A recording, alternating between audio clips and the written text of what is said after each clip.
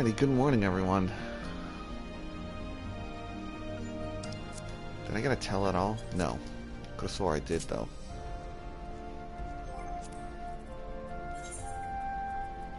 We are wrapping up Heavensward today.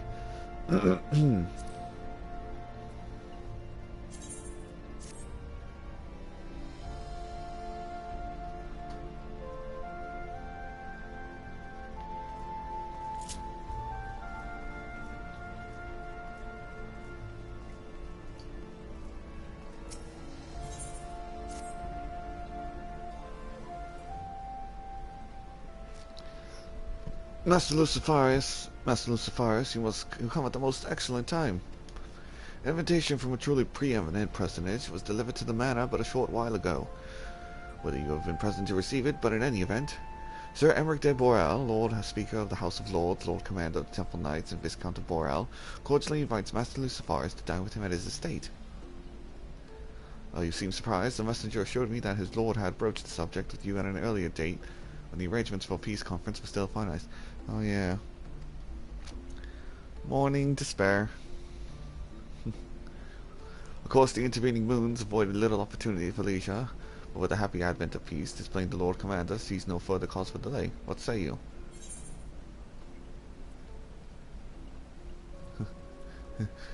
I would, but I haven't the foggiest what to wear. Any thoughts?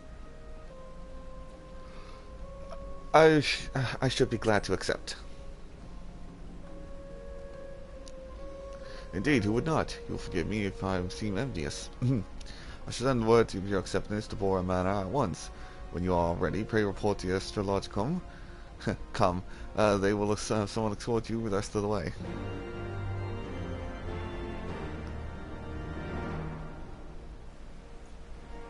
Alright, well.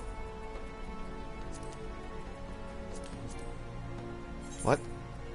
Oh, right, my thing is full.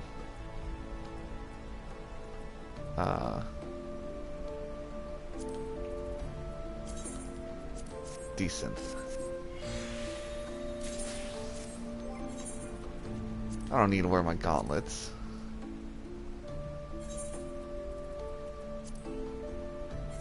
Nope. Nope. Still on. Yeah, I'm just gonna put them back on. I at least don't need my weapon out.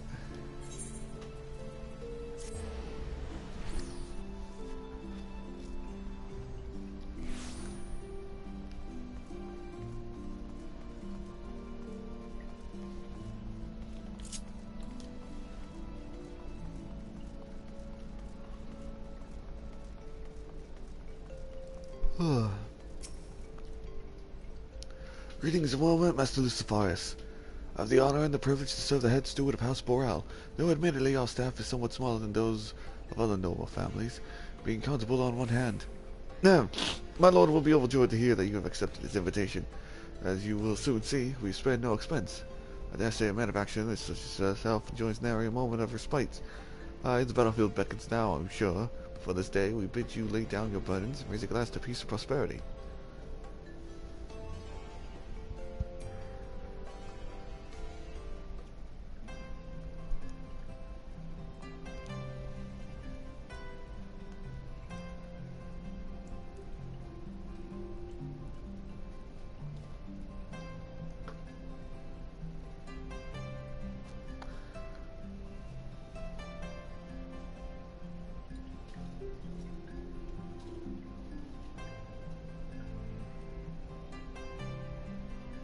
Man, I kind of wonder what story I'm telling. Oh yeah, although I did the Warring Triad. To think the Moogles would prove such harsh taskmasters. Forgive me. I did not know you had suffered so in your quest for the Horn. And then, Frace Felger was like, no.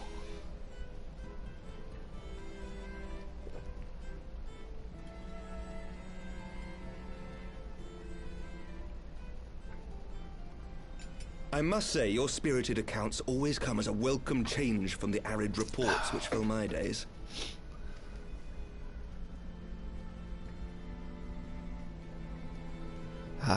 No, thank you.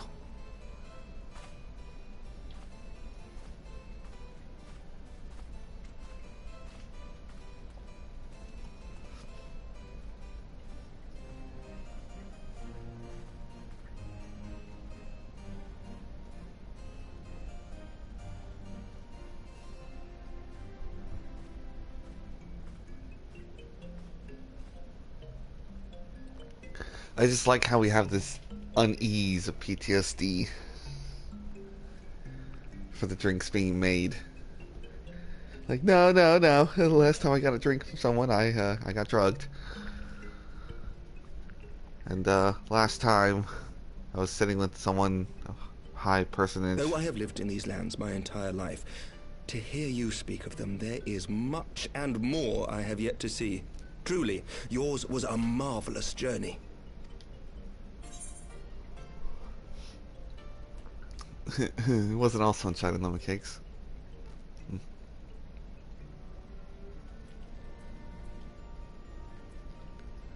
Why not join me on the next one?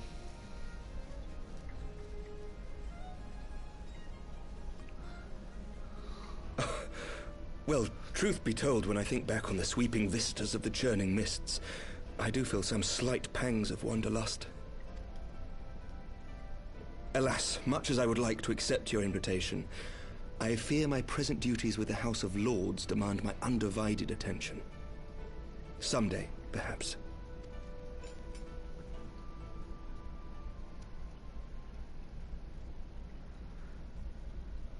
By your deeds, you have helped us to lay the foundation for lasting reform.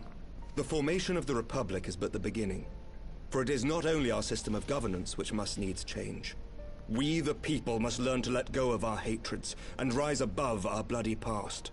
I only pray that I live long enough to see us achieve some measure of success, that I might know the lost did not die in vain. I can still see you there on the steps of faith, striding fearlessly towards the worm. If you could do that, who are we to balk at the challenges ahead?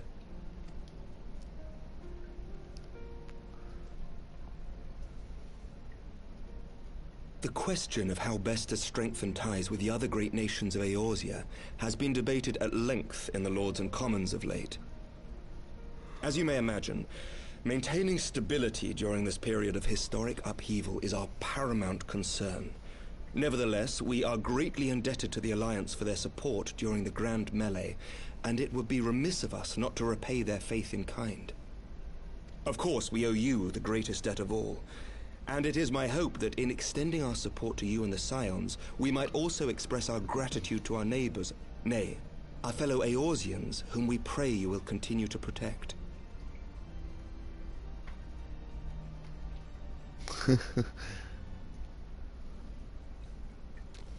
Calm down. The Lords and Commons agree on very little, but not a soul in either house begrudges your order this offer of patronage. For all you have done and will do, we thank you.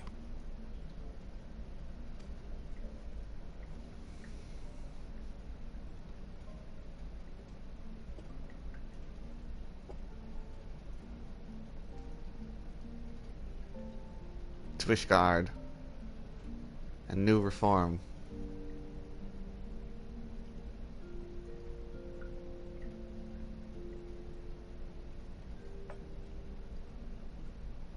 May I ask a personal question? Now that the dust has settled, what will you do? Not as a scion, I mean, but what do you want for yourself? Huh. Lord Commander, pray forgive the interruption. News from House Fulton? An urgent message for the Warrior of Light. I was instructed to deliver it without delay. Master Thancred returned to the manor a short time ago, bearing an injured maiden. Master Leveilleur and Mistress Tataru are tending to her wounds, but they like not her chances. Respectfully, my lord, they have requested the Warrior of Light's immediate presence. You must go to them, my friend, and I shall go with you.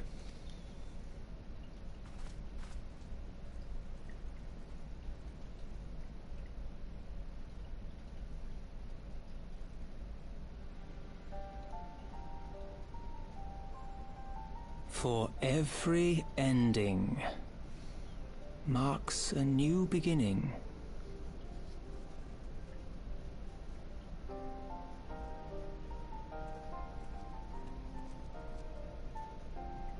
From tragedy and sacrifice, we rise to greet a new dawn. As did he.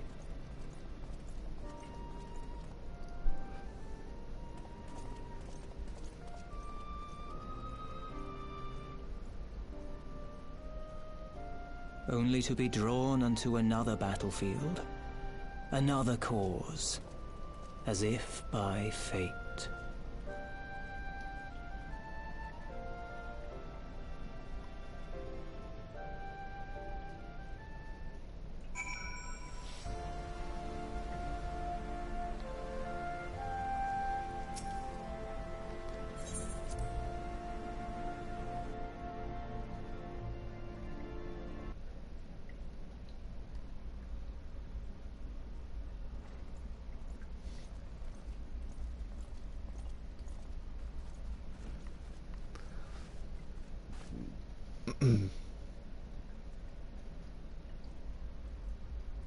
Yes.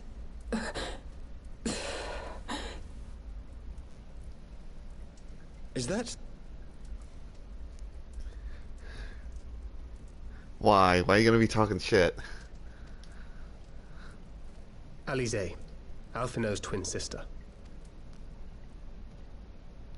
She ran afoul of the Warriors of Darkness. I had been tracking them since the ceremony at Falcon's Nest. Little did I know I was not the only one. Evidently, she had learned of their activities and attempted to shadow them on her own. Poorly. I rescued her in the Twelveswood, and together we fled north. But though I made every effort to cover our tracks, they caught up with us on the Ishgardian border. And in the ensuing struggle, Alisae took an arrow to the shoulder. It was only after we had made good our escape that I realized it was poisoned.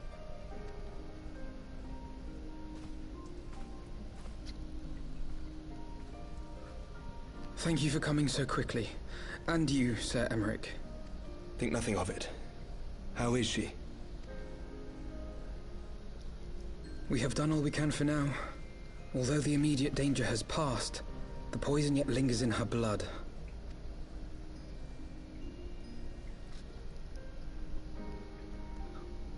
We came to Eorzea together, hoping to bring salvation to the realm our grandfather gave his life to protect. But when confronted with the bitter realities of its politics and its petty powermongers, she was driven to anger and to doubt.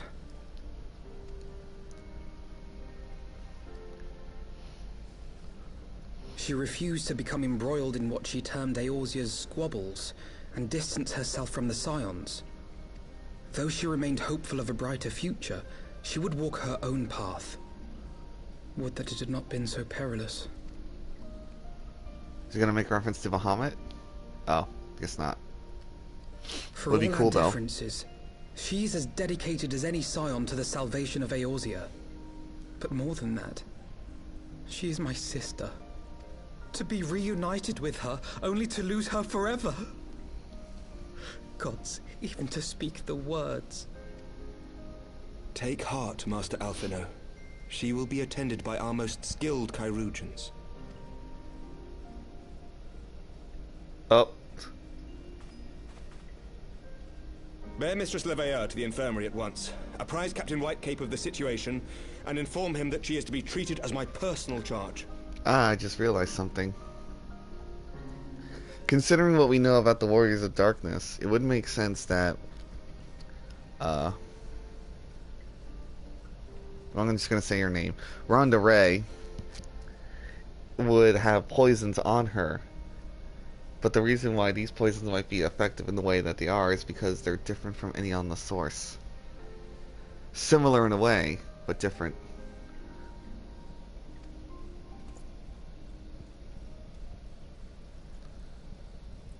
Alphinaud, is the Warrior of Light, is he with you?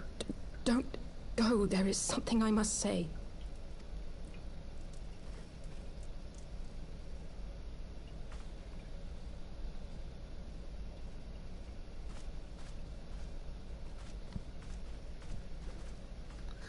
Hey, Alisae. The warriors of darkness are in league with the Ascians. Slaughtering the primals is but the first step in their plan.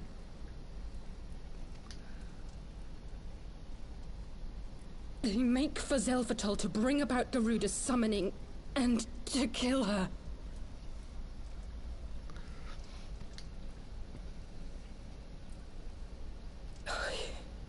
You must stop them.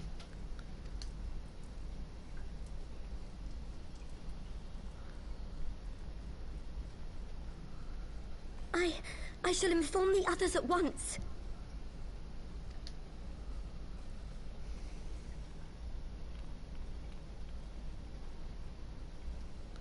Master Thancred, I would ask that you accompany Mistress Leveilleur to the infirmary. Your knowledge of her injuries may well prove useful in determining her treatment. Of course.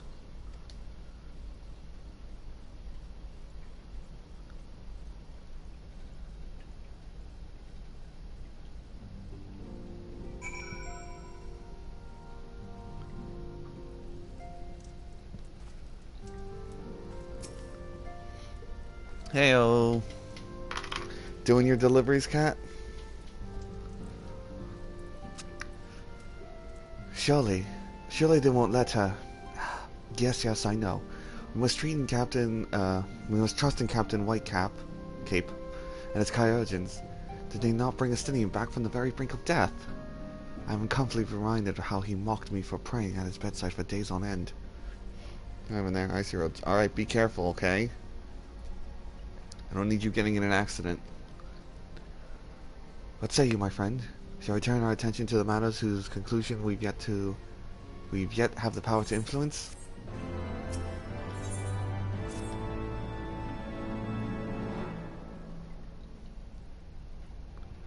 So the warriors of darkness and the Ascians are conspiring to bring about Garuda's summoning, that they might put her to the sword. Right? Stop it! Then, when we first encountered them in Lost Asnath, when they were confronting Ravana, God, has this been their aim all along? What do you intend to do, Master Alphinaud? There is much and more I do not understand, but I know this: a primal summoning cannot be ignored. Alisae risked her life to uncover this plot, and we squander her gift at our peril. Naren, will you accompany me to Zelvatol and help me stop the Ixal's ritual? As if you need to ask, Alphinaud.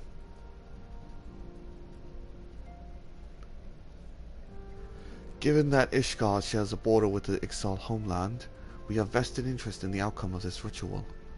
We have been willing to suffer the Beastmen's intrusions into Curthin lands to a point, but the summoning of a primal is an escalation we cannot abide.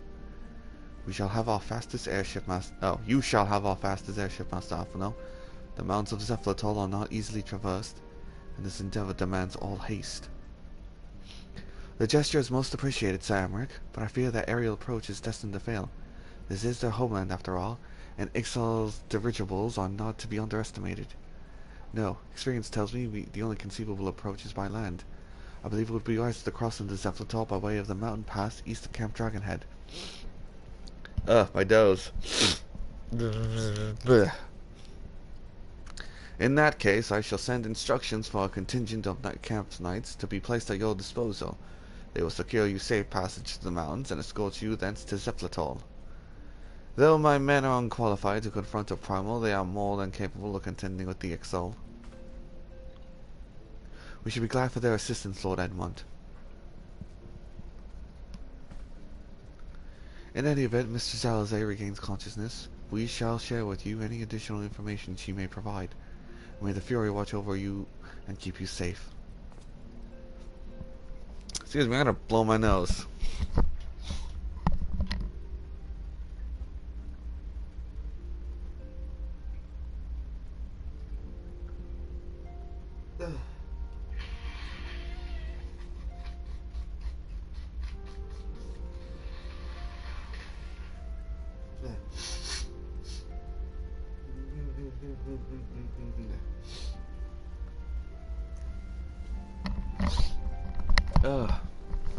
Sorry about that. I can feel my nose starting to get a little stuffed up. Just the woes of waking up in the morning. Well, waking up earlier than I do normally. Then let us be off. We can procure any additional supplies we require on Camp Dragonhead. It's not COVID. Stop it.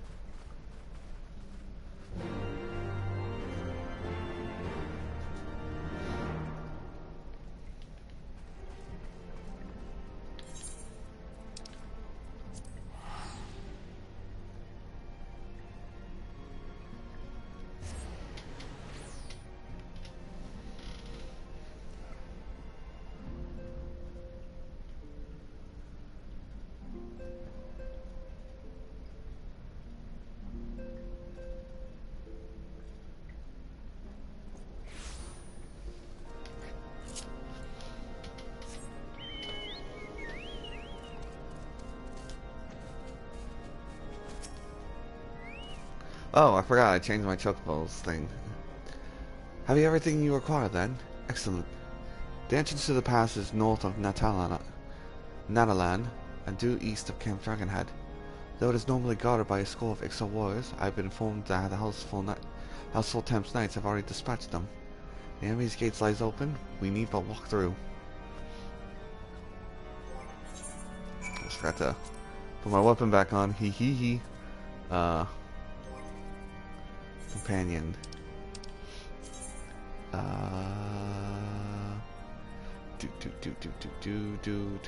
Flying Chapon. Potion barding.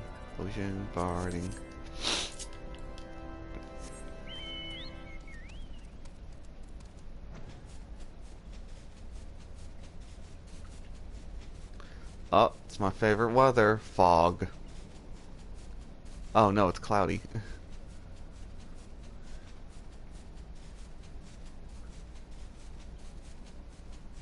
My mistake.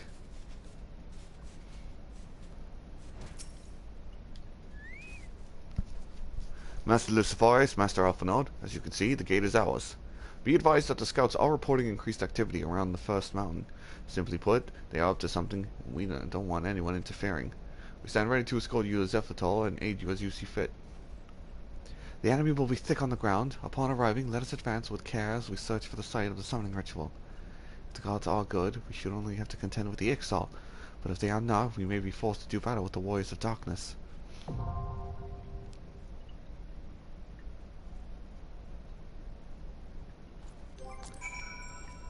Duty support. Zephytol. Oh, no, it's just me, Alphano, and some knights. Nah, I'm going in unsynced. I got a lot to do today.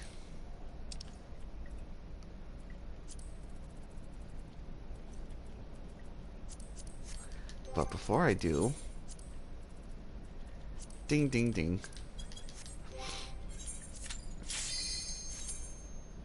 Almost forgot about that.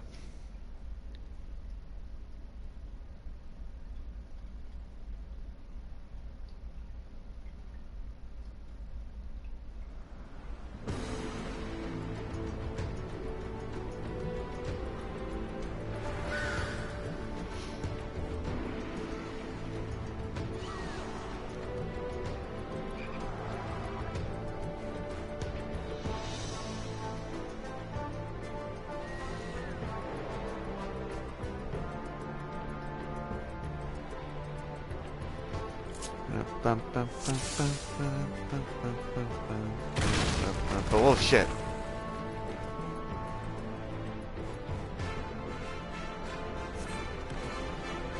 I completely forgot about that. Wait, will this hurt the enemies? Well, yes it does.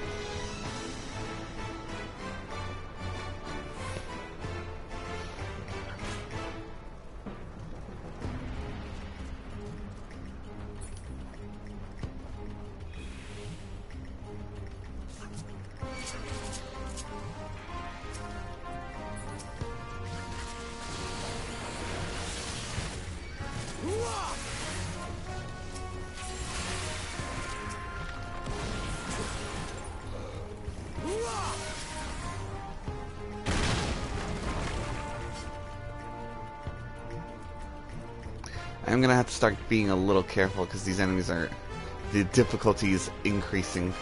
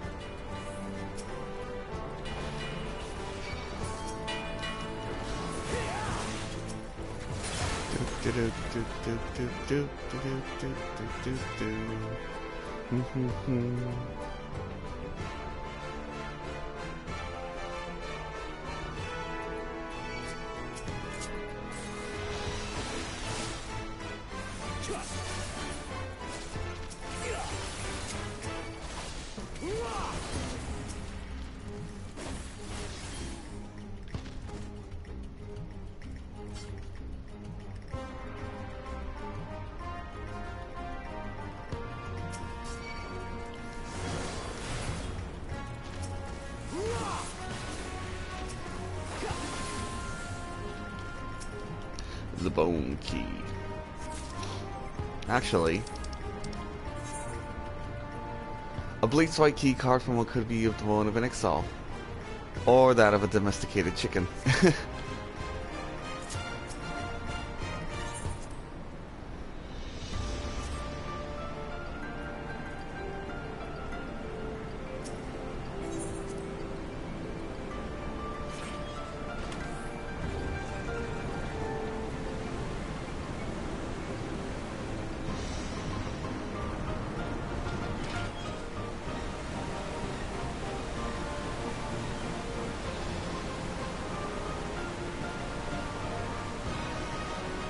The fact that we only ever set foot in this place like once, which is this dungeon, you gotta admit that the Exile are very impressive.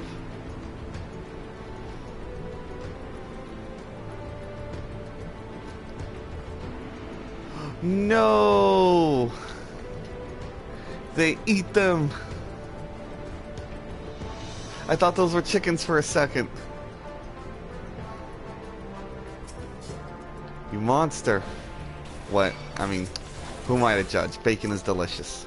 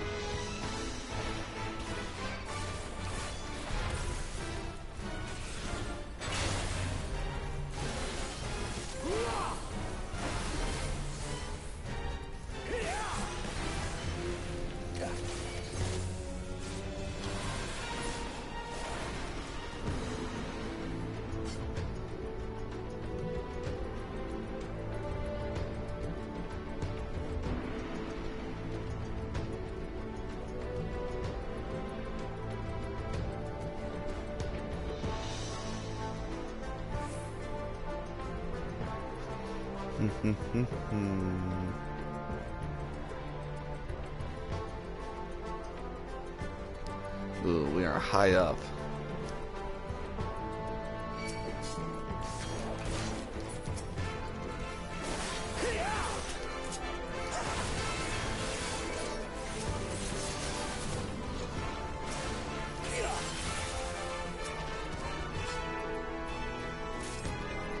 Actually, I kind of wonder. A curious bead believed by the Exalt to have given to contain the life essence of Garuda herself.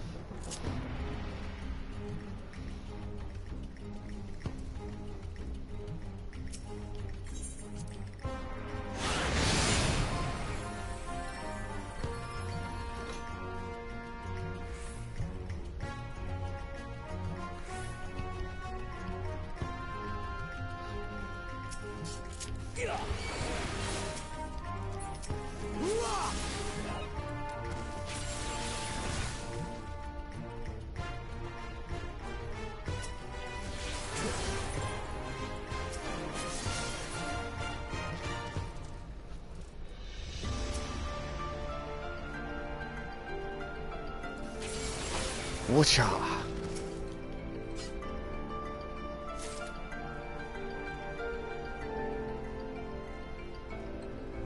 Beastman stood no chance.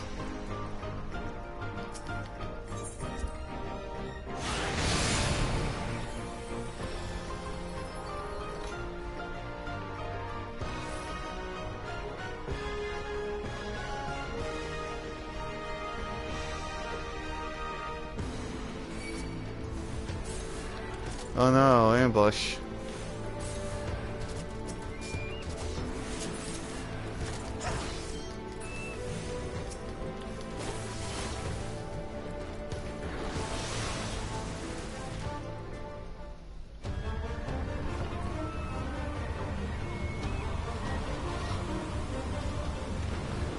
Jeez, this guy is swole. Like, all the other ones have been like... I don't know, what's the word? Spindly? Meanwhile, this guy's getting jacked. While you were flying, I was pushing boulders.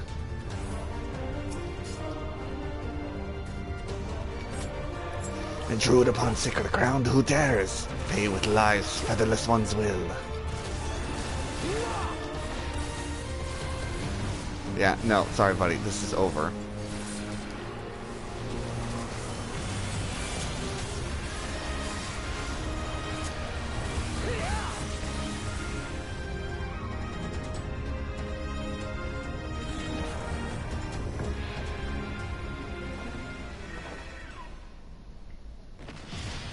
I probably should have waited a bit, because he does summon Garuda in the middle of the fight. But it's not like a full summoning, like a half summoning. He comes in and does a fight.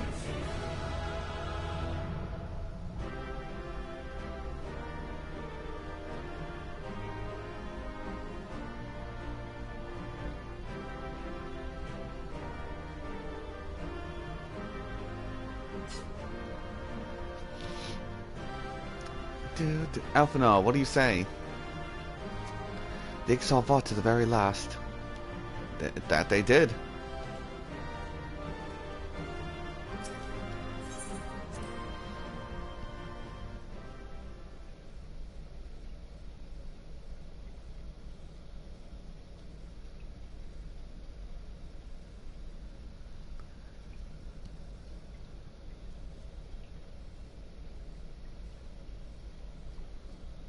So they were unable to see the ritual to its completion. Then Garuda is no longer a threat, and whatever the Ascians and the Warriors of Darkness were planning has come to naught. But we should not tarry. The Knights have secured our path to safety. Well, well. What do we have here? You'd better not have killed the Primal without us. Who dares?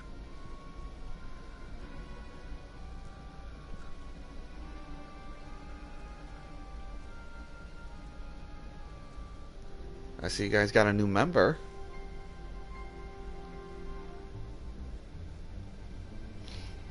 You! Him. Wait, I know you. Still walking, I see. I could have sworn my aim was true. Just what is your game? Leading us a long way so these fools could step in and claim our prize?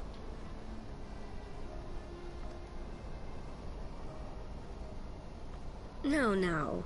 Let's not make hasty accusations. By the look of things, the ritual was proceeding as planned.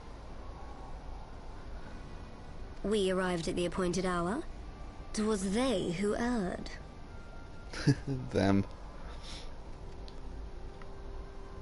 It is hopeless. We cannot face them all. Do mine ears deceive? A boy! So that's the way of it. Twins! You had me worried for a moment there. Know that I will happily make it quicker for you, if you just stand still.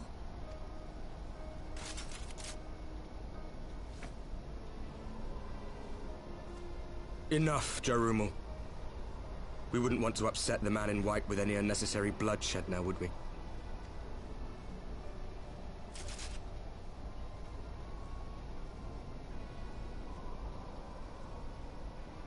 You've been awfully busy since we were kind enough to spare your lives. Oh, you were kind enough to spare my life. Last time I checked, you're the ones who ran away. While you were idly consorting with the Ascians, you mean? 7 hells! What could you possibly hope to achieve? Should I explain it to you? Very well. Consider it a reward of sorts for beating us here. You know the tale of Hydaelyn and Zodiac, I take it? Of the Great Sundering and the reflections it created? Yeah. Across 10 and 3 they were divided. Reflections of the source, each possessed of shards of light and dark. Just so. One of those reflections, the one nearest to the source, is our home. And we were the heroes blessed with her light.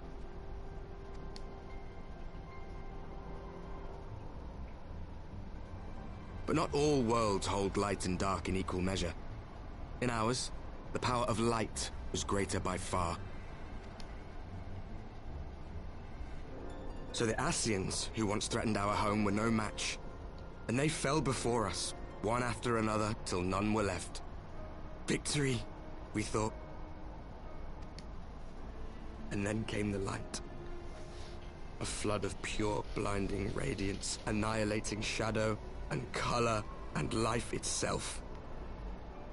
Ere long, it will consume our world, leaving naught in its wake but blank perfection.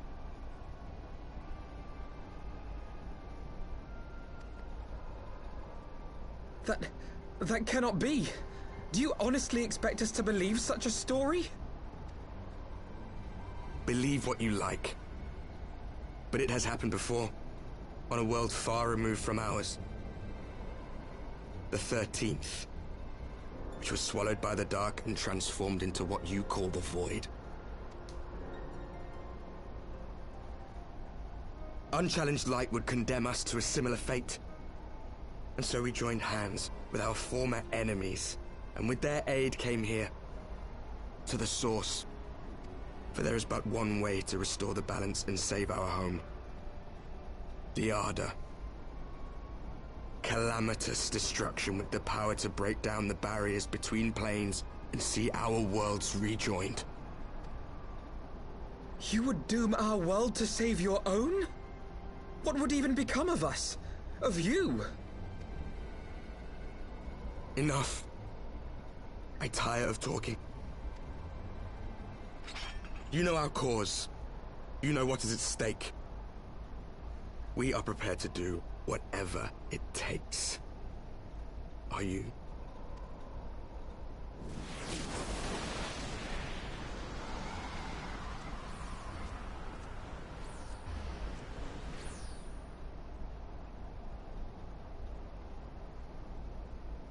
If there is aught you would say, say it. Otherwise, be gone. You have no friends here. I think that line might have hurt him a bit.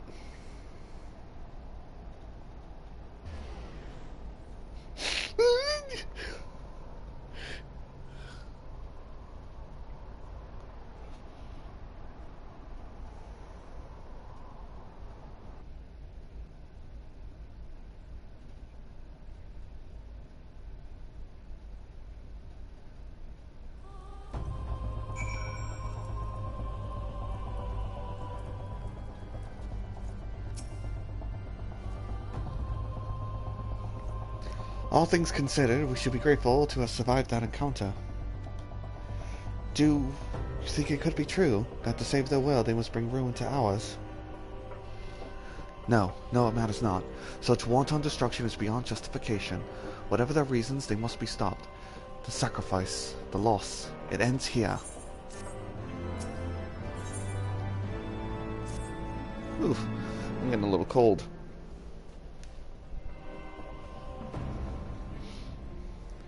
Forgive me, this is neither the time nor the place for idle speculation.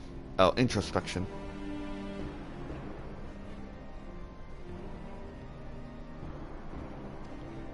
The Knights can apprise Lord Enmon of our success, and we the Lord Commander. More importantly, I should like to see if my sister's condition has improved. You may take a moment for yourself if you wish. I'll be at the congregation.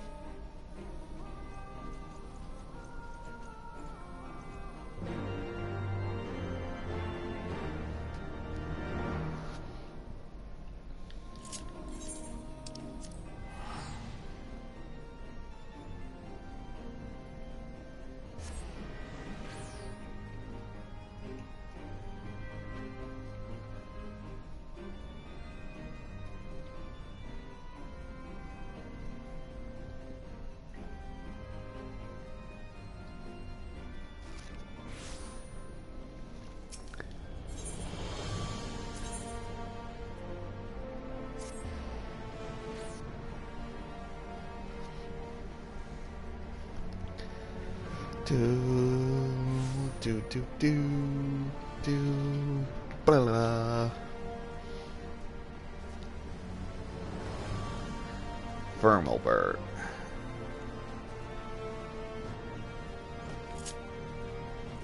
Don't mind me just jumping on the table. It brings me joy to see you safely return to us, Niren. What news of Zephyr? We successfully stopped the summoning of a primal. Ugh. Then we were not too late. On behalf of Ishgard, I offer you my deepest thanks. As for we who remained behind, Mistress Istola has been tending to Mistress Alisae in your absence. I am pleased to report that she has regained consciousness. I imagine you have many questions, especially given your recent encounter with the Warriors of Darkness. I know I do. Come, let me show you to her room. Do not worry, her condition is much improved. She is a resilient one, much like her brother.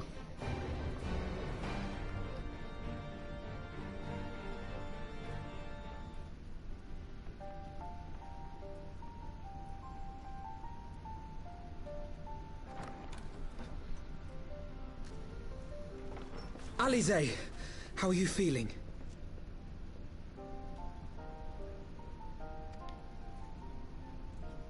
Well enough, brother. Thanks to the kindness of our hosts. When they told me you had departed for Zelphatol, I found that I could rest. The outcome seemed a mere formality, as did your safe return. Thank you, my friend. I take it your mission was a success. Yep.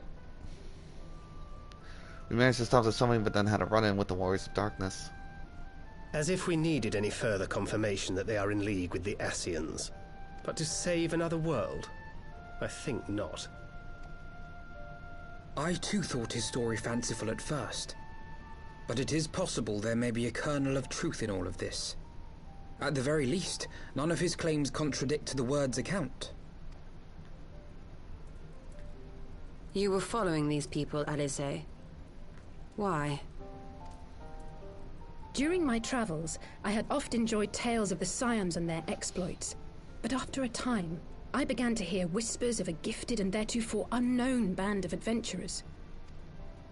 Adventurers who had supposedly sworn to travel the realm slaying primals in the Scions' stead. The Warriors of Darkness.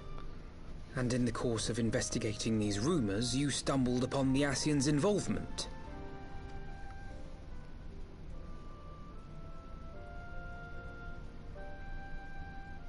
Yes, exactly.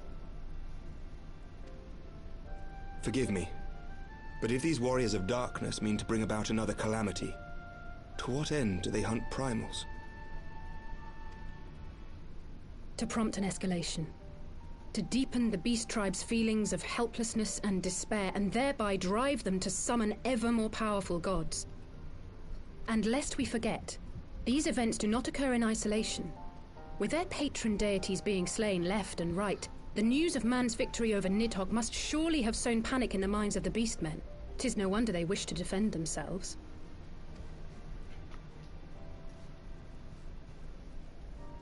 Power answered with greater power. Death with more death. A vicious cycle fueled by fear and hatred. Indeed. The Ascians sow discord and desperation, and the warriors of darkness reap the harvest. And so it continues. Yet that is not the extent of their ambitions. The Ascian himself observed that once the powerless realize that the old gods have failed them, they will have little recourse but to look to a new one. Zodiark. We cannot let that happen. It should come as no surprise, but Alisae and I have uncovered evidence that the Ascians have been manipulating certain parties to ensure that a constant stream of crystals flows into the hands of the beast tribes.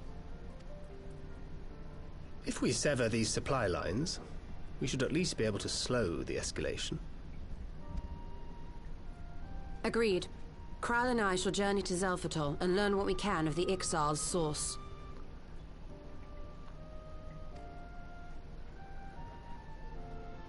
Then I, for my part, pledge to lead a similar investigation into the origin of the Nath supply.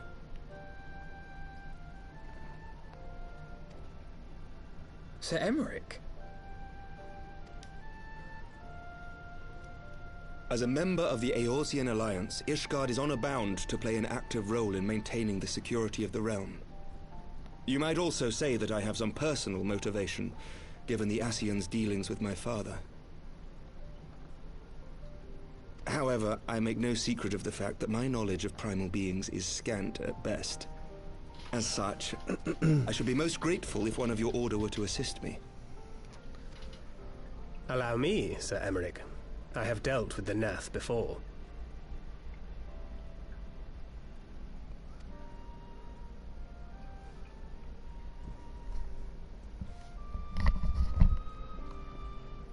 Let us consult with Orianja then. Given his dedication to the study of primal beings, I should be surprised if he could not tell us something of value.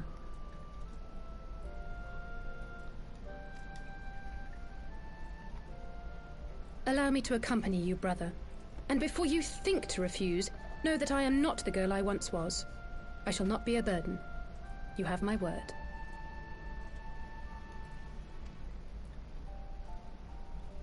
But Alisae, you...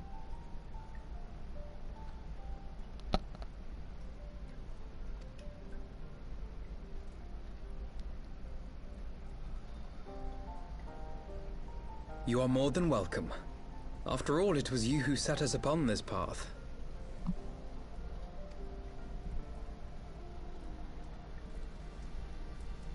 Wait a minute. I'm afraid I can't allow you to leave just yet. Not until you try on the new outfit I prepared for you.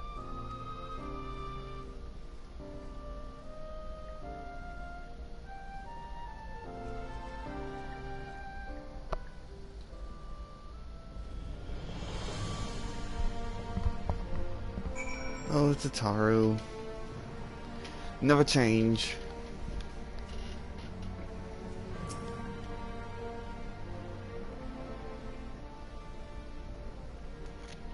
To think that the three of us plumbed the depths of the... Ah, there we go.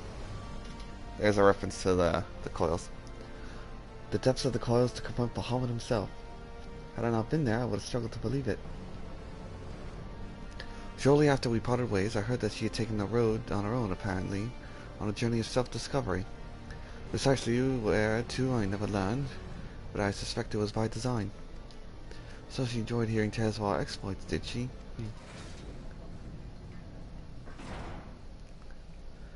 My apologies for keeping you waiting. A new drip.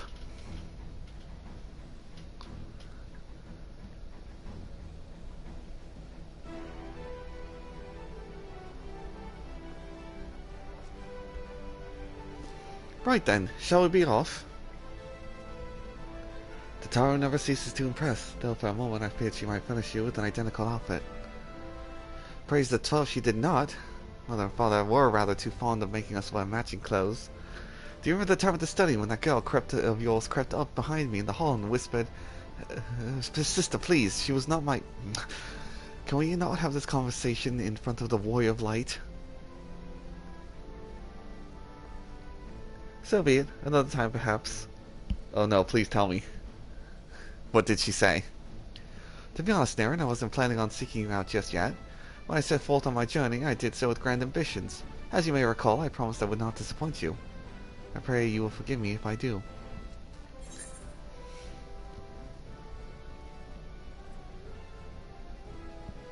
I have been meaning to ask about the carriage. How did you know we were in trouble? Ah, yes, the carriage that so fortuitously arrived to steer us away from Ul'dah after the banquet. The driver informed me that I had my sister to thank for his presence in Ul'dah. How did you know to send help? Oh, drunken brass blades are ever less discreet than silver ones. Fortunately, by the time I learned of the plot, I was too late to do anything more. Frankly, I'm still amazed Brent managed to find you.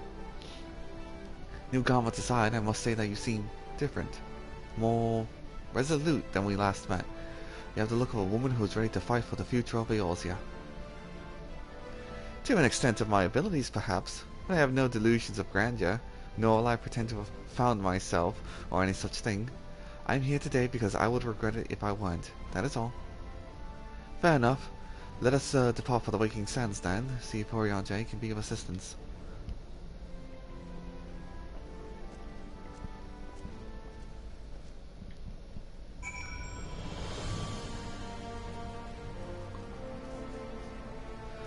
Alright, back to good old Western Sandalin.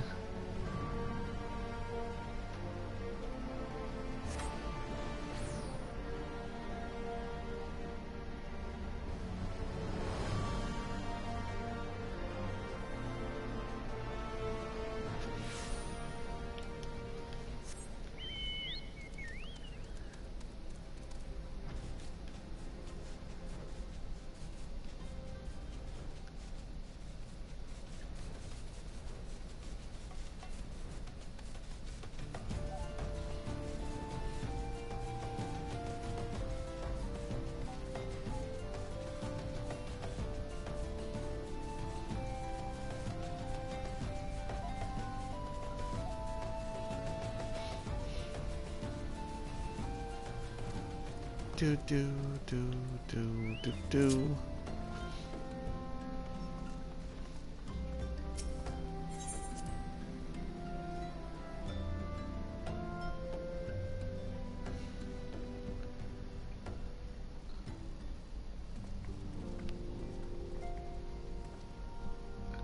Oriange, apologies for calling upon you unannounced. Why, Master Alphino, would that the scholar had seen fit to grant me knowledge of thy coming. What bringeth thee and thine to here this day? The warriors of darkness have returned. Pray allow us to explain. So, we went to Zephylatal, and...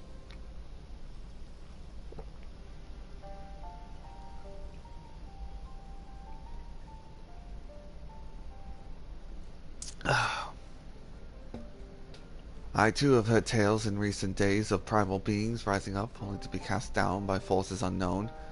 Alas, as thou didst observe, this serveth but spur the beast tribes to pursue their goals with redoubled fervor. We have two objectives this time, to identify and remove the source of the beast tribe's crystals, and to take direct action to prevent any further summoning rituals from reaching completion. The second is easier said than done, of course. While we were fortunate to learn of the Ixal's plans before they came to fruition, I should be surprised if the Warriors of Darkness and the Ascians do not have similar designs elsewhere, of which we have no knowledge. Thou art wise to come hither, for this very day did I receive tidings most troubling from across the Strait of Merlthor. O Gamoro stirreth, and there are whispers that the Lord of Crags neareth his return. Mere rumours, mock thou, but in light of thine own discoveries, thou canst ill afford to turn a deaf ear to the claims. Aye, we must be certain of the truth of the matter for ourselves. Let's consult with the Maelstrom forces at Camp Overlook, Niran. Thank you for your counsel, Oriange. Pray inform us should you learn aught else. I shall.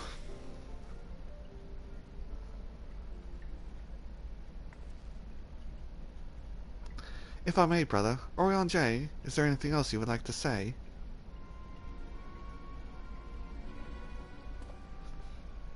Alisae? If not, then never mind. I only ask because normally you're rather more verbose. Nothing to add? Very well. Ere we depart, I wish to make a request. The Warriors of Darkness spoke of how the Ardor had the power to break down the barrier between planes, that our worlds might be rejoined. I would ask that you research this for us. Being nowhere near as well read as you, I'm sure that you wouldn't know where to begin. That said, I heard tell of a promising tome, the Garlean Oracles. Mayhap you could start there.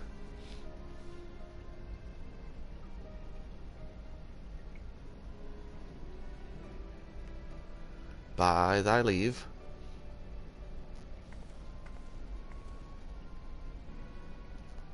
Can't overlook, was it?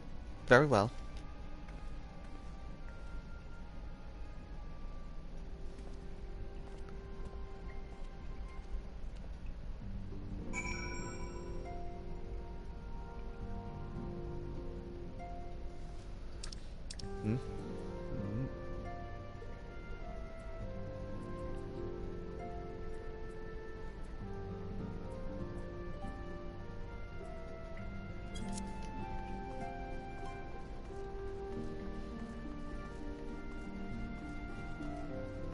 Oh, what am I doing?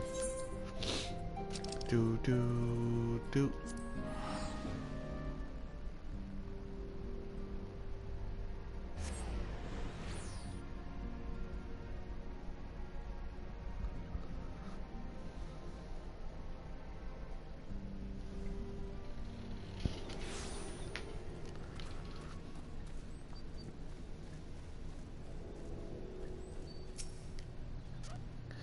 7 hells. At this rate, I'll have to appeal to Maelstrom Command for reinforcements.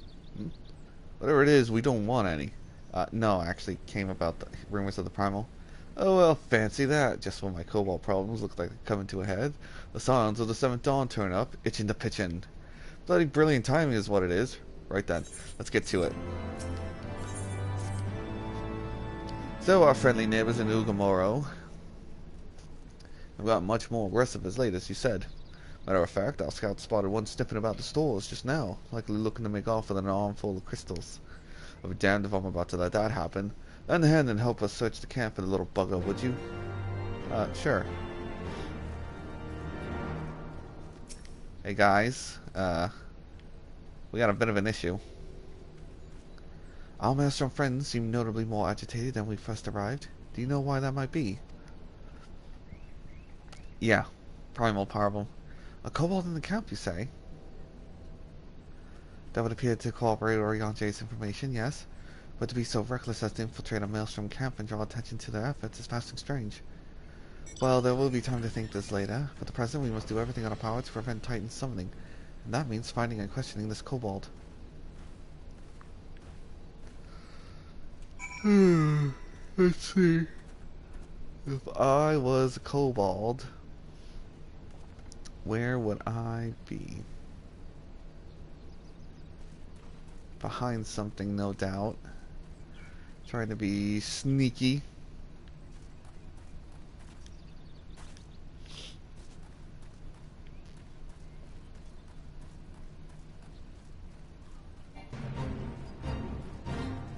Trying to be very sneaky. Aha!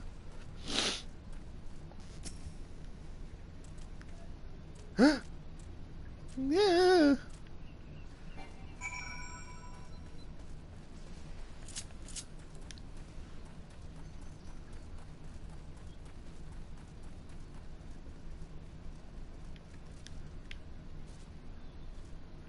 Aha.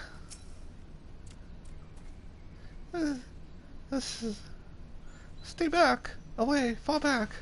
I'm not a... it's no use. Pointless. Hopeless. No use.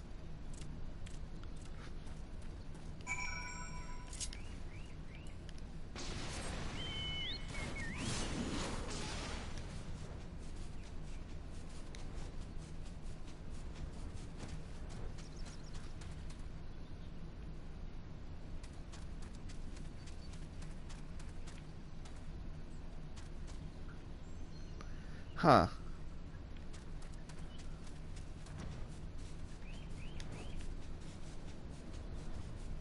There you are.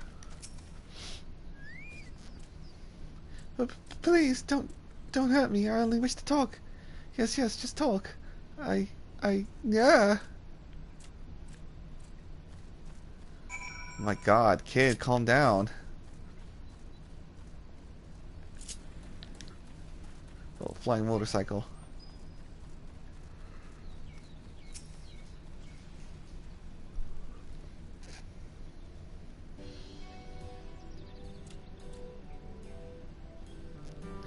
This is a stupid plan. Stupid. But if I tell no one, then everyone will. Gah! He found me again. What to do? I come in peace. Only to talk, speak, say, talk. So please do not hurt me. So this is our wily kobold infiltrator, is it? No wonder the soldiers were on edge. You could very well give them a bruised knee. Huzzah, we've got him. Fine work, Scions. So, little one, you thought you could sneak into my camp, did you?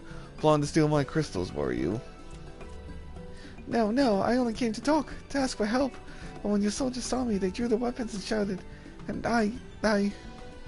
Now, let us all take a deep breath and discuss this like civilized individuals.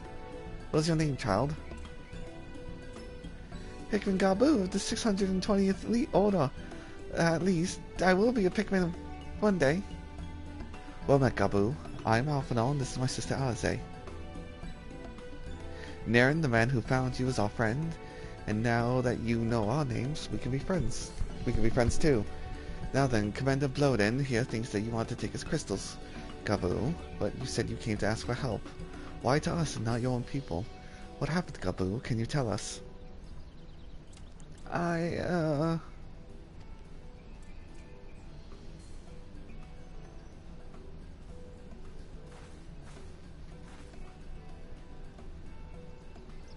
No one's gonna hurt you, alright? Not while we're here, I promise.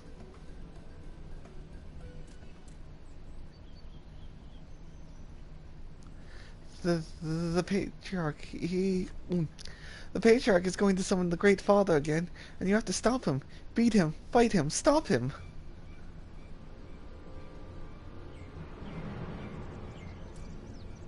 Gabu's parents said they didn't want it, along with many others, but the Patriarch wouldn't listen. He was so angry, raging, fuming, angry. He said that if they didn't have the iron in their hearts, they would serve as the coke for the furnace. And then the gods took my parents away, the others away, and I haven't seen any of them since. Coke for the furnace. I did not want to believe it, but I had heard tales of the folk I fashioned from bones of beastmen, which worshippers use in their rituals, hoping to summon more powerful incarnations of the gods. By the 12, that is sickening. No one listens to Gabu, no matter how much he cries, pleads, begs, cries. They do not listen, only talk about punishing the overdwellers and praising the Great Father. Gabu loves the Great Father, but he loves his parents too, so please, help Gabu stop the Patriarch and save his parents.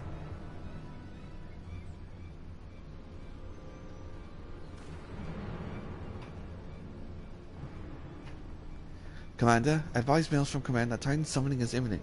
Should the worst come to the worst, we will require the support. Time being of the essence, we three will attempt to infiltrate the Cobalt stronghold, secure the crystals, and free the prisoners.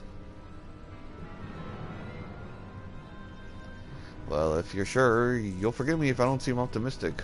We'll make ready just in case.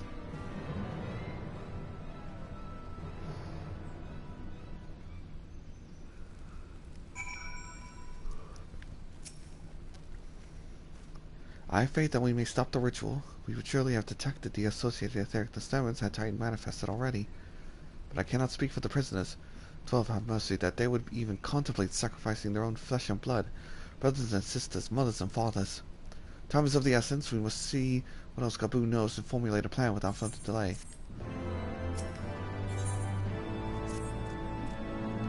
I heard Great Father Titan loves crystals, cherishes, covets, loves them, and if we gather enough, he will return. That's why the Patriarch told everyone to go forth and gather them. So I was thinking, if we take all the crystals away, maybe the Great Father won't come? Very good, Gabu. I was thinking the same thing. Do you know where these crystals are stored? I know. Oh, several spots, each defended by a different order. Gabu wanted to steal them, but he was too afraid to go alone. Yes, too afraid to go alone. But together we can take them away and hide them. Come, Gabu will lead you to the first cache.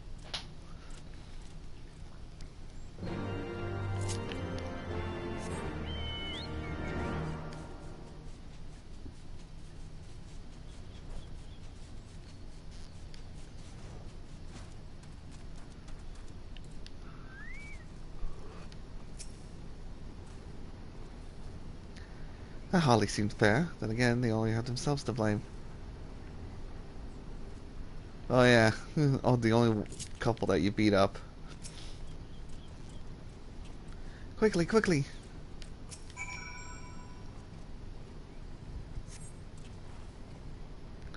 Do you have them all? Good.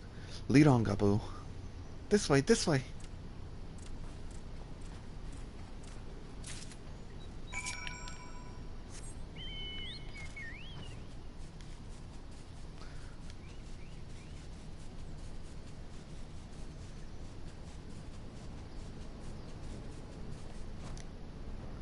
Oh, she does still have her book. I was wondering if she still had it. What are you waiting for? We stand lookout, you take the crystals.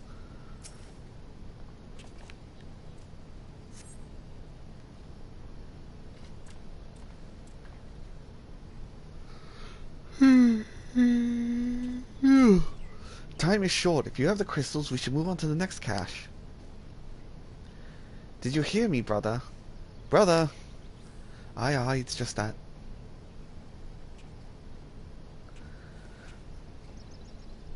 I am quite certain that the crate once bore Ishgardian seals. Someone took great pains to remove all traces, but enough remains to make out the pattern. See for yourself. I struggle to imagine the kobolds traveling to Kurtis to obtain crystals, much less bothering to conceal their origins. I suspect that these crystals were smuggled to Vilbrin by another party, most likely a pawn of the Ascians, as Dankred speculated. I don't understand. Who are the Ascians? Do they worship the Great Father Titan too? Never you mind about that. As Alisae said, we do not have a lot of time. Can you lead us to the next cache, Gabu? Yes, of course. Gabu knows the way. This next one is the last, and the very large, very big, very huge, very large.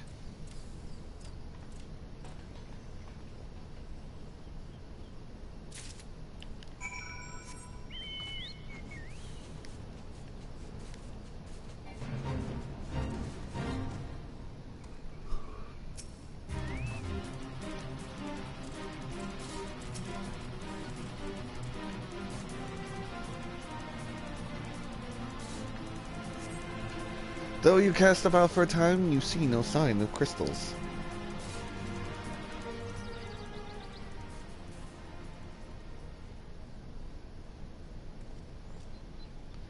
Confound it. What about you, Niran? Any luck? No. Nothing. But this cannot be. Gabu saw them. Spotted, saw. Think, brother, think. They must have moved them, yes? The question is, where to and why? With Ogamoro, they summoned Titan once before and mean to do so again. Is the only explanation. What about Mother and Father and the others? We have to help them. And we will, Gabu. We will. Stay calm. We still have time. They have yet to call for the remaining crates, yes? If they had, then they would have found that the other cache is empty and sounded the alarm. Nevertheless, I believe the time for stealth has passed. We must breach the navel and seize the remaining crystals. There is no other way to prevent Titan summoning. But first, give me your crystals that I might deliver them to Ken and Velodian's custody. Must dare not take them into the bowels of the mountain.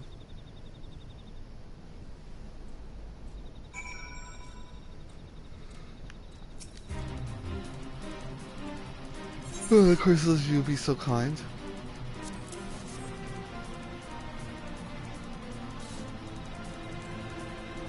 Thank you. I shall deliver them to Camp Overlook for safekeeping and brief Commander Velodian on the situation. Pray go on ahead. As I recall, there's an Aetheryte within Ugamoro. Mines that should deliver you onto the navel. Gabu doubtless knows the way. Wait for me there, and I shall join you anon.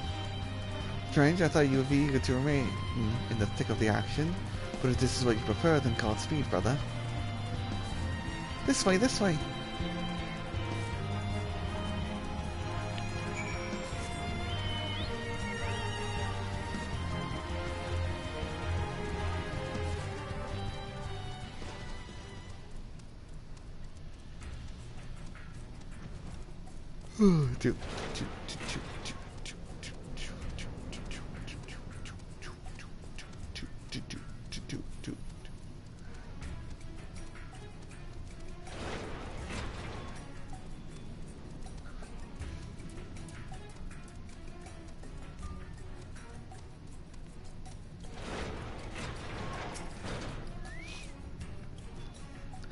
I take it this is the Aetheryte we seek. Right then. As soon as Alphanor arrives, we go. I trust you're feeling suitably heroic, Naren. There's no telling what sort of resistance we'll face in there.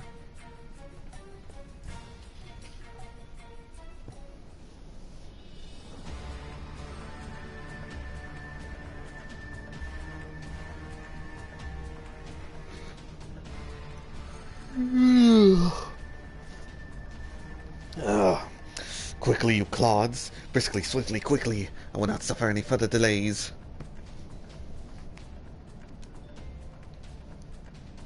Oh, no way. His voice is more higher toned. If I remember correctly. Lay down your arms and surrender. We have your crystals. There will be no more there will be no summoning this day.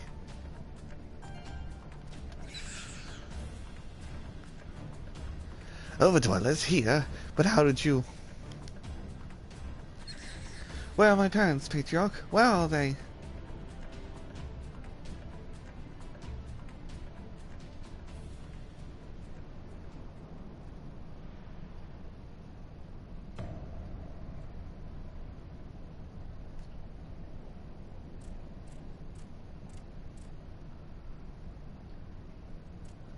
Mother? Father? Coke for the furnace. You monster, how could you? We are but servants of the Lord of Crags. We are his, that he may drink of our blood and partake of our flesh, that he may draw upon the strength of his children and defend them from the tyranny of the Overdwellers. No, Alisae, not yet.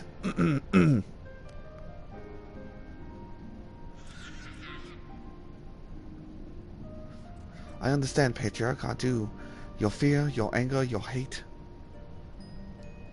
You would do anything to protect your people, anything to deliver them from despair, whatever it takes to ensure that those who threaten you can never do so again.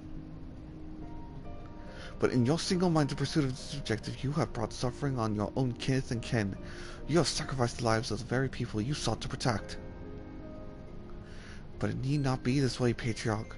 Renounce this bloody course, cease your attempts to summon your god, and work with us together to build a lasting peace. Another peace to be abandoned at the Overdweller's convenience. Oathbreakers, all of you. Liars, betrayers, oathbreakers. You take, and you take.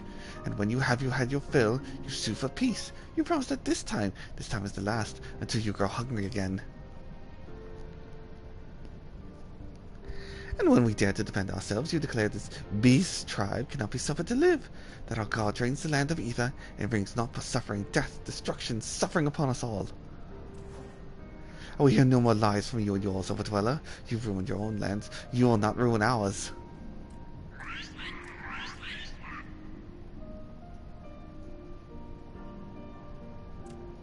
I said I'd come for you, and I did.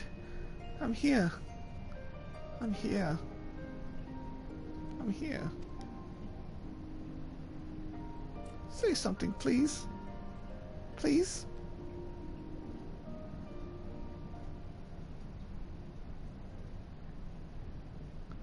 Please.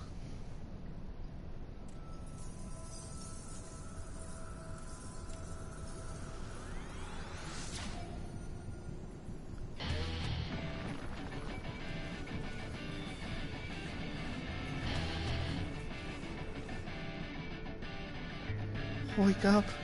Wake up, wake up, wake up, wake up.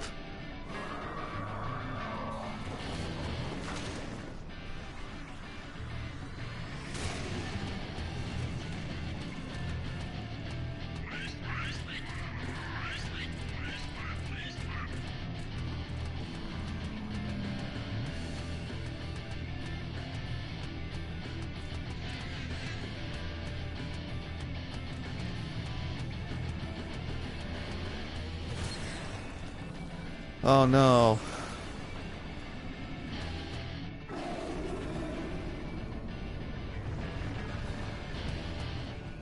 Seven hells.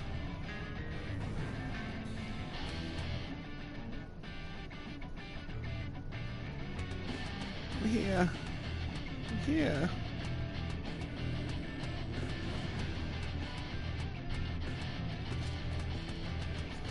Alpha, no. Leave it to me. Ooh, carve me to the face.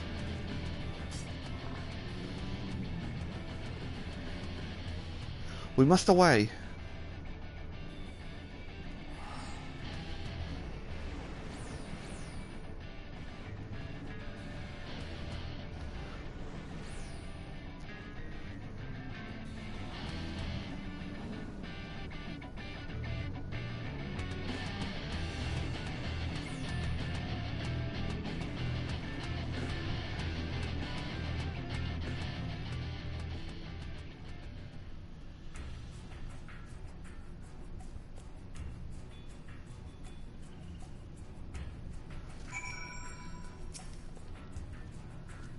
By the 12, how could I be so foolish?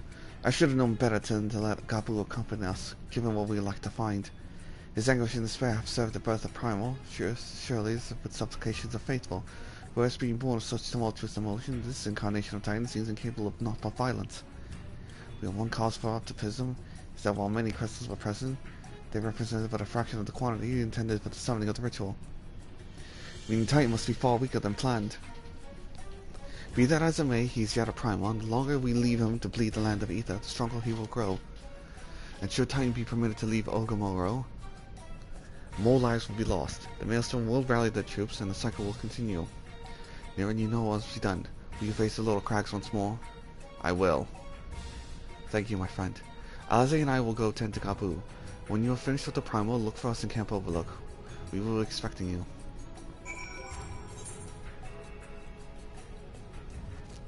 And this was to show people the unsinking, because they added that.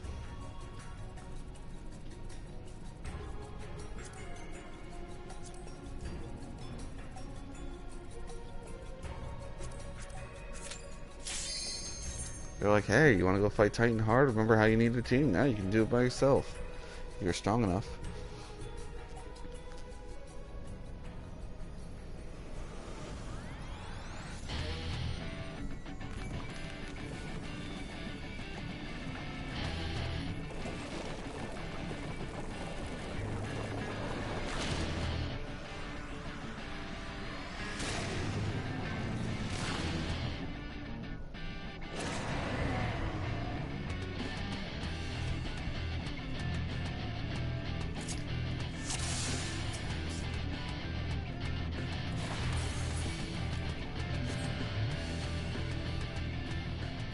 You can even see the dialogue change to this.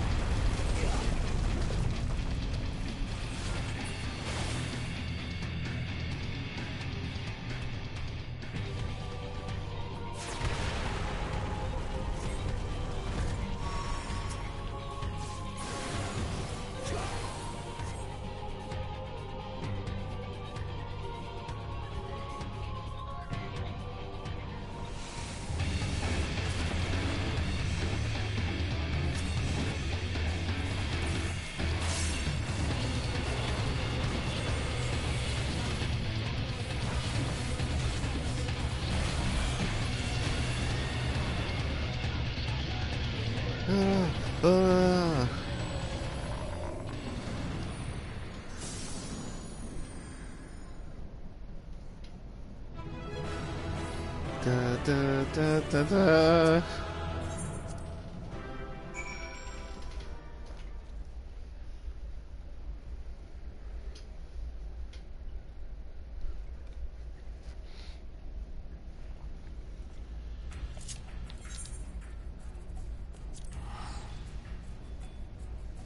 Time for a hasty retreat.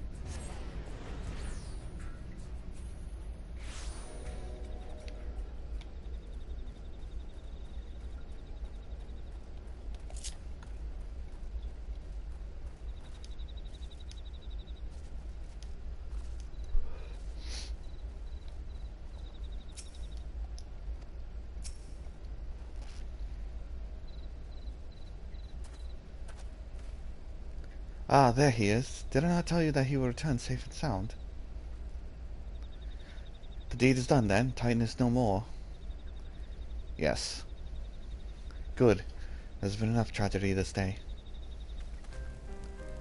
He's been like that ever since he regained consciousness. We believe he can hear us, but he has made no attempt to respond.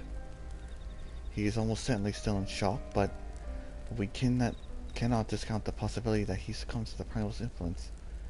Should that be the case, he must be put to death, like any other thrall. Such is the Alliance's policy, yes. You have the right of it. But we must not rush to conclusions. After all, we once faced that Ysael's followers were beyond reason, and many have since laid down their arms and accepted Ishkot's peace.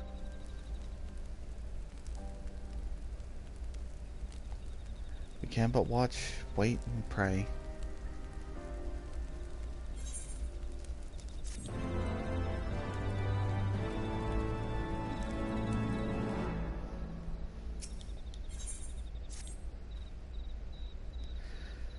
There is naught to be gained from dwelling on an eventuality over which we have no control, much less one which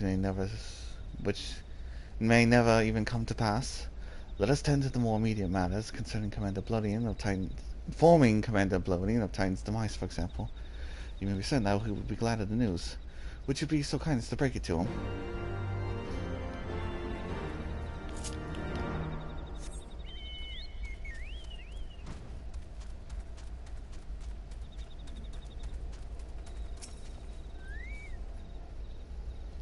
Ah, you're a sight for sore eyes. What are the others? When the others came back without you, I feared the worst. But they said you had matters well in hand. All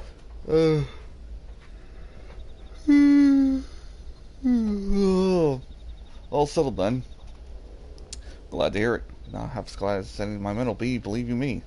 Regardless of whether or not he was summoned properly, a primal's a primal, and there ain't a soul in the maelstrom that hasn't lost a friend to one. Don't get me wrong, like, we were all prepared to do our part, but we weren't so naive to think we'd live to tell the tale. Thankfully, of course, it didn't come to that, which, my friend, sounds to me like a cause for celebration. Now, I know you lot have places to be, but why not stay the night? We'd be honored to raise a glass to the triumphant return of Titan's Bane.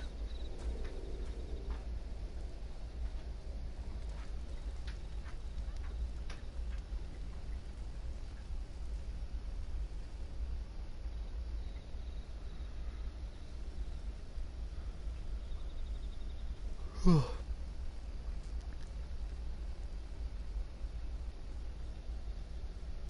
wonder where those two are going off to.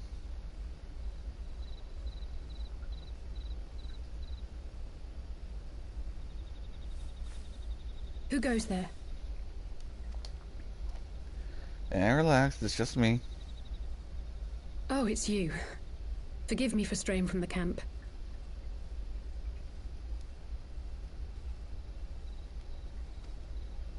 He hasn't been feeling too welcome, to say the least. I thought a change of scenery might do him good. But, alas.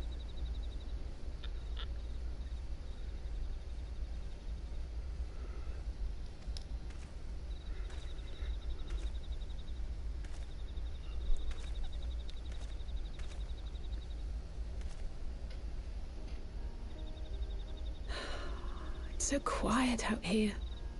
The stars spread out before us, beckoning across time and space.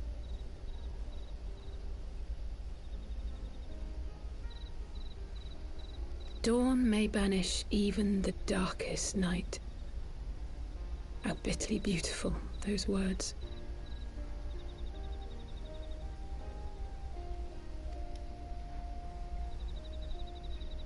I should be stronger for all my experiences. Yet my heart aches more than ever.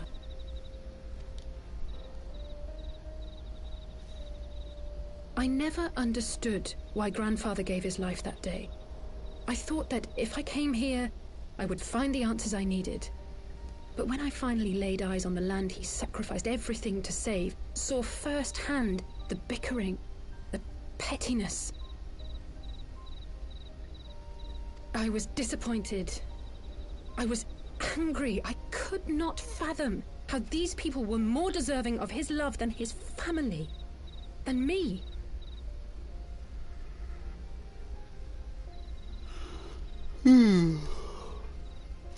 But when Grandfather revealed the whole truth of the calamity to us, I finally understood. And I resolved there and then to continue his legacy in my own way. I wonder what dialogue she says if you don't do the coils. My travels have been enlightening, but I cannot say that I have enjoyed them. I have lost count of the many petty crises that I was helpless to resolve, and of the people whose actions I could not understand. There were others, of course. Good people. People with whom I felt a kinship, whose lives I could not save. I found myself asking what it was all for. Why try if I was doomed to fail in the end? But then I recalled Grandfather's words to my father, years ago, before he left Garlean behind forever. To ignore the plight of those one might conceivably save is not wisdom, it is indolence. We must all protect that which we hold most dear in the manner of our own choosing. We have to try, do we not? Of course, it's one thing to try and another to do. There were times while I was tracking the Warriors of Darkness when I faltered, when I was afraid. But then I thought of my brother, of Urianger, of you.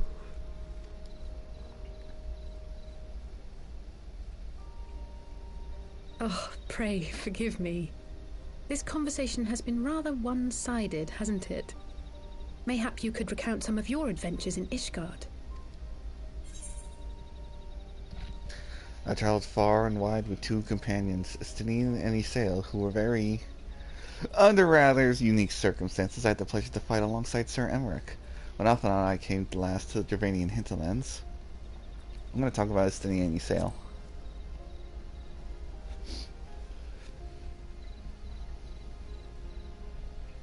Gods! They must have been at each other's throats from dawn till dusk. I dare say you managed to keep the peace, though.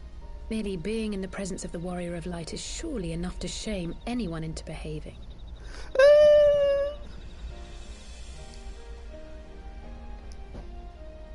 The hopes and dreams of so many rest on your shoulders, Warrior of Light.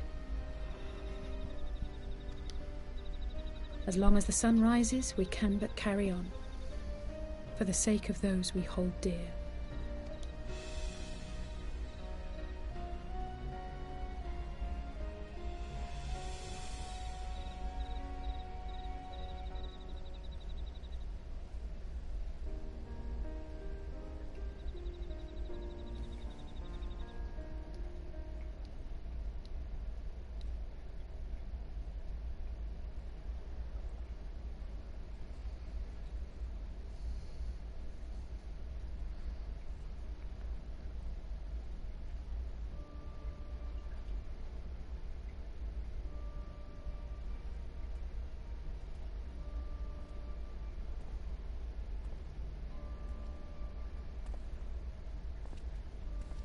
To what end dost thou cling to the tainted gifts of the Mother? Every tool has its purpose.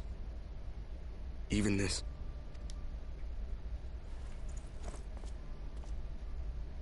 Well, what is it?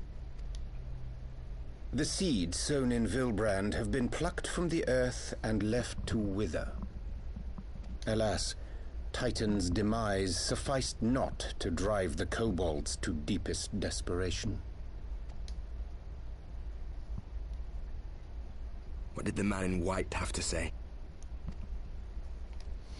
That we are to proceed as he did first set forth. Well, that's easy for him to say. It's not his bloody world on the brink of destruction, is it? Be thou well reminded that with an end to Ishgard's unrest, naught now remaineth to preoccupy the Scions' thoughts. And thus may they devote their every energy to thwarting thee and thine. I foresee only greater difficulties ahead. Foresee? Are you sure you don't welcome them? I'm starting to think you might hold a candle for your old friends after all. Pray do not mistake mine intent. I but look upon the path which lieth before us with due trepidation. Shouldst thou be of like mind, pray consider then another course. For the power to invoke the ardor belongeth not unto the ascians alone. With thine own hand strike down thine enemy, the so-called hero who would see thy home lost to light. Do but this, and thou wouldst at a single stroke disrupt the all-too delicate balance of this realm, plunging her straightways into chaos.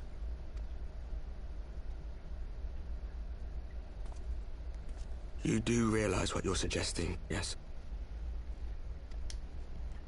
To ignore the plight of those one might conceivably save is not wisdom, it is indolence.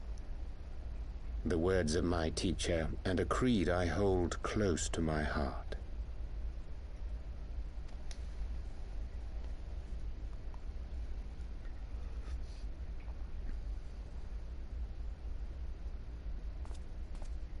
Very well. Draw him out. We'll make it quick. It shall be done.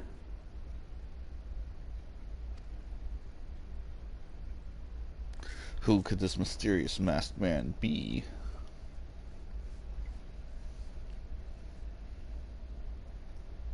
What good a creed one cannot uphold? What hurts soothed? What lives saved?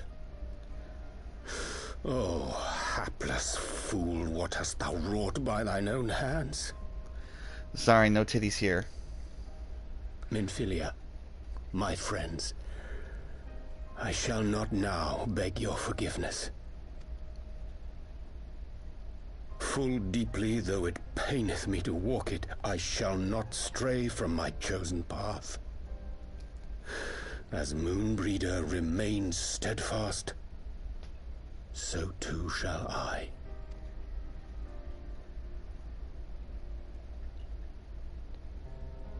Like how his name remains Masked Man, even though at this point we're all like, oh my god, it's Urianger.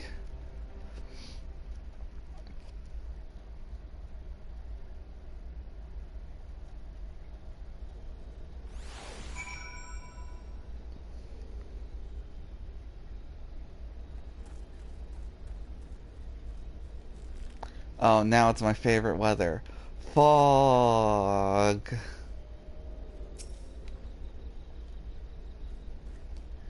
What ho, Naren? I trust you had a good night's rest. I was but this moment speaking with Thancred and Y'shtola via Linkpell. They had some interesting news to share. Apparently, during the course of their respective investigations, both came across crates which had once borne Ishgardian seals. It would seem that someone in the capital has been very busy indeed. Accordingly, the Temple Knights have launched a full-scale investigation. Sir Emmerich believes it's only a matter of time before the culprits are found, but we shall have to wait and see. In the meantime, it seems only prudent to look into recent activities of other tribes, in case they too are flush with the Guardian crystals. And with that in mind, I suggest we pay Urianger another... Wait, where's Alisae? She was here a moment ago with Kaboo.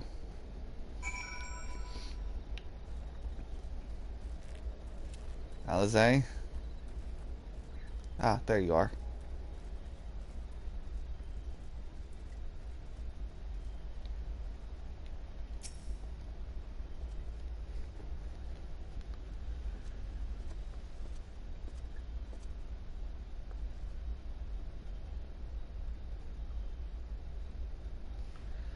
Ah, let me guess. It's time to leave, isn't it?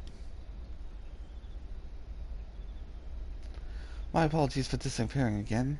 Is that any consolation? I have already packed my things. How is he?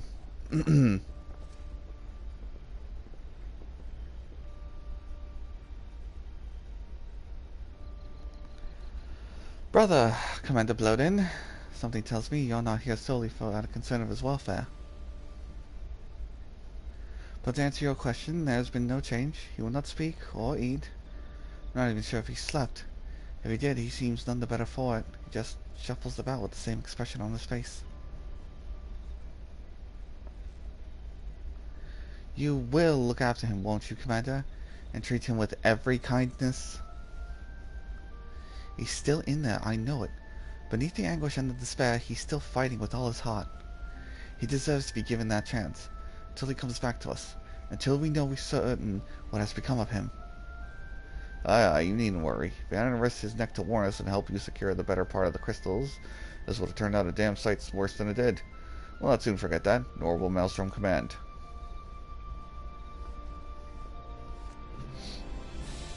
I'm so sorry, Gabu. I truly am. You should have never been made to, and I know I cannot possibly understand. Mayhap there's nothing I can do or say. The pain, the anger, the helplessness.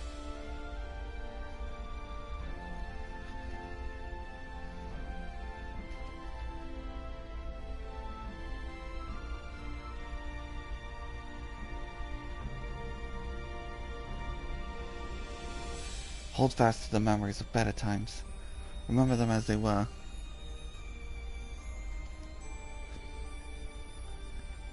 And when it hurts so much that your heart feels it's fit to burst, let it burst. Let it burst and fill up again with your love for them. And never ever forget. Come along, little one. I will remember them. And you, Alisae. Thank you.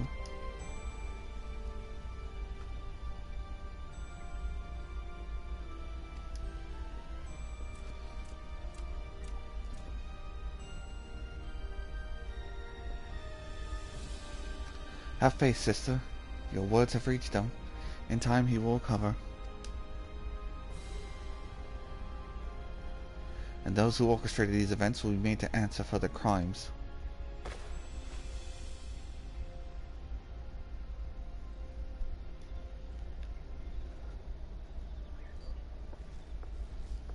A 1,000 times over, there will be a reckoning.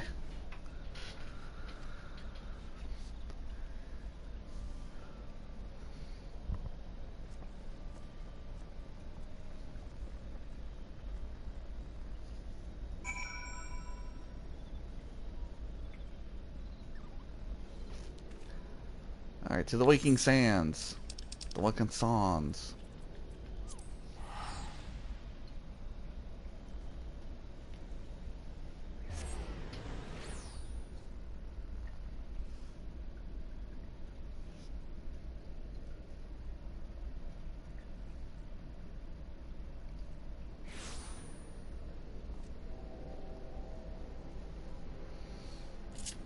Waking Scions.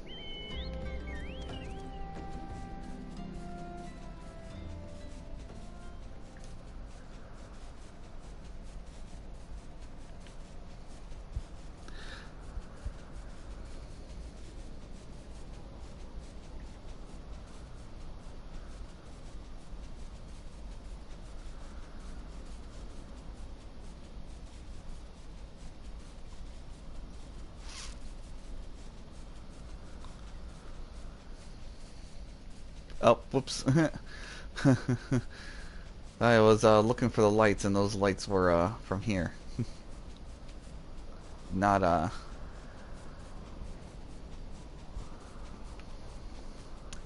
here.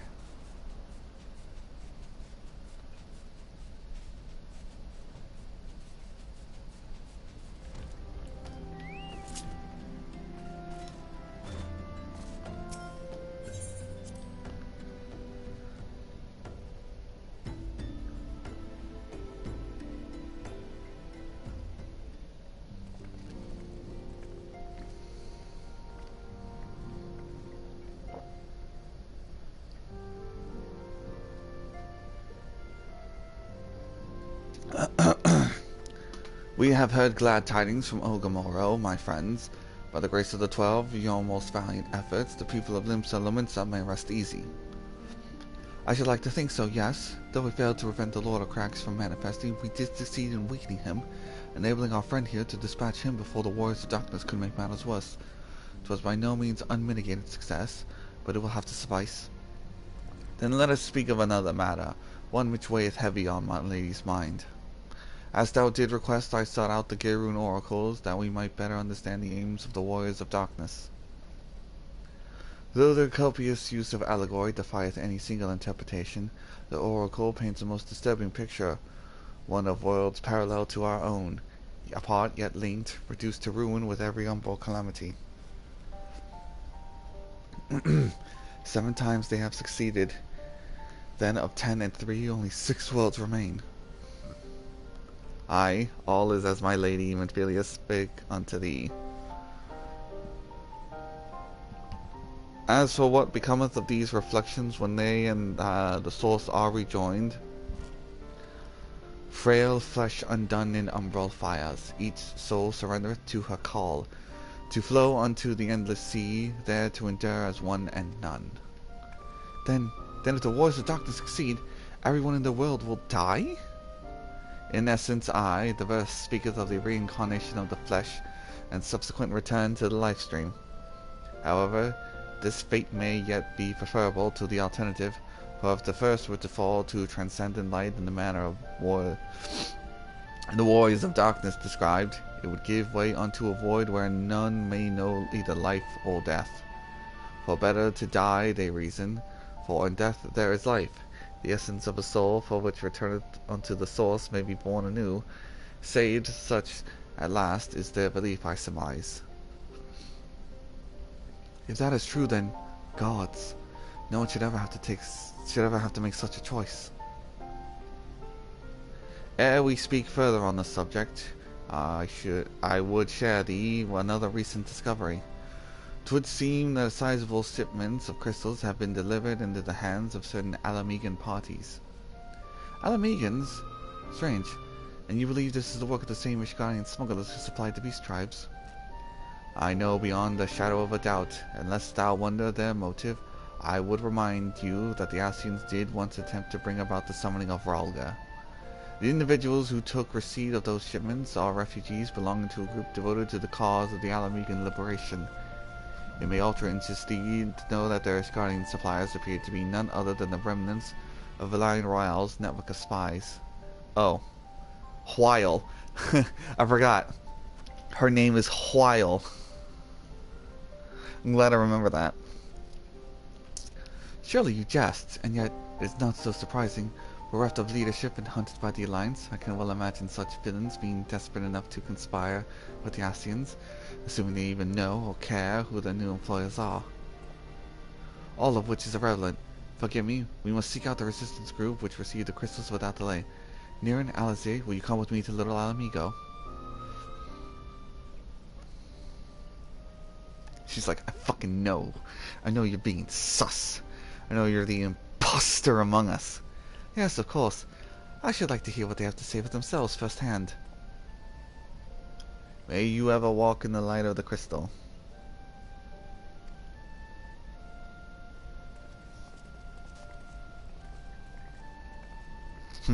I saw Urianger vent.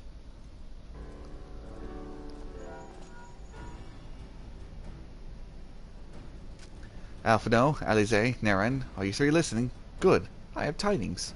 The Temple Knights raided the smuggler's warehouse less than an hour ago. A cursory interrogation of the prisoners yielded confirmation that they were in the employ of, I hope you're sitting down, a man in black robes. Then you have them, and the crystals too. What few remained, regrettably, it would seem they dispatched one final shipment in hours before we struck. It was bound for Little Alamigo, we were told, where it will be received by members of a local resistance group. Since Sir Emmeric's men no longer have need of my services, I have a mind to head that way. As do we. By happy coincidence, we learned of the shipment but a few moments ago. Ha! And there I was thinking I might finally be one step ahead of the Warrior of Light and his little helpers. Ah, wait a moment. There is more, and I defy you to not be surprised by this revelation. The leader of the Ishgarian smugglers was formerly in the employ of one of Elaine Whyle, the infamous Ivy herself. Yes, we also knew about that, Gankrid. Fuck! Once again, Thancred, I fear I must inform you that. Thancred, with whom else have you shared this information? About the smugglers? No one. As I think I mentioned, the raid was less than an hour ago. I was planning to contact you. Oh God, I gotta remember. I'm slipping my Thancred voice. I was planning to contact Y'shtola next, but there's someone else you have me notify first. No, there isn't.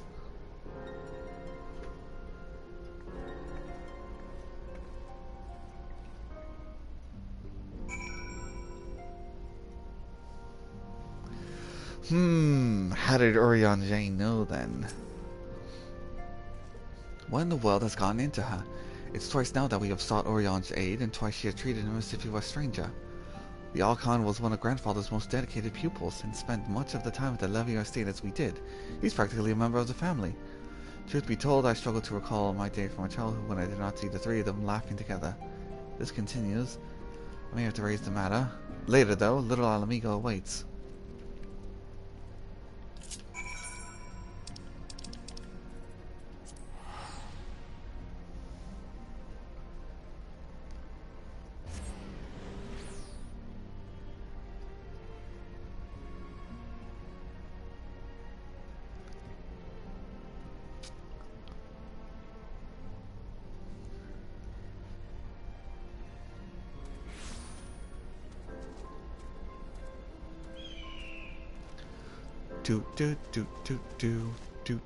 Do. Ah, the phonics.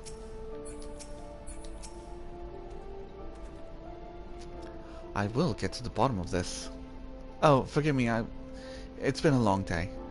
Did you have something for me to say? Do you have something to say? You alright, Alisae, about Orion J? Orion J? Oh, I've always struggled to understand what's going on in his mind, now more than ever. Listen, Niran, if anything should happen, it should be me who... Just know that I am prepared to do what must be done. Right then, to more pressing matters. Since we have no idea when Thancred might arrive, let's just see what information we can gather in his absence.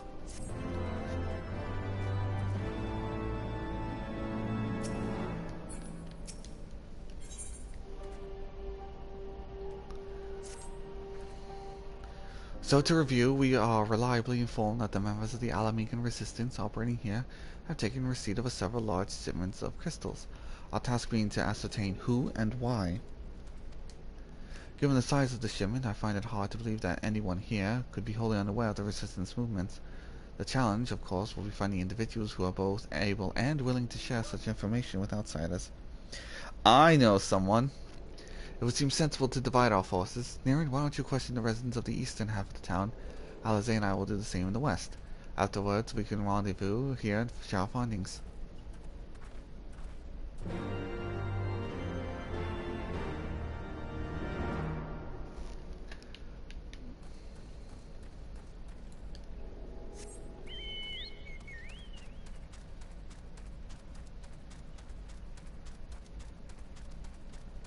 Sifred.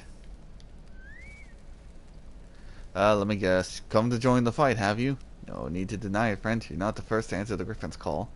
While he's lit a fire in every Alamegan's heart, he's also inspired more than a few Uldans to pledge themselves to the cause. Little wonder the Garleans won't stop until we're all under the yoke. Huh. The Griffin. I see you there going around asking questions. Looking for the Griffin and his lot, I bet. Seem to talk about little Alamigo these days. Folk wondering what he's about, what he's got in store for the Garleans, and what's under that mask of his, of course. Some say he's hardly got a face, what with all the scars. Others reckon he's been marked for death by the Empire, and that they send a bloody legion if they knew he was there. Your guess is as good as mine.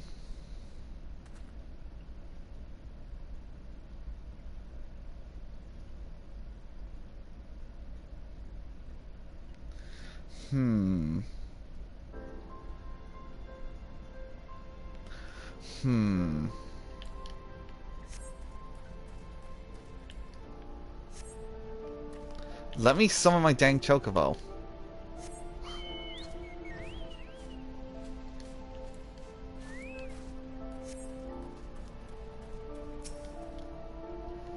The resistance. Well, damned if I know.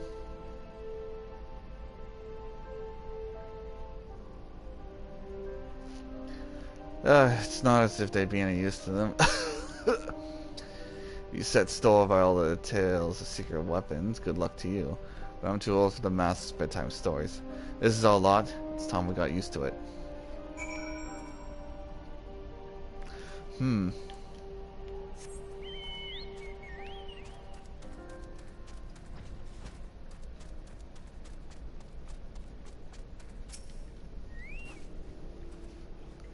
I suppose I should ask what you learned, but I think I already know. About the Griffin? This Griffin seems to be the leader of a newly formed faction within the Resistance, the Masks. Man, I'm gonna need a lot of water today. Yet despite their growing popularity, no one seems to know much about them. Only that they are the most aggressively militant group to join the movement in recent memory.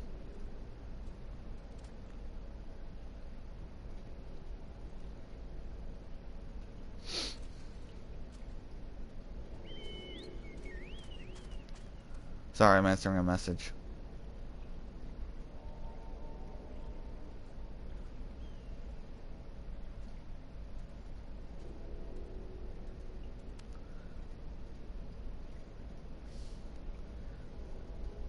Huh, I just realized something. I don't think I made you, like...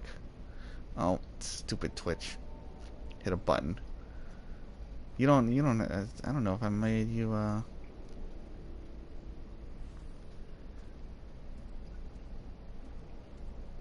user actions. No. Huh. I don't think I ever made you a mod. Indeed, many claim that the commitment to the cause of the Alamegan liberation is unrivaled. We can't but hope that revolutionary fervor is never channeled in the direction of a primal. Though I feel confident that this group, which received the crystal shipments, we yet lack proof. Before taking any action, I would speak with my settlements leaders to confirm my suspicions, and mayhappen listen and help while we're about it. Given that you and Gundabald are already acquainted, mayhap it would be best if you took lead, shall we?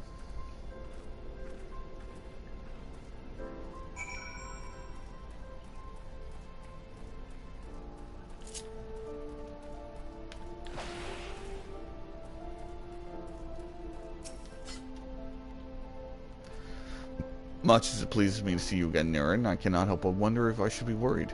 I hear you and yours have been asking questions. Mostly about the masks and the Griffin. The Griffin? I know of him, as do we all. He and his mask become leading faction within the Resistance. Though we were suspicious at first, given his secretive ways, he quickly proved himself a charismatic and capable commander. Men are drawn to his passion and his vision. They truly believe that he has what it takes to lead them to victory. Even I cannot help but admire the man for what he's accomplished. But I have not forgotten Wilred. I was blind to the danger of his ambitions, and you were not. The Griffin will soon deliver a speech to our people of the sunken temple of Karn.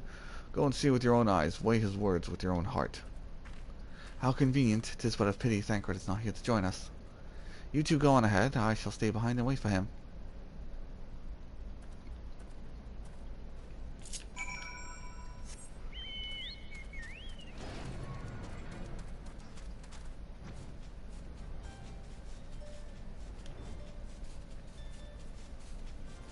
Do do do do do do do do do do do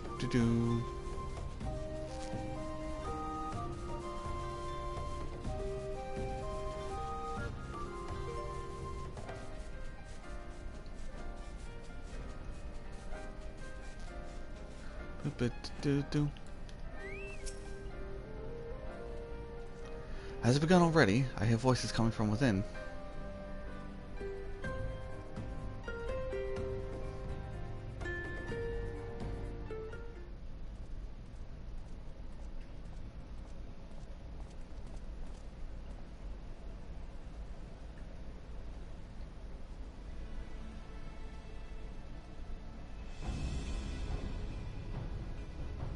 Brothers and sisters, 20 years ago, Alamigo, our home, was claimed by the Garlean Empire.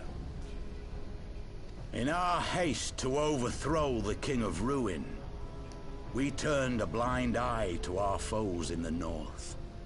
With our glorious revolution, we but laid a path for a new tyrant to succeed the old. And when confronted with our failure, we fled.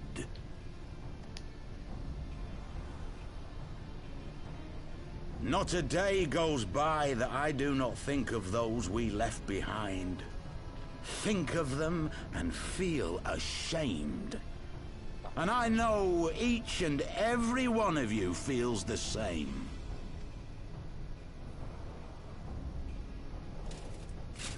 We abandoned them, our own flesh and blood, to labor till their backs gave in and their breath gave out, building the twisted steel ramparts which now mar our once majestic mountains. We abandoned them, the brave and true, to fight and die for their country, or worse, to be conscripted and sent off to rob another poor bastard of his home. We abandoned them, the meek and powerless, to bow and scrape when the Garleans pass, to sully themselves that they might live to see another day of misery. The Black Wolf may be dead, but a new Imperial Viceroy reigns in Alamigo now. A beast, not a fraction as merciful. You all know the Eorzean Alliance will do naught to oppose him. For all their promises and platitudes, they will not act if there's no profit in it. Only we can free our brothers and sisters from the Empire's tyranny, my friends. Only we have the courage to stand and fight. They have imprisoned us. They have enslaved us, and they have murdered us, but no more! Blood demands blood, and the Garleans shall pay for every drop they have spilt upon our lands. This I promise you, for we have a power within us, my friends. A power befitting our pride, our righteousness. Only join us, and we shall grant you the means to unleash it, and together we shall see the Alamigan standard raised over the mountains of Gia Urbania once more!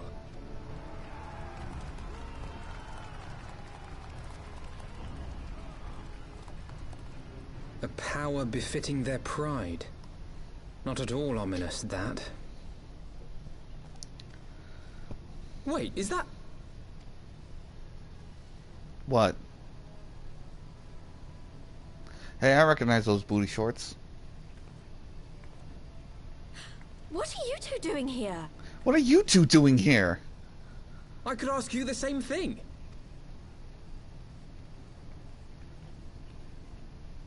Well, well, this is quite the surprise. If you see what I see, if you feel as I feel... Might I suggest we continue this conversation in more agreeable surroundings? For it is not strength of arms... Hold on, I want to see how long this speech goes on. Oh, okay, that's it.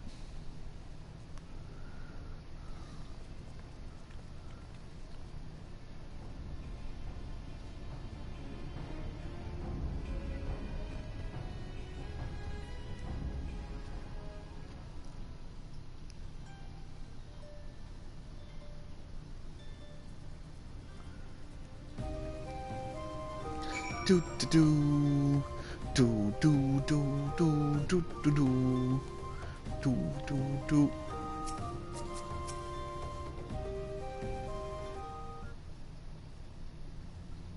Words cannot express how glad I am to see you both alive and well. And you! I thought it was pretty obvious you and Niran would be fine. The Crystal Braves never had a realistic chance of capturing any of the Scions, divided as they were and distrusted by the better part of Eorzea. But if you truly believe that, forgive me, what exactly have you two been doing all this time?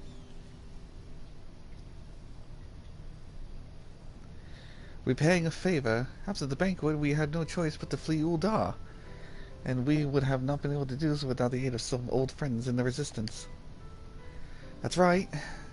They smuggled us out of the city and sheltered us in Little Alamigo, all at the great risk to themselves. Obviously, we couldn't let that go unnoticed, so we offered to help them out with their operations for a while. When we learned of the Scions' exoneration, that Lolorito had severed all ties with the Crystal Braves, and that General Ralbon had been reinstated, we resolved to make contact.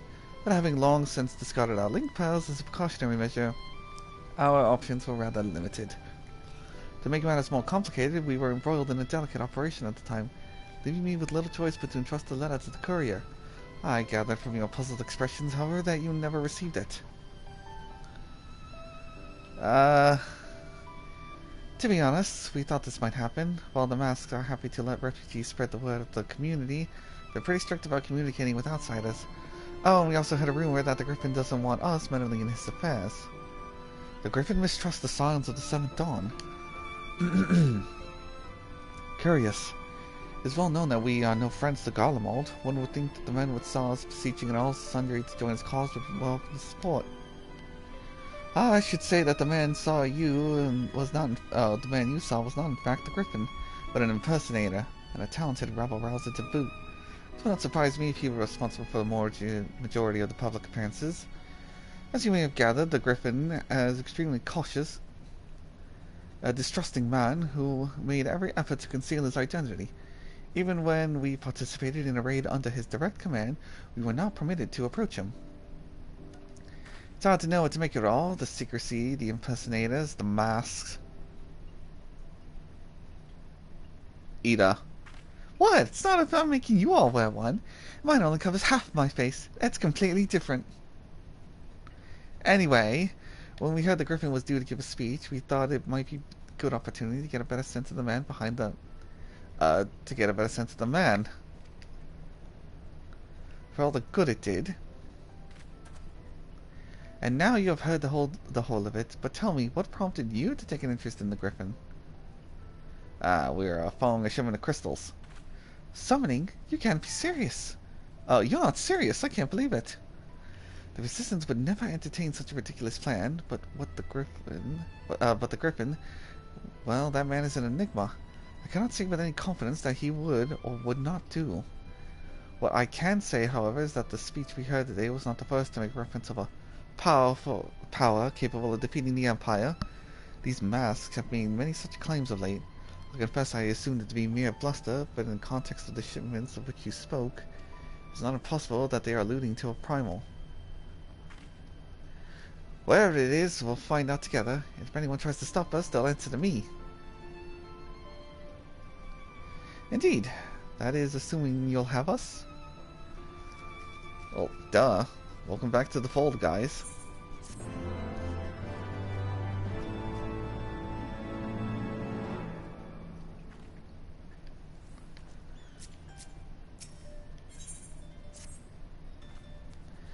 If, as you suspect, the Griffin is indeed plotting to summon a primal, we must needs obtain confirmation while there's yet time to act.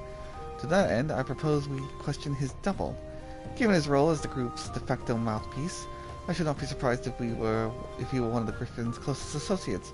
While he may not be aware of most sensitive details, he can probably tell us the master plan in broad strokes. Like the man who he impersonates, however, he's wary of outsiders. He will not expose himself without suitable incentive.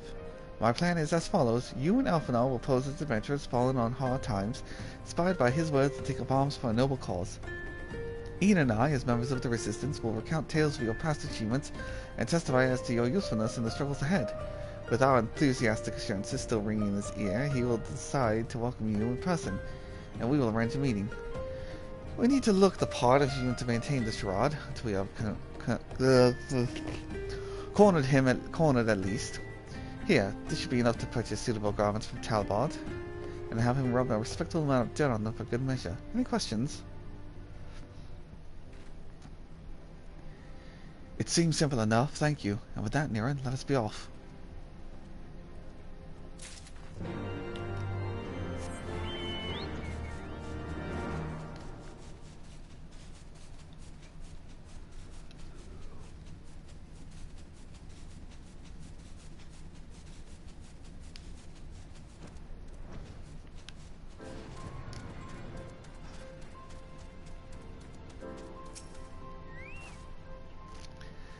You want to buy what? I don't know what you're up to, but I want no part of it. Well, you're the ones with the Garlean seen as your friends of Papalymo. There, tunic and slops for both of you, tailored and treated to your tastes. Now off with you before someone sees us together. Clothes maketh the man, as they say. Right then, I will go and change and see you at the spot Papalymo marked on our maps.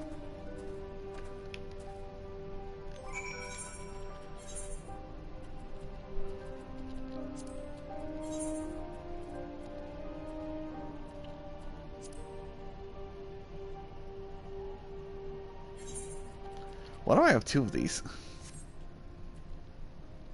Well, if I'm falling on hard times, man, oh man.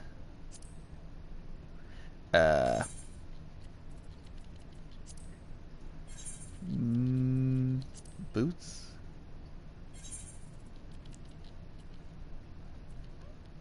Yeah, I'll take the boots. Whoops. I'm not supposed to pull out Magitech.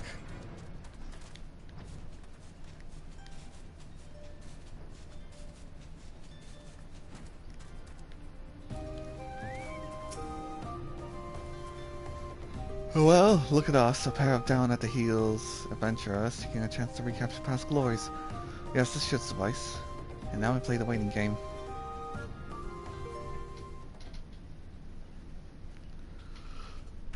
Ugh.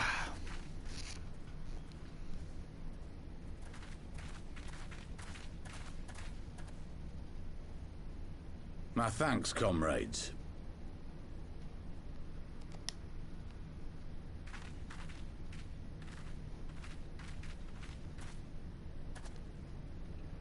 You must be the esteemed adventurers of whom I've heard so much. I understand you have taken an interest in our cause. Indeed.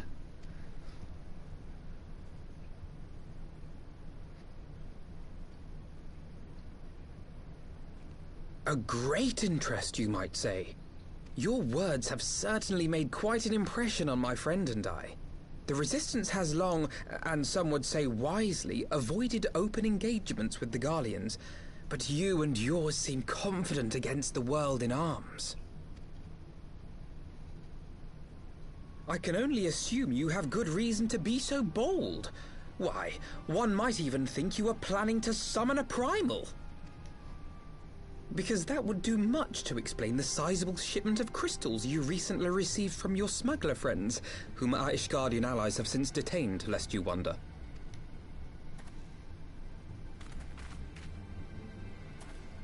I'd like to hear more about the Griffin.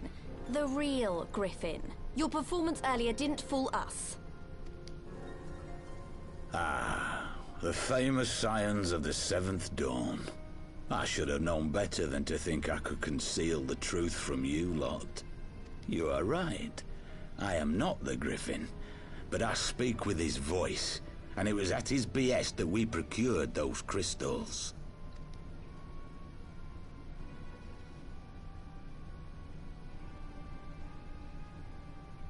You are wrong, however, if you think that we procured them to summon a primal. We used them to reach an accord with the Amalja. In exchange for crystals to summon their god, they will aid us in the fight for Alamegan liberation. You've got to be joking. Have you gone completely mad? When people find out you helped the lizardmen summon Ifrit, they'll turn on the Resistance. Alamigo will never be free.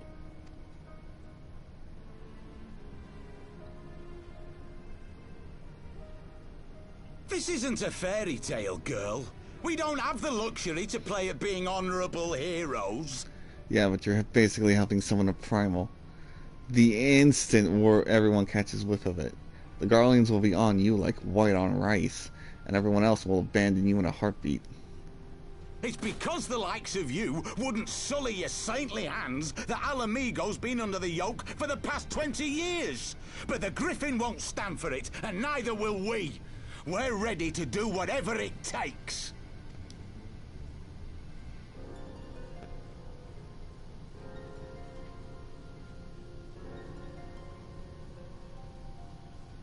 What proof do you have of this arrangement with the Amalja? What? Aside from a lack of crystals? None. But the beastmen have a great big pile of the things if you fancy looking. You might want to hurry, though. It'll not be long before they summon their god.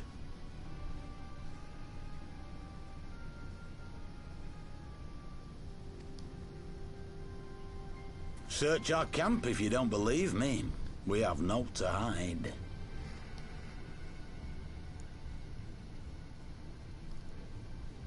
If there is a cache to be found, Yda and I will find it.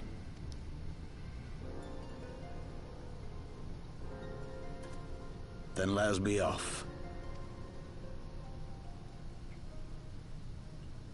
Are you perchance the Warrior of Light? Yeah. Aye. I thought so. You should know that a great many who have joined us did so because you saved them. Because you showed them that one brave man can make a difference. You saved me too once. Helped a friend over in Quarry Mill make some medicine I needed. But that was a lifetime ago. Oh, you're the guy. On behalf of my brothers and sisters, I thank you. You gave us hope where there was none, courage and strength when all was lost. We shall not squander your gift. You shouldn't use your second chance like this. Starting a war. I know that look, Yda, and I do not like it. You cannot seriously be contemplating taking up arms with that band of cutthroats. I just...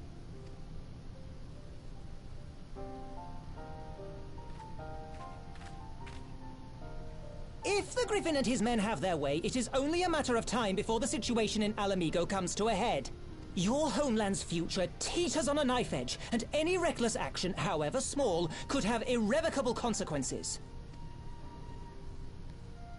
You mustn't lose sight of that, Yda. When the time comes, we must all make our choices, but we must do so in full possession of the facts. Now, let us away. There is work to be done.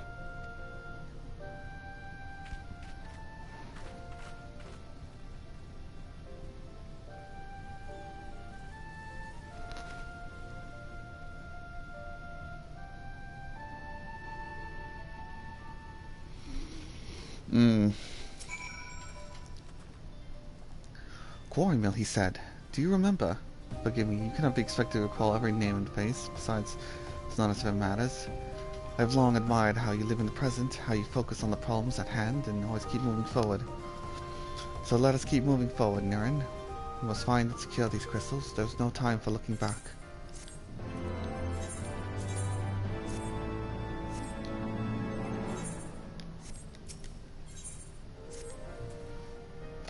If we take the Griffin's double at his word, then the crystals are now somewhere in Zaharok, ready to be put to use by the Amalja. We must apprise Alisae of all we have learned. I will join you both in Little Alamigo after I've changed.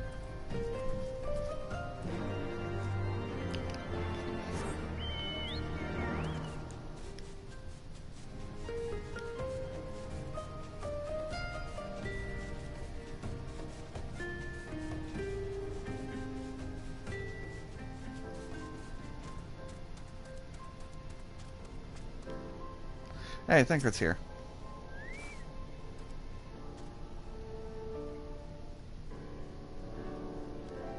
Now that Thancred has finally arrived, mayhap you could share your latest findings? Well, the Griffin we met was a fake, and the crystals are in the hands of the Amalja. Oh, we met Yda and Papalymo. You mean to tell me that while we were worrying ourselves sick, Yda and Papalymo were here all along? Well, at least Stola will be relieved, and also angry. Mainly angry, I should think. As for the crystals, what choice do we have? We cannot very well leave them in the hands of the Amalja. For all we know, they could be preparing to summon a fleet even as we speak. We must make for Zaharok without delay. Agreed. If there is naught else to discuss, let us depart at once.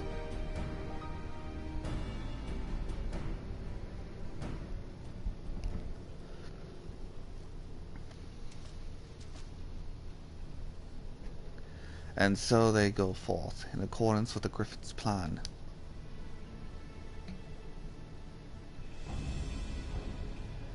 The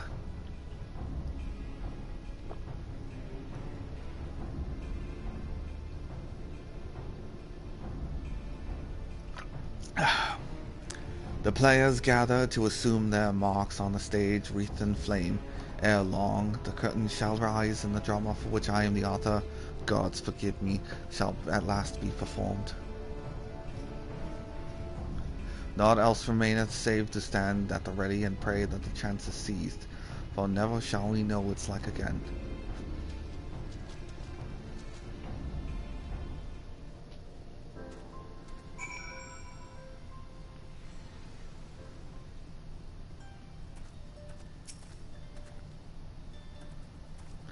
I confess I expected a much warmer greeting, but we must not jump to conclusions, not until we have braved the Bowl of Embers. We must be ready to engage the enemy at any moment. If you would make any final preparations, pray do so now. I shall await your signal.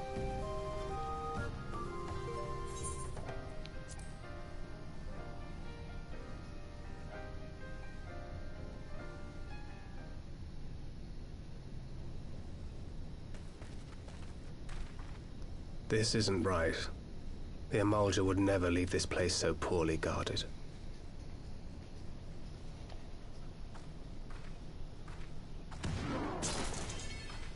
Not willingly, no.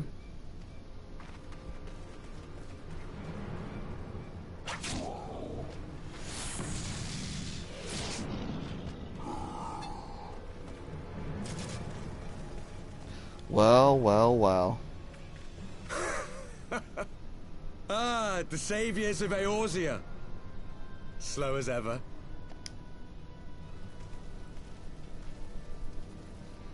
By the 12. Will you never learn? You know, you're right. Mayhap it is time for a change of tack. Killing primals, tormenting beastmen, hastening the birth of a new god. It's all a bit much, isn't it? And frankly, we don't have the leisure to do it. But killing the warrior of light, on the other hand, that would soon plunge Eorzea into chaos. One life for one world. A fair exchange. Wouldn't you agree?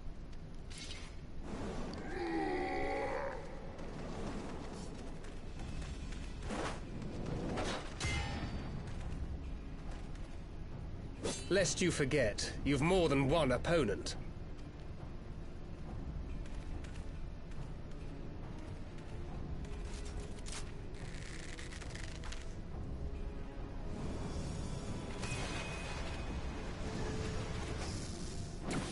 Carbuncle!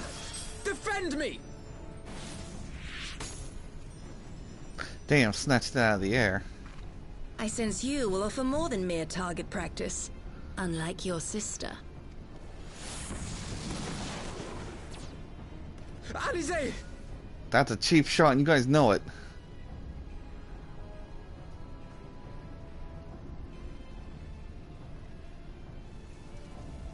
Did I not tell you, Alphino? I am not the girl I once was. My brother was always the clever one, while my talents lay elsewhere.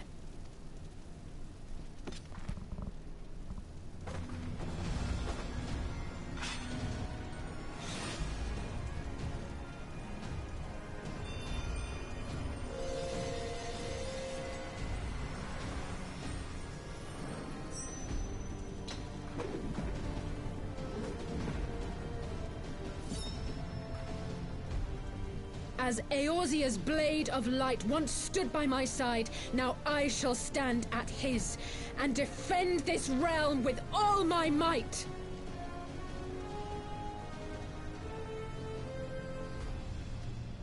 Let's finish this.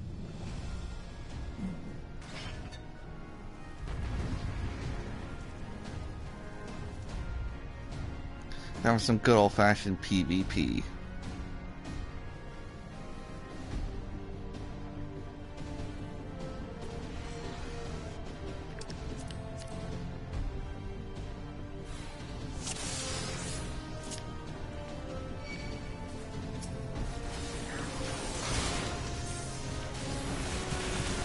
We come too far.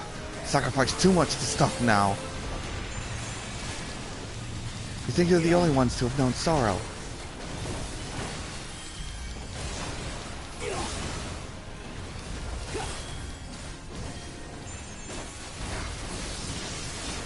You They shall fall soon enough.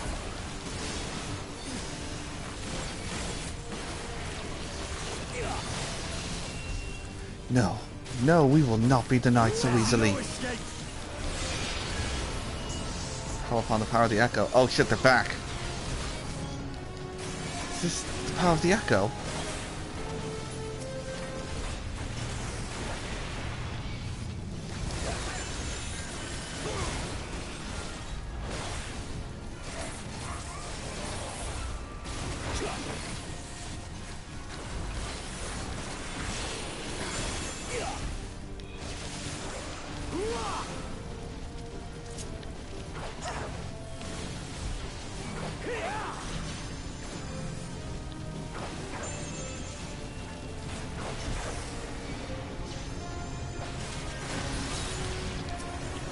Now I can hurt you. God damn it. Again they rise. Are these warriors no limits? No more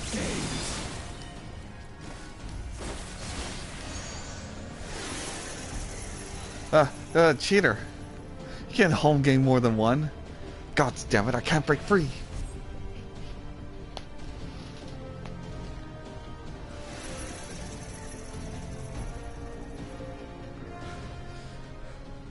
It ends now.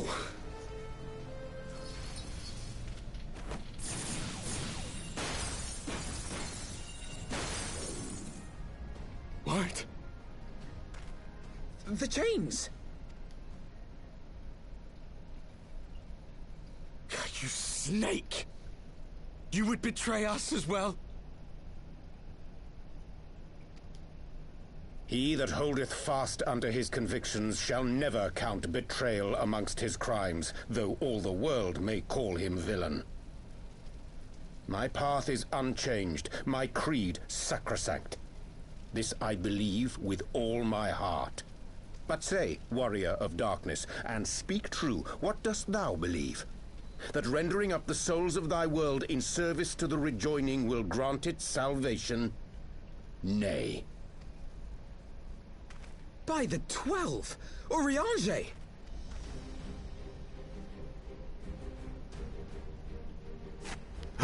Gasp. Mine apologies, Master Alphino. That the brightest light might shine, duty did compel me to walk in darkest shade. You sweet fool. I was almost willing to believe you had turned against us. I expect a full explanation when this is over. For now, may I assume you have turned your cloak for the last time? Thou mayest, my lady.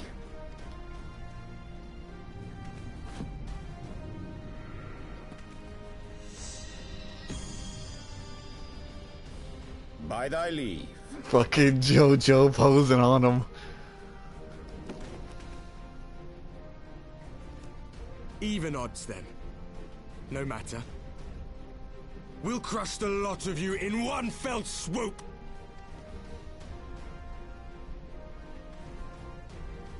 Understood.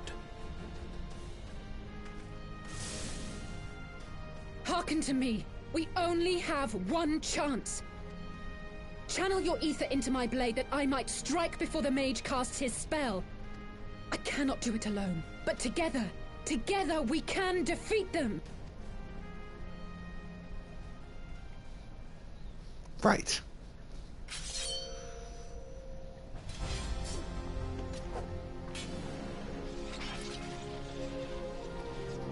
Make ready! They come!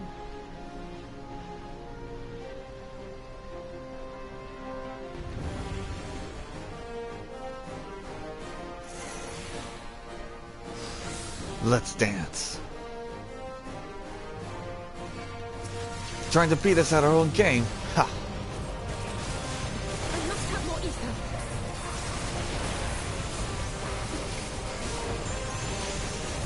Go to her, Naren. We will deal with the others.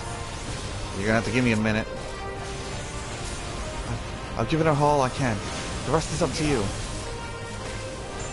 You had the man. Leave the fighting to us. I'm a little bit attacked at the moment. Oh, Thancred's still aggro. Alright. I'm covering Alisae here. The ether. It's not enough. Caution, Aaron. You mustn't challenge so much at once. Wow.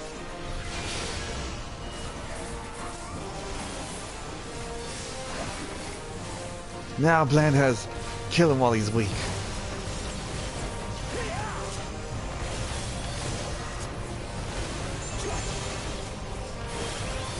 Whoa!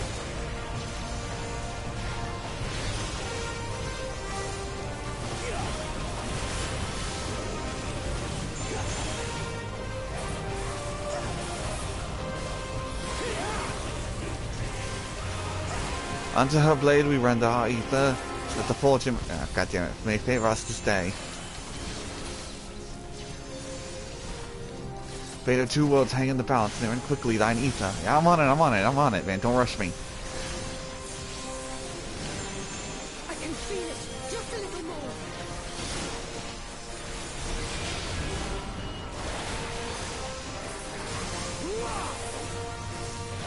This has gone on long enough. Yo, man, I'll kill the girl. No, you don't.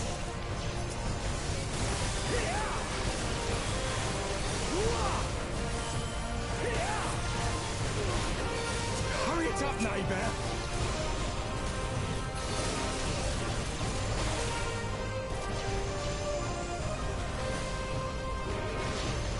I'll crush you.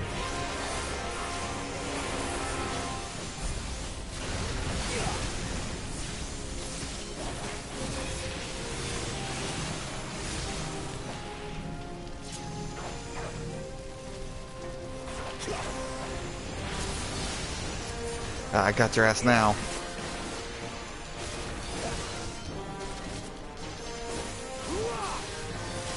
Ah! Thancred, steal aggro. Thancred, steal aggro.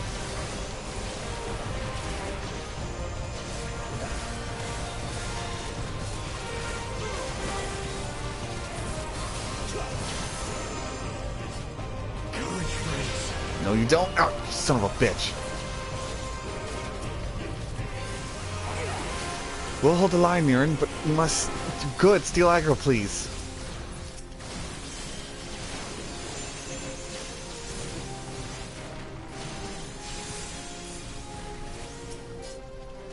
That's it. That's it. We've got them.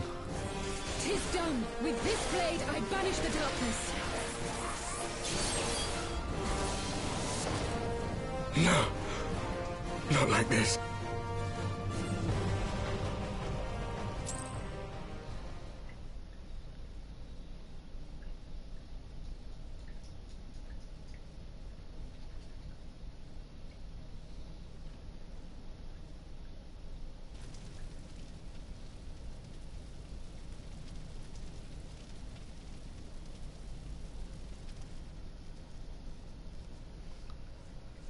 Give up. Because I can still do this.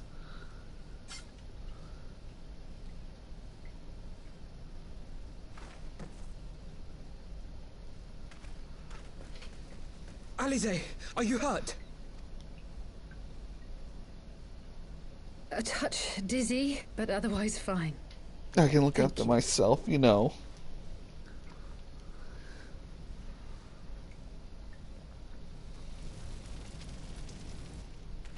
And there you have it. Our friend is too stubborn to die.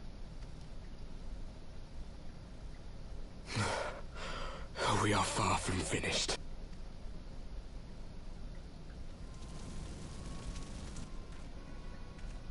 Or have you never considered how we came to this world?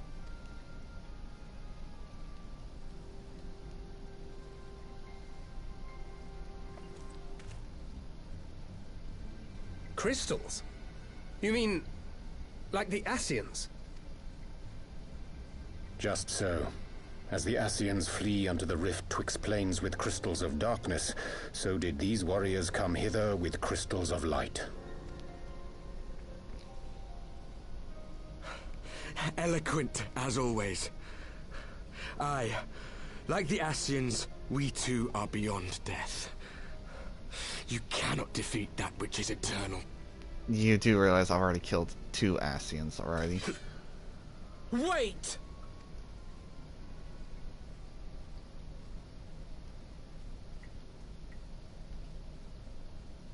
Such methods as the Ascians employ require the renunciation of the flesh.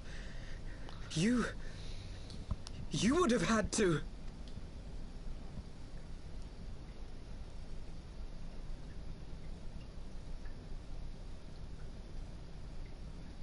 At long last, you see. To save our world, we gave our lives.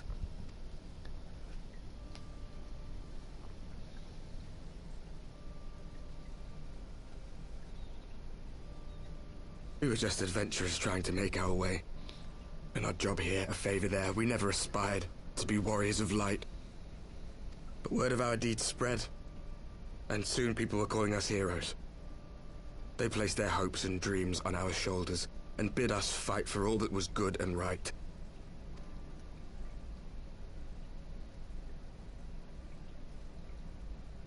We fought, and we fought, and we fought, until there was no one left to fight. We won! And now our world is being erased from existence. You know what? That's almost poetic in a storytelling kind of way. Because when do you end the story? When do you just close the book and put it on the shelf and leave it alone? When the heroes win and beat the bad guy. So they won. They ended their story.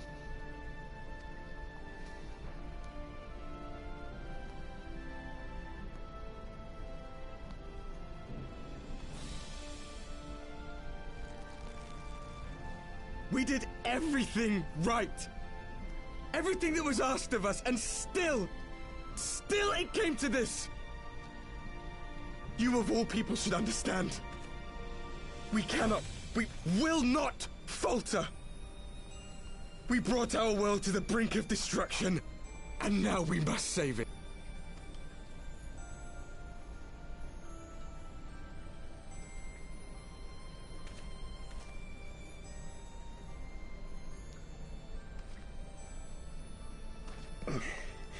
I've died before, Arbet. I'm not afraid to die again.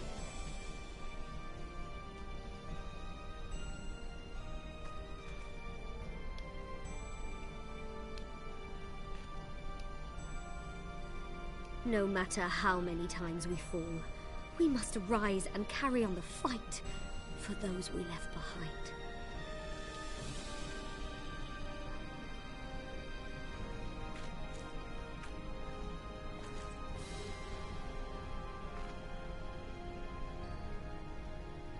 Crystals of light.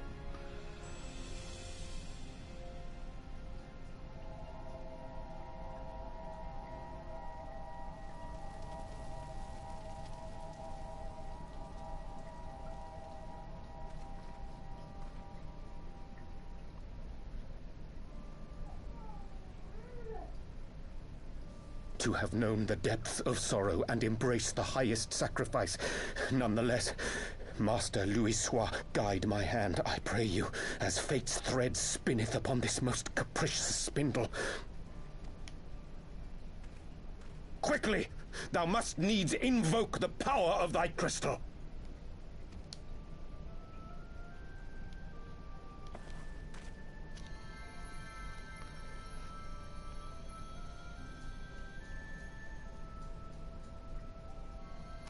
All right.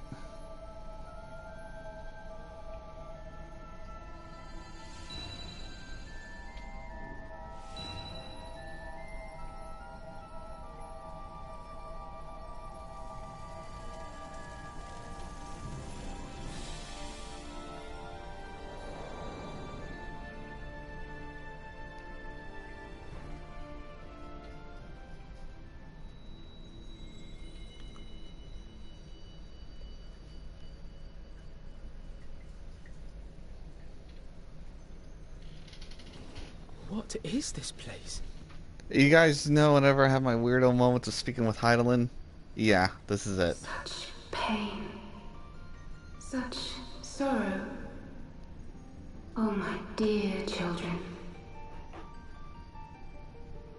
It can't be.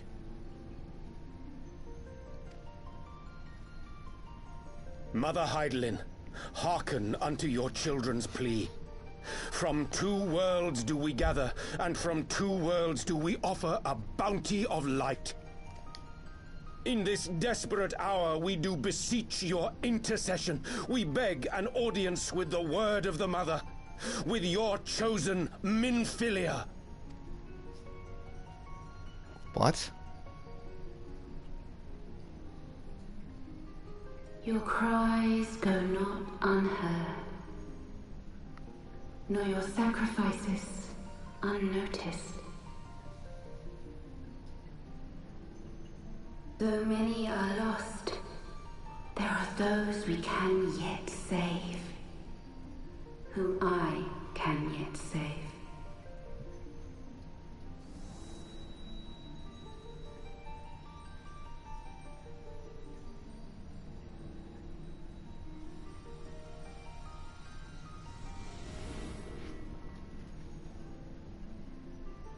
Minfilia.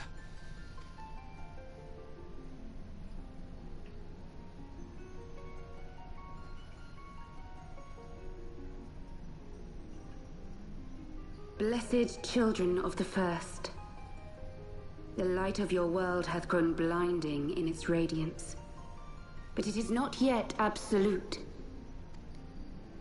I will hie me to your world, and there take unto myself the light which riseth even now to drown it, as darkness once did drown another.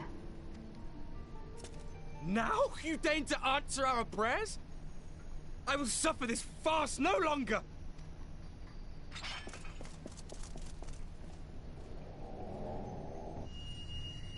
Calm thy tits.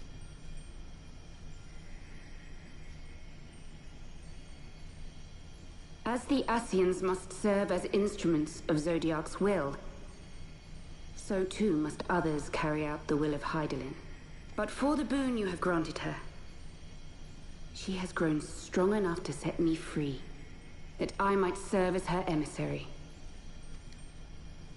Your suffering, your sacrifice, your supplications, she has heard all. We will not let the first fall to light. Hello. Welcome to the stream.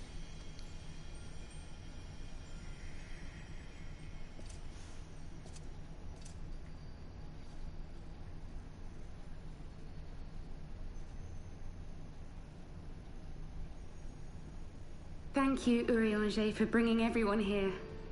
It fills my heart with joy to look upon the faces of my friends once more. Doing alright. In taking you unto her bosom, I knew that Hydaelyn had bequeathed to you a sliver of her grace, granting you strength long sought. And in treating with the Ascians, I learnt of a star like unto our own, a doomed world of fallen heroes, in whom I glimpsed ourselves, the first. Full long did I search for a means to save this world, concluding at the last that the answer lay in the power of blessed crystals. And thus did I labor to set light against dark. Yet I knew from the beginning that this salvation would not come without sacrifice. For the instrument of the First's deliverance would of necessity be required to journey thither, there to remain, mayhap forever. Thank you, Oriante. Thanks for letting me know. It's always good. That's literally the bare minimum I ever ask of someone if they're just gonna lurk. Just let me know you're lurking, and I know you're there. You orchestrated all of this, not to save her, but to send her away. One life for one world. Such was the bargain, and you the coin, though it were not mine to spend.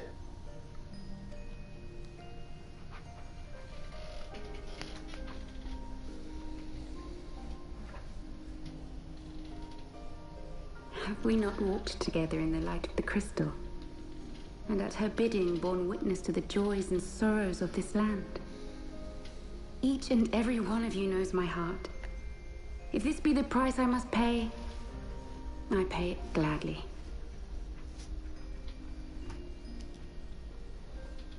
You would go alone, then? I know, and I appreciate it. It's always nice to know that someone's there. My dearest Thancred, you who have ever watched over me, I am truly grateful for all you have done on my behalf, as would my father be. Your kindness, your compassion, your love. These are your gifts to me, and our gifts to them, forming a bond which transcends time and space.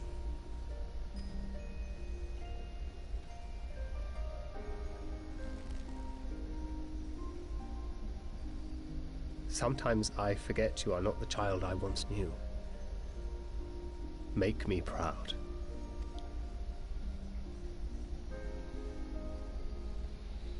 Long have I watched you from Hydalin's side. Watched as you nurtured and kept safe the light of the dawn.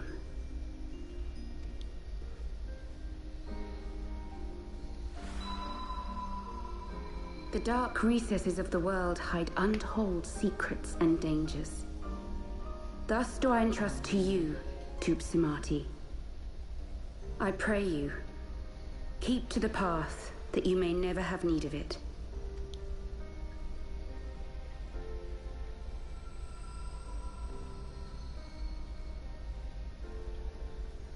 Stick that in the old hammer space pocket.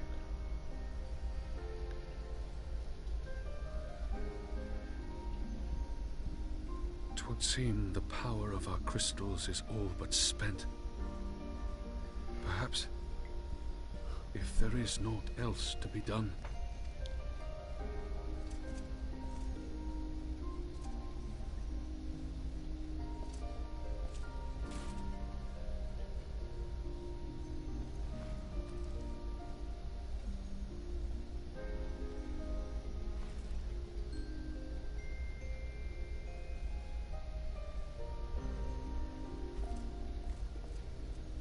Hear me, servant of Hydaelyn.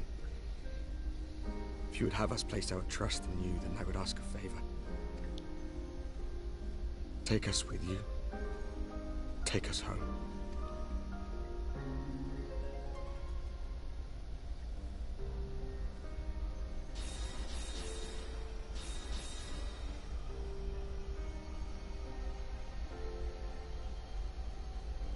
We were blind to the truth once, so I tell you this, as one fool to another.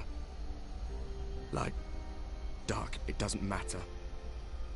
What matters is how you choose to use them.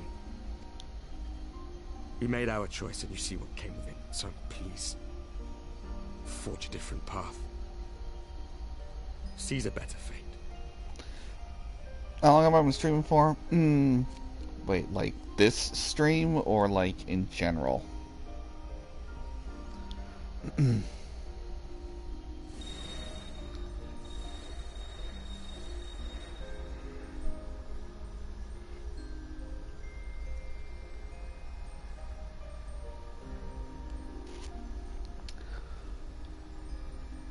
is a strange feeling. So many times have I watched you depart, my heart filled with worry. And ever did you return to me in triumph. I've streamed for a few years. Someday, when I have found a way to free this star from her sorrow, I promise you I shall repay the favor.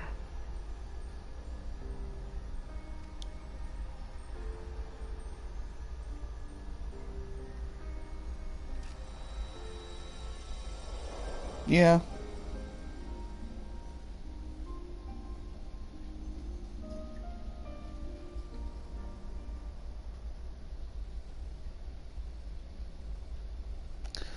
Philomen.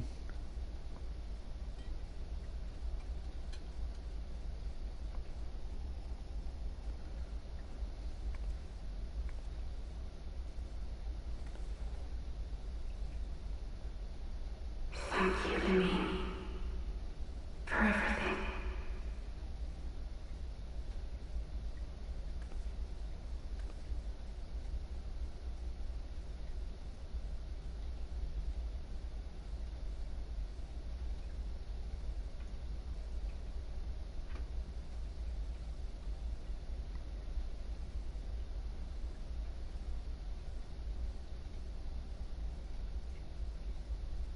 Just letting the cutscene roll out. I'll answer your question.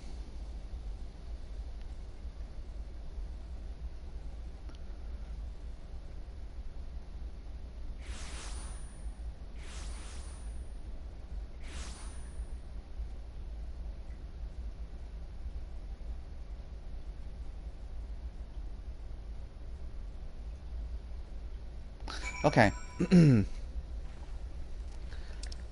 Oh, hold on. Someone's getting invited. Invited for what?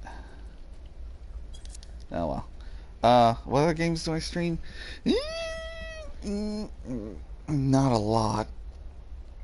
Mainly, this one is taking my most attention because I swore to myself that this would be something that I would see through to the very end.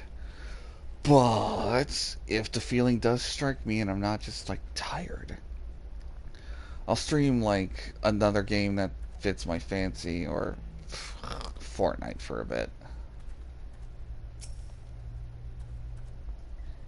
It would seem we are on southern Thanalan again. Minfili is doing, no doubt. May the 12 speed her on her way, and the warriors of darkness too. I cannot help but wonder what awaits those wayward souls, as they gave their lives in order to travel to the source, then in returning to the first, would they not? But mayhap that was their wish.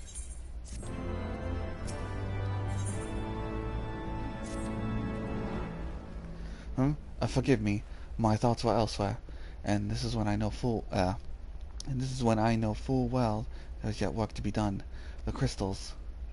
Leave them to me. I will go back to Zarok and secure them. The Imalja will still be in disarray after the thrashing the warriors of darkness gave them. They are not like to notice a lone bard skulking about. But Thancred, you don't have to do this, I know, but I want to. I will see you at the Rising Stones. I should go and find Yda and Papalymo.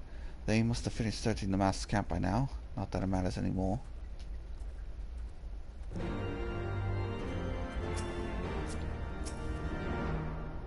Do I feel burnout?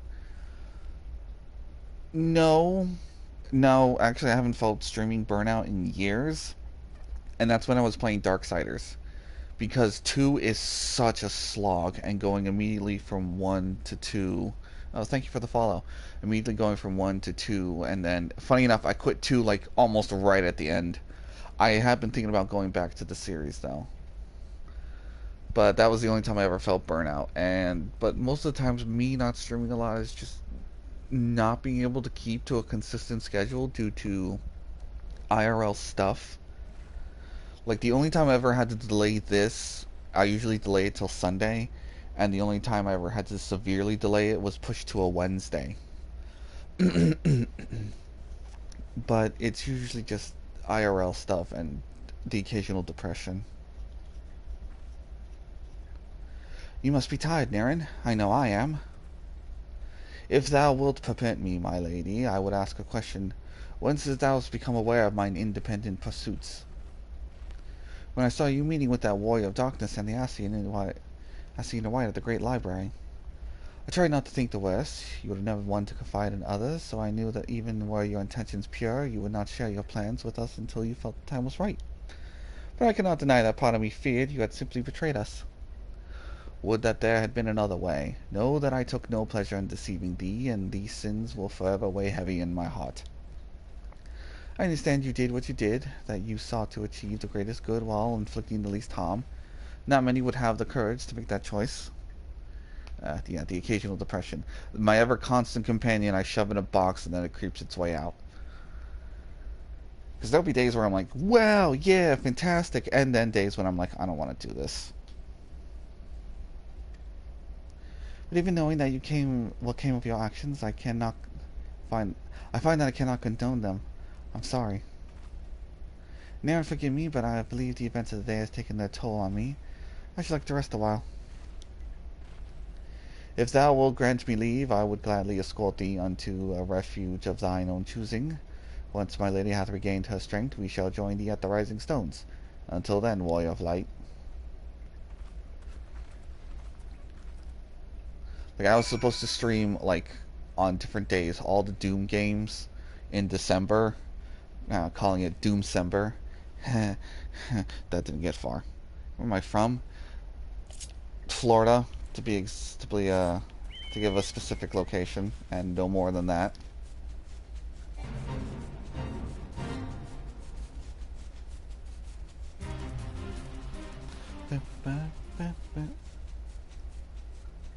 You know, why am I... whatever. I was like, why am I flying all the way here? I could just teleport. Too late. More than halfway there.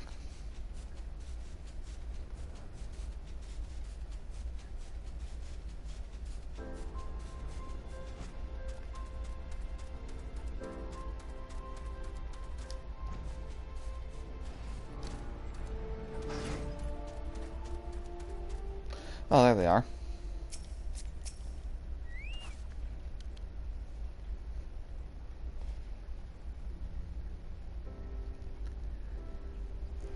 I have been looking into other games to stream.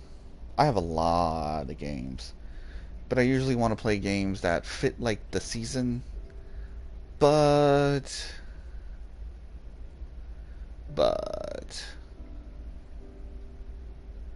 I don't know. I'll have to think about it. Well met, Niran. Alphino said you would be joining us. 'Twould seem that the Griffin's double was telling the truth, insofar as we found nothing resembling a sizable cache of crystals in the mass camp. Did you perchance find one in Zaharak?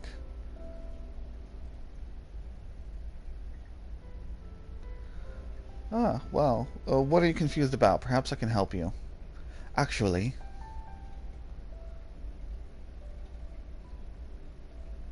offer a bit of advice. I don't believe it. The crystals, Minfilia, all of it. I don't know what it is. I sympathize, Yda. Even now I struggle to comprehend that which I saw. The only thing I can say with any certainty is that I feel blessed to have been granted a final chance to speak with her. 'Twas bittersweet, but also affirming. Alphino, I believe it is past time Yda and I rejoin the Scions. You've been away far too long. Though I am loath to leave the Griffin to his own devices, I feel our investigation would benefit from a more dispassionate perspectives, and I hope that we might in turn offer our own opinions on many challenges that you have faced in our absence. Gods, it's been absolutely ages, hasn't it? I can't wait to hear about everyone's adventures. We should be glad to recount them, and Tataru's tales may as well surprise you.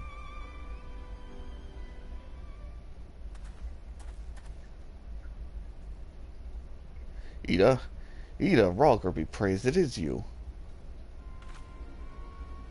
Yda, alive and standing before me, in the flesh. I can hardly believe my eyes.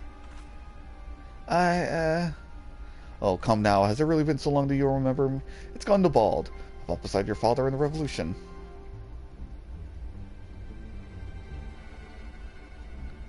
Do not think less of her friends. It's been 20 years since the occupation sent us separate ways, but the resistance was always welcome in Little Alamigo. They gave us hope, and young Yda most of all. Yda here was full of fire ever to first to volunteer for a mission. Till the day she up and vanished, that is. There were rumors, and we feared the worst, but here you are, alive and well, looking nary a day older. My voice acting is not great on what to play, because I'm not a gamer and being burnout. Okay. The thing to deal with burnout is don't push yourself to do it if you don't want to. I may not want to stream at times, but I made a promise to myself to keep doing specifically this, and I do enjoy doing this. I'm streaming a lot earlier now because these are getting way too long. I'm talking like 8 hours long. And I don't eat. I drink a lot of water, but I don't eat when I'm doing my stream. Unless I have a small snack. You won't feel burnout if you play a game that you want to play. Yeah, these parts get long. But continuing. You won't feel burnout if you play a game that you want to play. And it's always good to start with a game that you've played before. A game that you can have fun with. Maybe throw a little self-imposed challenge on yourself. Like, if I'm going back to Darksiders, I'm probably just going to take the difficulty and ramp it up to its maximum. Because I've already completed the game on normal. Because I did the same with God of War games. I challenged myself to go and do them on harder difficulties, and led to my skills improving in the game. But, yeah. If you play games, you are a gamer. You just play a specific game, or a small niche. Never let anyone, tell you that you're not a gamer because you don't play this. No. I may not like people who play mobile games, but they are gamers too. What I mainly don't like is the whole gacha system. That's why you don't see me playing like fucking Hanukkah Star Rail and fucking what's the one that's on the consoles now? Genshin Impact. Hell, I even have Bleach Brave Souls on here, but I refused to play it until they let me have my data from my mobile version. Because that was time sunk in a few years ago. And I have stuff that I am not giving up. Also, my voice acting, it's not great. It's mediocre. It is bad. But thank you for thinking my voice acting's good. Where was I? Well, what can I say? I'm sorry for running off like that and making you all worry. It's a long story, but you see, I got involved with my friends here, the Scions. Oh, sorry, we were still called the Circle of Knowing back then. Right. Anyway, I wanted to come back to you and tell you, but it was very secretive stuff all the time. As you can see, I'm completely fine. I know we got a lot to talk about, and we will, but right now I've got to head back to headquarters. My friends are expecting me. Pray forgive her, it's been a very long day as usual. I promise we will visit again at the first opportunity. If you want to see the previous parts, as well as side content I've been doing, I do have a YouTube channel under the same name as my Twitch. Try not to watch some of the stream VODs that I have on there because I'm not proud of those, but I don't want to delete them either. Sorry, I took my glasses off and I'm wiping them. I can't really see without them. Let us return to the Rising Stones. But my Final Fantasy, or as I've been calling them, A Realm Retold stream VODs are on there. There are a couple of voice acting scenes that I do admit I enjoyed doing. Being the voice of Rial and the English voice for Nidhogg, despite the fact that he speaks specifically Dravanian. Hells take me for giving you that mask.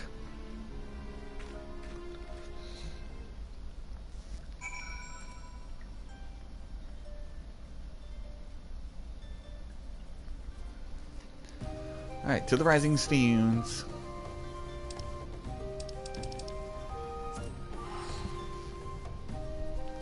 Well, to bring you up to speed for what I'm doing specifically, I am playing through the entirety of the main scenario, as well as putting side content such as the 8-man and 24-man raid series, and the side trials series, which are now being implemented. I'm doing all of those. Your YouTube link is not working. It's not? Before I continue, let me double check this. I'll take you want to confirm.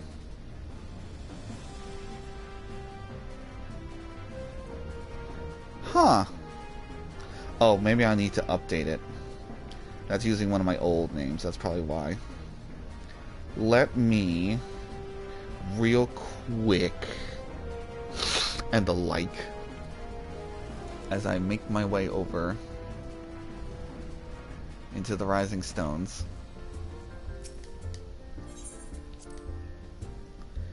YouTube. My YouTube, please. Oh, right, I forgot they updated it. That's right, because it's my old YouTube name, back when I was a wee lad and a fucking little edgelord. Give me a sec. One hot diddly ass minute.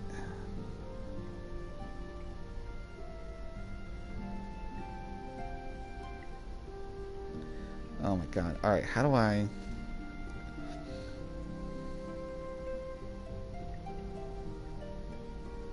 There we go. Share. Copy link.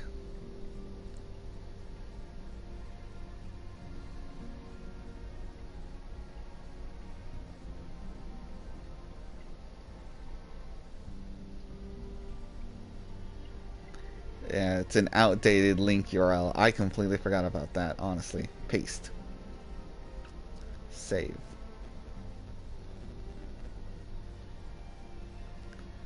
Let's see. Does that work now? What do you mean, no?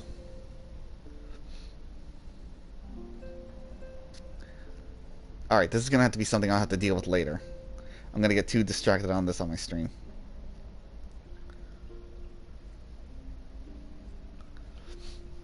Anyway, you can just go to YouTube and type in my same name.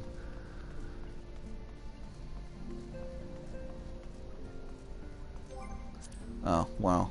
I can pause this real quick. Suspend.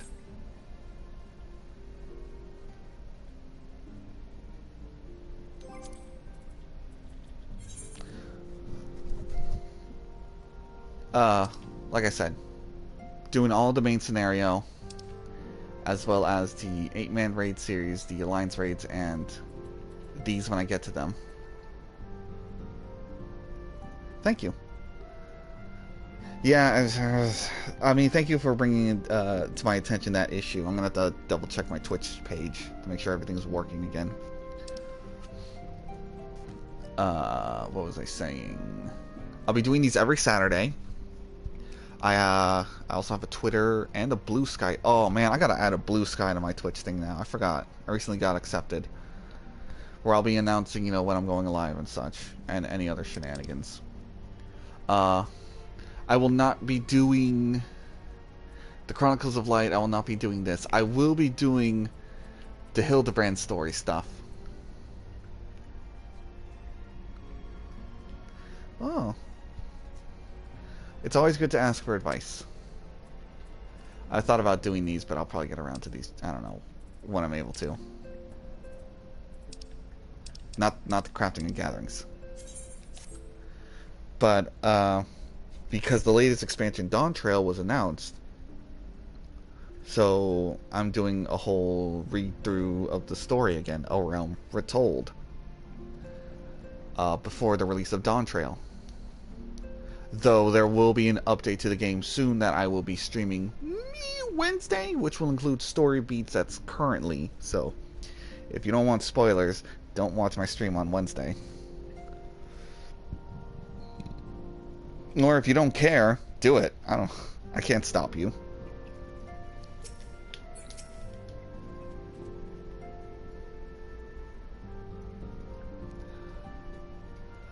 Not at the moment.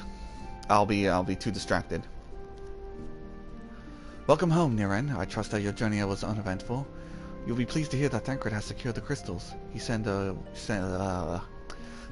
a short while ago. Once he has delivered them safely into the Temple Knight's care, he will rejoin us here, and we can declare this matter officially resolved. While awaiting your arrival, I took the opportunity to contact Y'shtola and Cryo and brief them on all that has occurred. I also requested that they return to the Rising Stones at their earliest convenience. Now that our lost friends have been found, it would seem meet to discuss the future. Ugh. What's my water at? Less than half.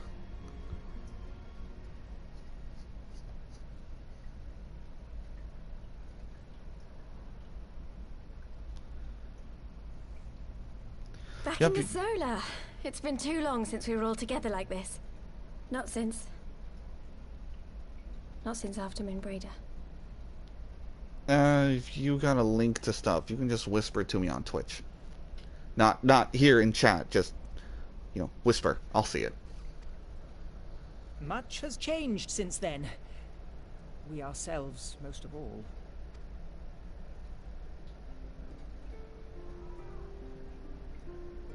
Though not all who were lost could be gathered here today, we may take comfort in the knowledge that those who are not are carrying on the fight. While I am grateful to our friends in the north for their hospitality, it isn't half good to be back. But, as Papalymo rightly said, much has changed since we last stood here. The Scions of the Seventh Dawn are not as they once were, nor should we be. Our travels in the north brought us into contact with a host of fine and generous people, and their selfless deeds serve to show me that it is not lofty causes that should inform our actions, but our hearts. I would give you my Discord, but I am a bit reserved on giving it out. Also because at the moment I am currently working on making a server of my own. But that's eating up most of my time. And I hope that the Scions might continue in this manner, as individuals driven by individual principles. Provided we all sincerely desire to work towards Eorzea's salvation, I believe the paths we follow to achieve it need not, and should not, be dictated by any single ideal. Companions bound by a common purpose, free to go whither they will. The idea is not without merit. Very well. I shall resume my research of the primals and the elder gods of Eorzea. Should anyone have need of my findings, you need only ask. I should be glad of your continued assistance. Well, my main purpose in coming here was to see the Scions of the Seventh Dawn restored and my dear friend found. Thank you. I'll check it after the stream. Once I freed up my hand and having involved myself get something in to your eat. struggles, I feel compelled to see them through to the bitter end. For Minfilia's sake. That is, if there are no objections.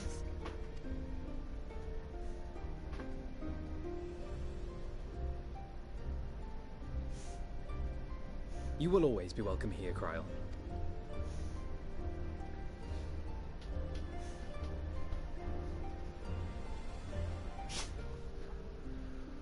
Urianger, can we trust you to carry on your investigation of the Ascians as before? Urianger.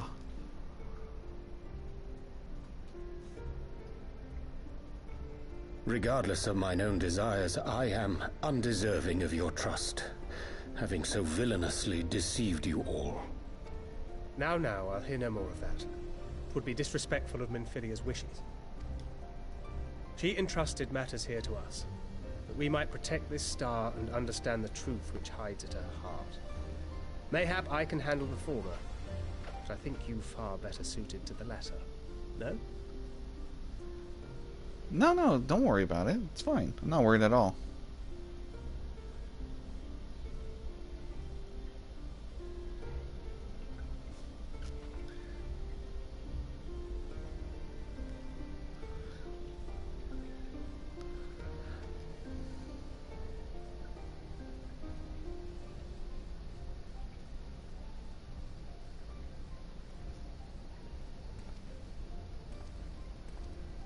Very well.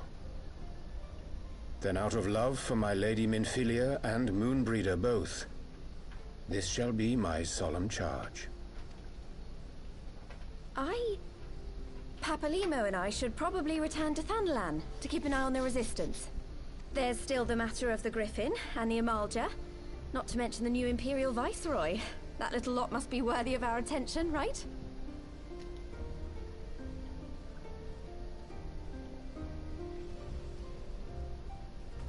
And what will you do, Alisae? You know I have no great love for organizations and formalities.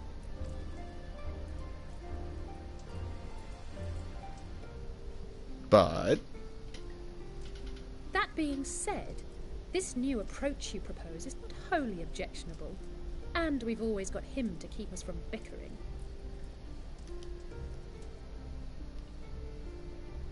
But I will suffer no titles.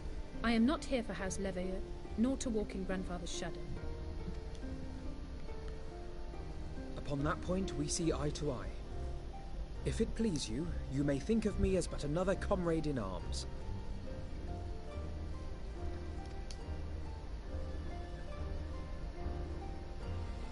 Well then, Alfie, I, for my part, shall see to the paperwork and the finances with my characteristic aplomb. I would not have it any other way, Tataru. And we mustn't forget you. What now for the Warrior of Light? Huh, good question.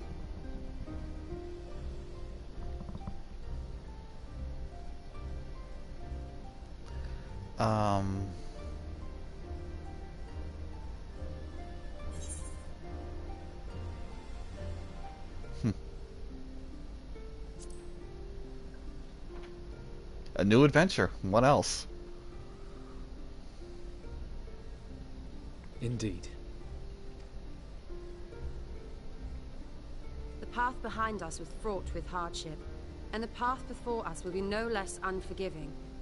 But a new dawn shall break over the realm, and I see before me the faces of those who will deliver it.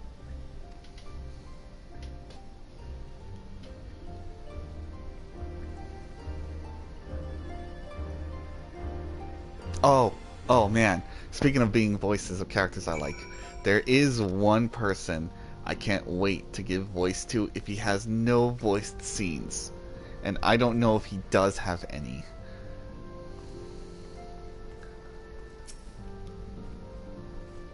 Look at them, Naren.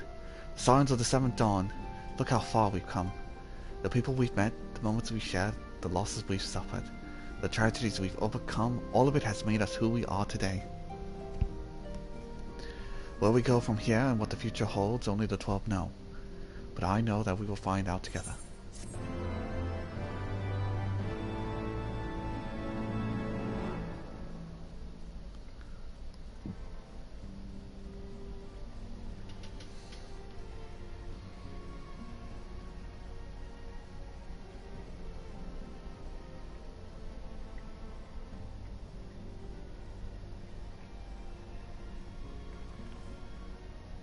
One world's heroes are another world's villains. One world's loss, another world's gain. Where men go as one, there is life. And where there is life,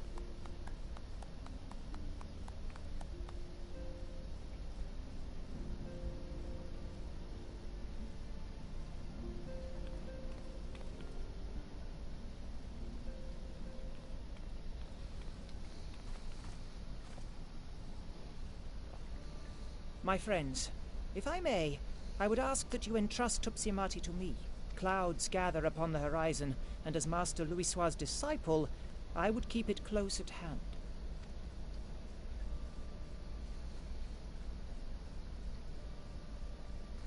Alright, see no reason why. Here you go.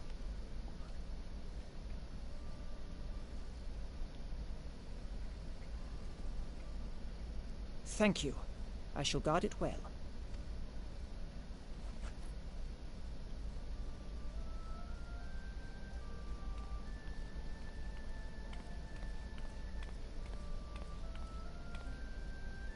there is cause to hope.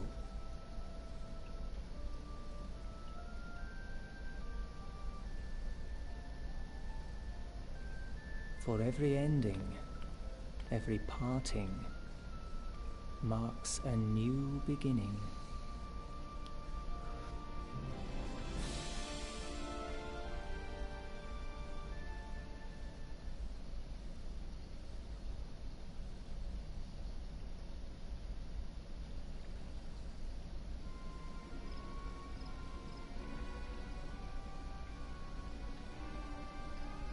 Blah blah blah blah blah. Blah blah blah. Well done, brother. You may resume your noble duties and rejoin the others. The coming battle shall be our greatest yet, and I intend to stand with you on that glorious day.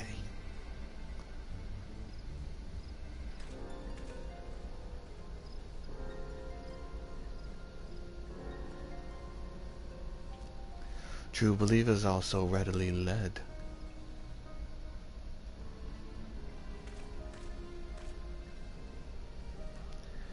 I have given them everything they desired, all for which they prayed. I doubt you can say the same for your pawns. Get what you wanted then? Was it all worth it in the end? There were some unexpected developments, but they were ultimately to our advantage. Be it the host to suffice light or dark, a world bereft of equilibrium is but a void in waiting, and the void is of no use to my master. I shall follow her emissary with great interest. As for the pawns whom you so pity, they have delivered unto me a gift, which I do now present to you.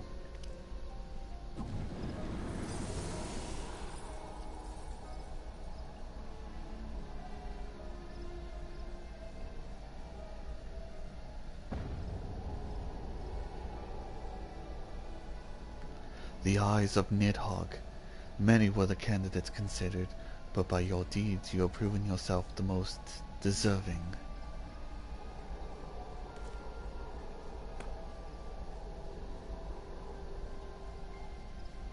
A man of boundless rage and bottomless despair, in whose breast beats a heart which thirsts for vengeance.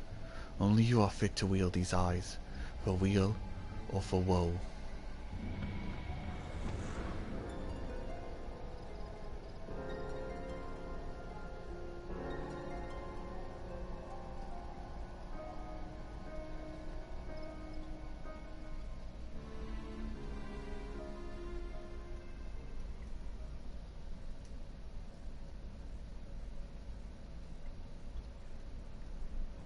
Meanwhile, thousands of miles away.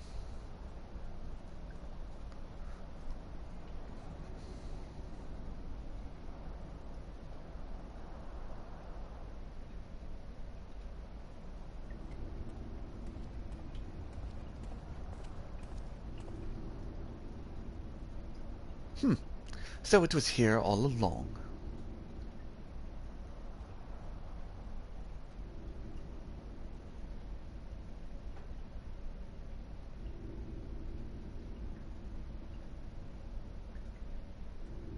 Oh, just you wait, my pretty. You and I are going to have so much fun.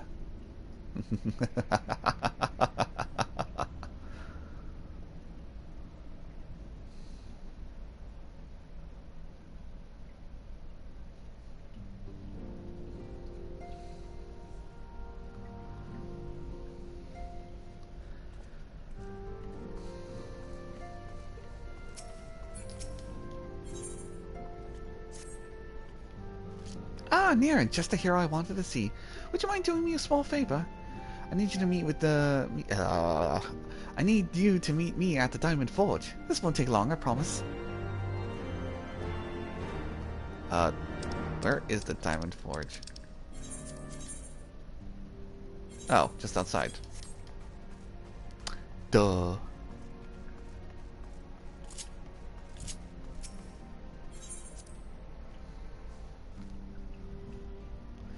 Da da da da.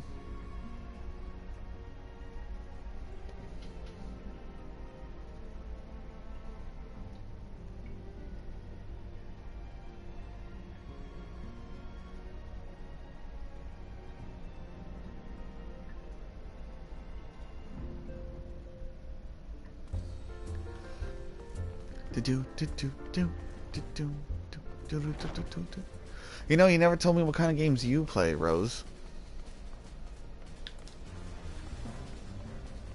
You've asked me, but you have yet to reveal what you play. Perhaps we could be fans of the same types of games and or series.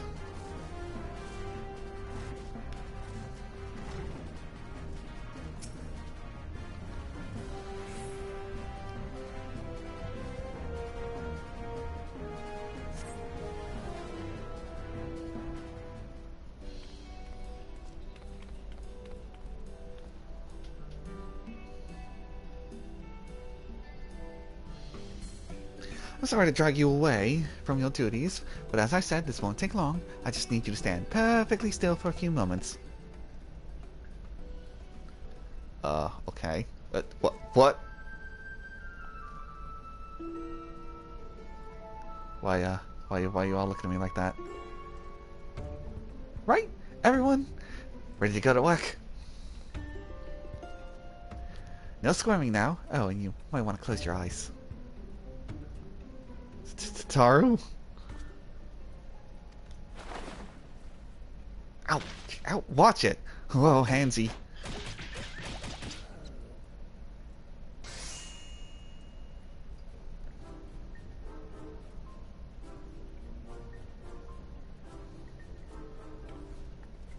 There! All finished. The Warrior of Light's every measurement from heroic head to intrepid toe.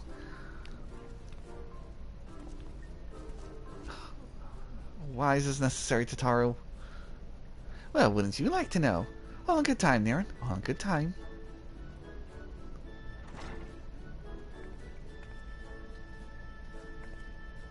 Aha! Found you! Alphino wants everyone in the Solar for a meeting. I don't know what it's about, but he seemed to think it was important. Go on, we have everything we need. No sense in keeping everyone waiting. Alright.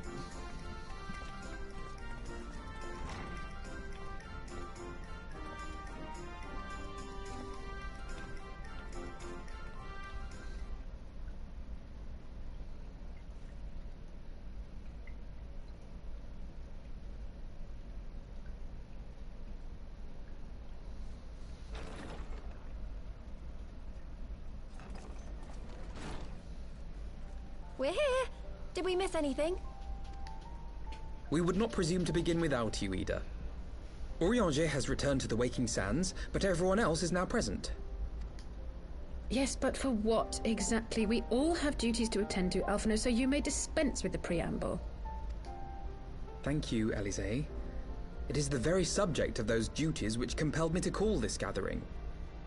Though the Warriors of Darkness no longer pose a threat, Eorzea's many troubles demand no less of our attention. And while I stand by the decision to approach each task as we see fit, I fear our effectiveness will ultimately be diminished should we continue to act in ignorance of each other's efforts. Thus, I propose we elect a successor to Minfilia. Not to serve as a fully fledged antecedent, perhaps, but as a coordinator of operations. Is that all? Well, then the decision seems clear. No one else has shown any enthusiasm for the role, and judging by your performance at our previous meeting, you would seem the perfect candidate. You always did have a flair for politics.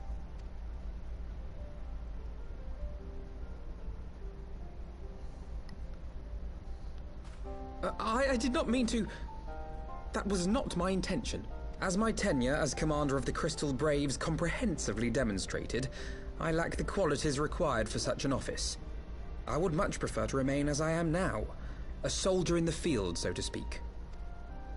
Should none of our number step forward, must we then constrain some unwilling candidate to take up the position? Well, based on merit alone, a certain adventurer would be my choice. Though I concede he might struggle to balance his new responsibilities with, let me see, slaying primals, thwarting legatuses, and feeding the orphan poor. Thancred makes a good point. Any who would wear such a mantle would be bound by its obligations. Have we not become sufficiently familiar with each other's methods to act without an overseer? At present, I see no cause to so willingly limit one of our number. Oh my goodness! Help! I need some help here! Tataru?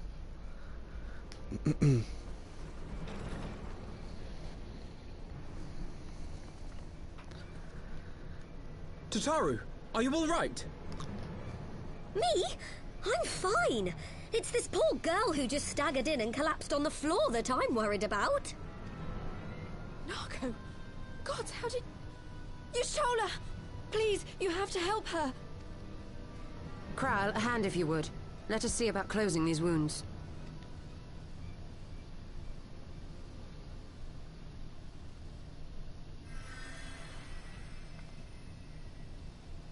Now, we've staunched the bleeding, but it may be a while before you can move about again.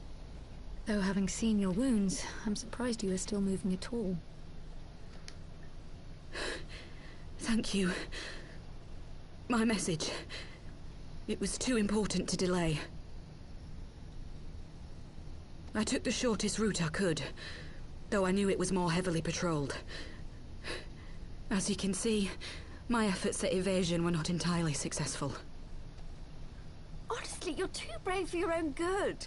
What was so urgent that you needed to fight half the Empire to get here? You could have been killed. I'm sorry, Yda. I had good reason. But I imagine your friends are wondering who this bloody mess of a Mikote is. My name is Minago, and I belong to the Alamegan resistance. I came to warn Yda and Papalymo about one of our leaders. A man who calls himself the Griffin. He's always been dangerous, but he's planning something new. Something reckless. The Griffin, you say? I've heard the name.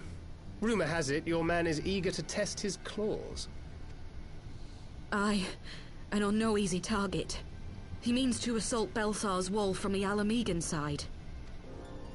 But what does the Griffin possibly hope to gain from such an attack? From what I understand, he wants the fires of war to spread to Eorzea. And for that, he needs to control the border with Gridania. So, he means to spark a conflict between the Alliance and the Imperial forces stationed in Alamigo, to have Eorzea's armies aid in the liberation effort, whether they will it or no. His plan is flawed. Even should the Resistance succeed in occupying the wall, they would not be able to hold it. Imperial reinforcements would drive them out within a week. Be that as it may, if there is even a chance that this scheme could bring about an escalation in hostilities between Eorzea and the Empire, the Alliance must be informed. Agreed. I shall depart for Limsa forthwith and seek an audience with the Admiral. Thancred, Uldar is yours. Alphino and Alisae, make haste to the Twelveswood and notify the Elder Seedseer of the danger to Gridania. She will duly call a council of the Alliance leaders, whom you must be ready to receive. You will be our voice in Ishgard. Explain the situation to Sir Emmerich and encourage him to send an envoy. Will do. To Taru, Kryl, I leave the care of our injured messenger to you. See that she remains quiescent and her wounds closed. I believe that covers everything. Let us be about our tasks.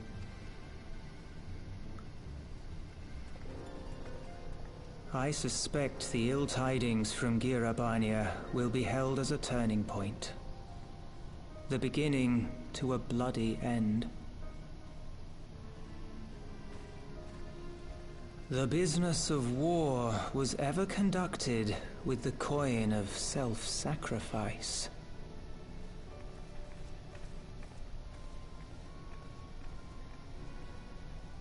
'Twas Master Louis Soir himself who taught us that such costs are not to be ignored or denied.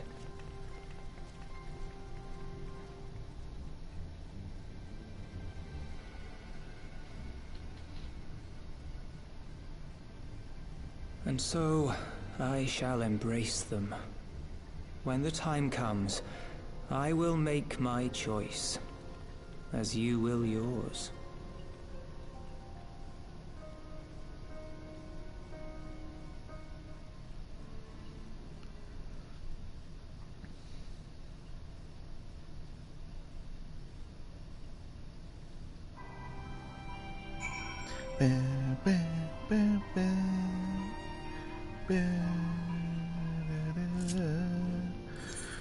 Teleport to Ishgard.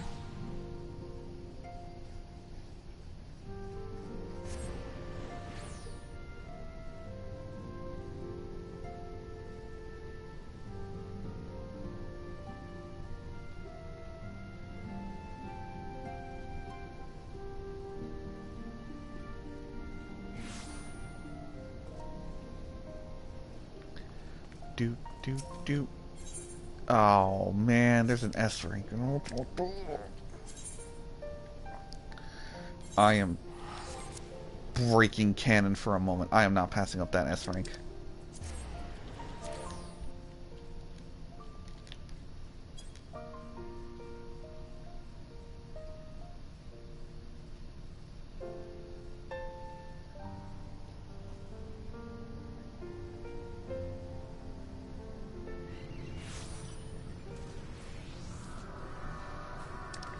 You know what? When in doubt, make your own group.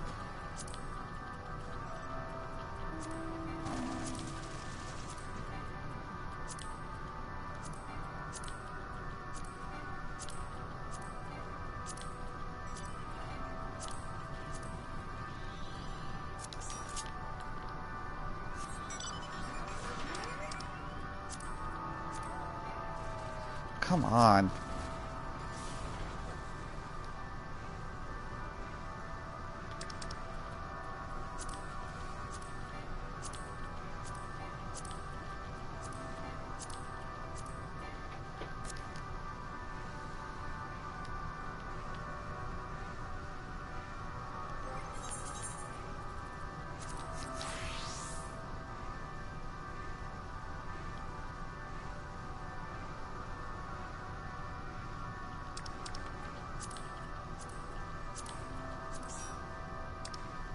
Don't you tell me to invite more people.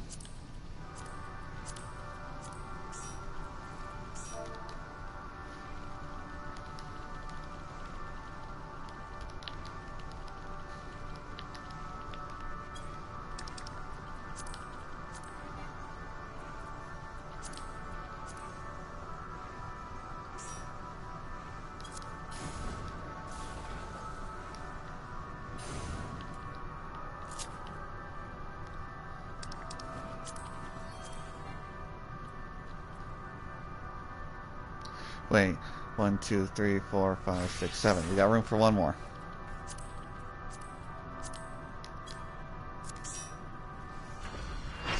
Alright, we full.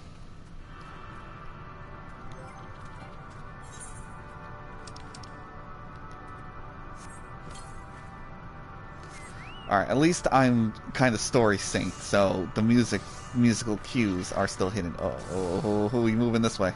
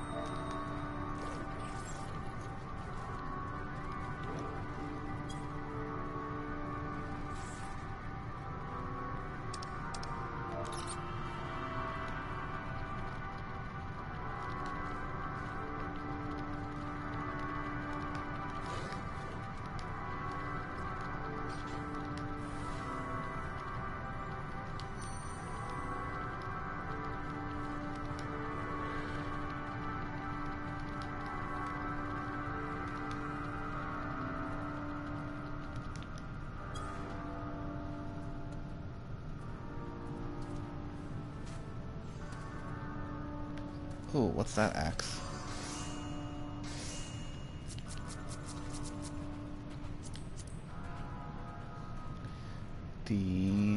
Oh, Sophia axe.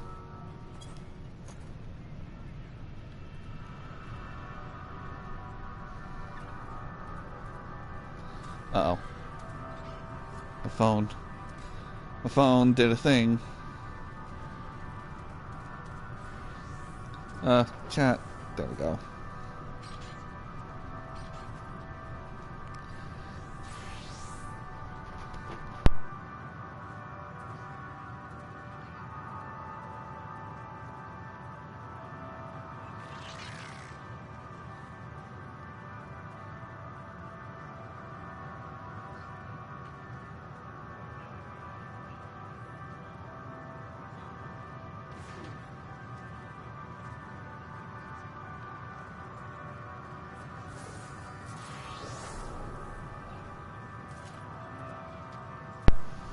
Had to quickly mute myself because someone was talking to me, and those conversations stay private.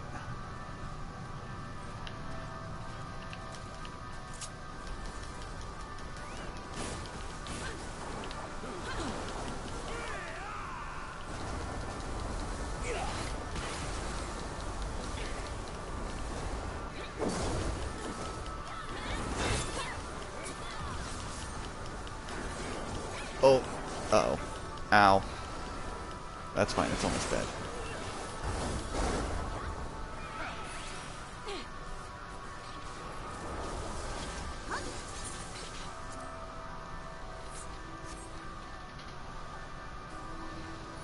Oh shit.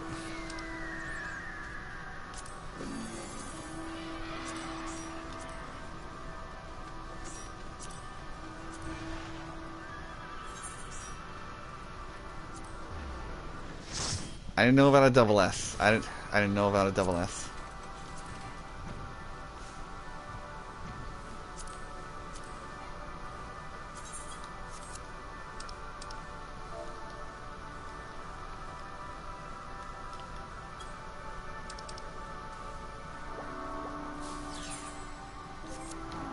Oh my god, did someone attack it? Someone did.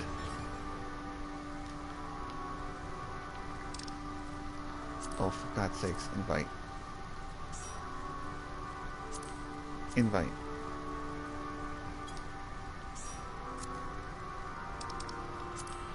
Invite.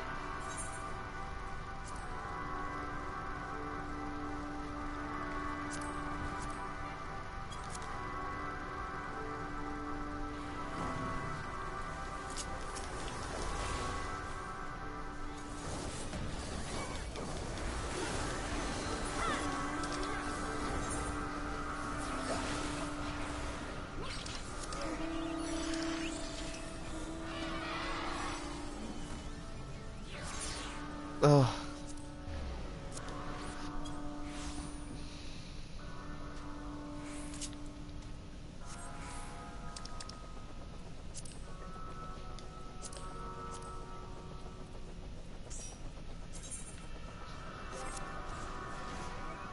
Minions are dying, friends. Not this. Come along.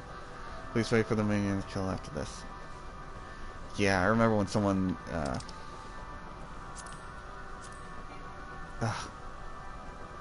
Someone screwed up a double S by going after one of the minions alone and died.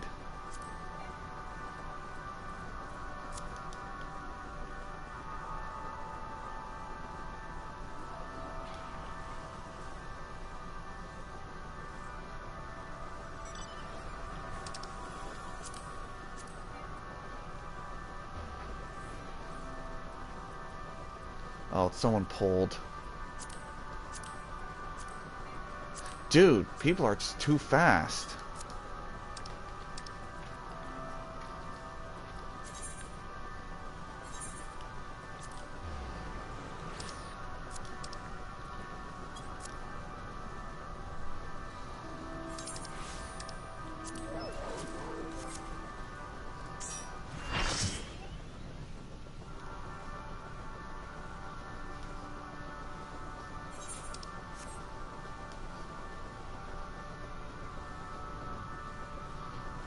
Oh god, I can't even see the damn thing.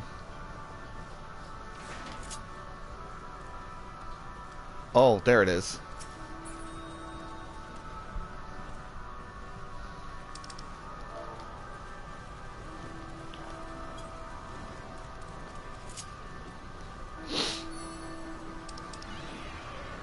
Are we full? 1, 2, 3, 4, 5, 6, 7, 8. Yes. Someone's dead.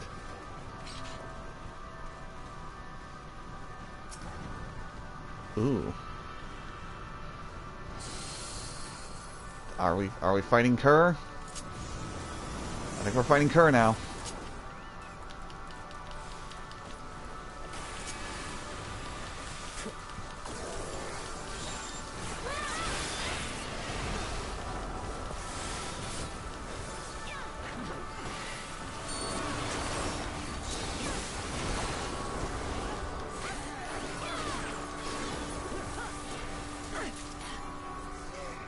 Nice.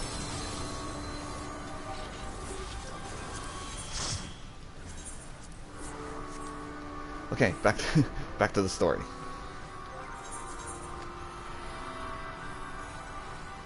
Where? God, I'm blind. There's Dragoon.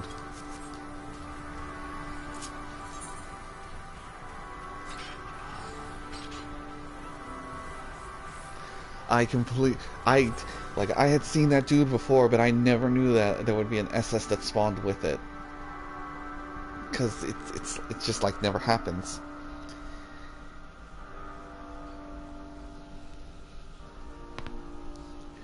Yeah, sometimes when you kill an S rank, an SS rank will have its minions spawn and you have to go and kill the minions. But you can't, like, go alone and die. Because if you do, you'll screw it up, because they'll be like, huh, you're dead and there's no one else fighting you, so they'll de-aggro and despawn.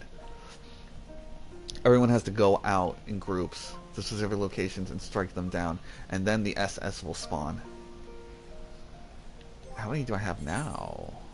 Oh, 16,000. I gotta see what I can buy. Greetings, warrior of light. What business brings you to Ishgard? I see. Wait here. I will summon Sir Emmerich.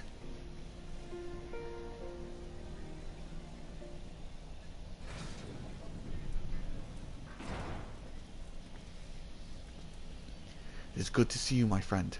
It is but a pity it must be under such circumstances. Had Lucia not informed me of the urgency of your suit, I would have certainly sent some wine.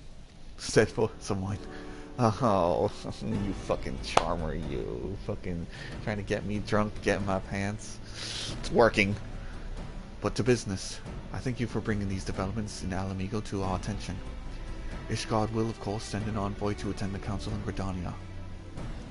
I cannot say who will represent us, however, as the choice is not mine to make. Not mine alone, at any rate. Given the imminence of the threat, we may forego formalities of full assembly, but I will still need to consult my counterpart in the House of Commons prior to proceedings. Will you permit me some time to make the necessary arrangements? Yeah, we have time. I thank you. Our representative, whoever we select, will require a suitable escort. Make your preparations and inform Sir Hanelo that he is to lead in your absence. Yes, Lord Commander. Niren, pray accompany Lucia to the gates of judgment and make ready to depart for Gridania. I will have our envoy join you as soon as I can. Fury speed you on your way.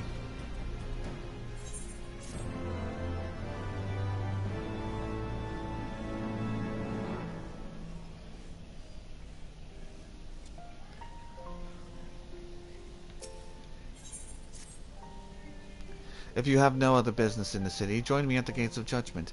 We must be ready to depart the instant the envoy arrives.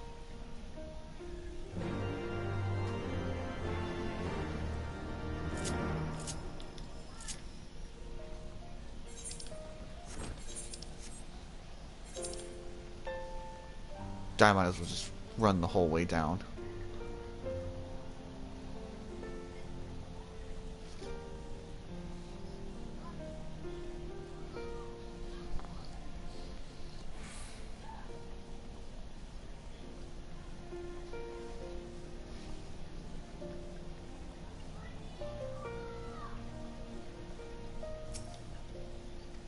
Crossing the steps, sir.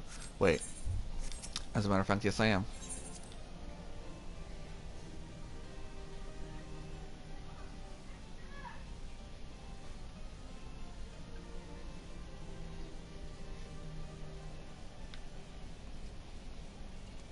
I don't remember who the envoy is. I don't think it's Hilda. She's not one for politics.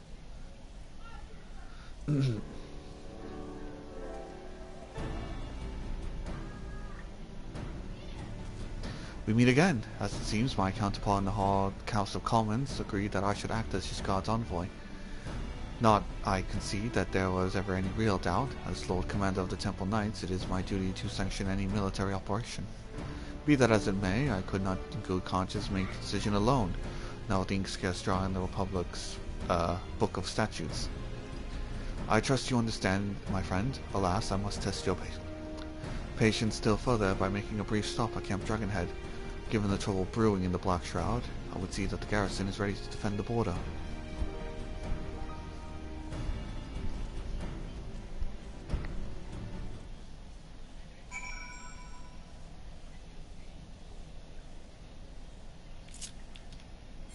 I could just teleport.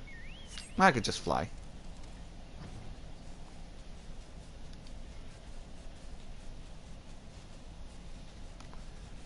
Man, there are times when I really wish there was, you know, music. Not the happy. No, not this one. It's a serious situation. I don't think this song would be fitting to fly through the air. Oh, sorry, Emmerich. I am like right on you, man. So close. The garrison commander waits within. Why not accompany me, Niren? You may see a familiar face. Why? Who is it? Yeah, my ear itches.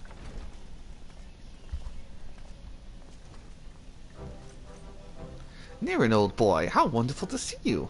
And Sir Emmerich, too! To what do I owe this unexpected pleasures? I will have some mulled wine brought up from the kitchens at once, if you'll excuse me. Nay, do not trouble yourself, Honoir. We shall soon be on our way. Lucia, a brief summary, if you will. Yes, Lord Commander. Blah blah blah blah blah blah.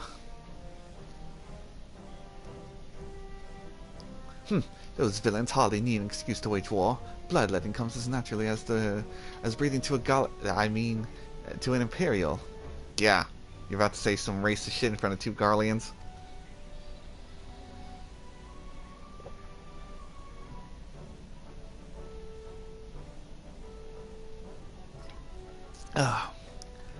And thus we shall strengthen our patrols as you suggest. We shall also be sure to communicate these developments to Lord Francel and the Observatorium. I see you have everything in hand. Carry on, Commander.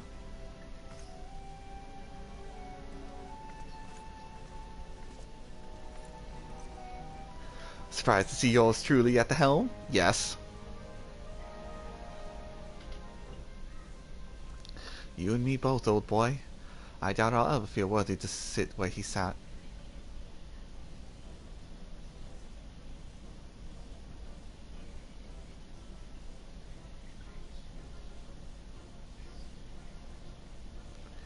Yet we can but play the hand we're dealt, and with a little help from veterans and Honoir's ceaseless chiding, I'm sure I'll muddle through. So worry not, old boy. Off to Gridania with you. Manolane, you'll do just fine. You'll make Haurchefant proud. I know you will.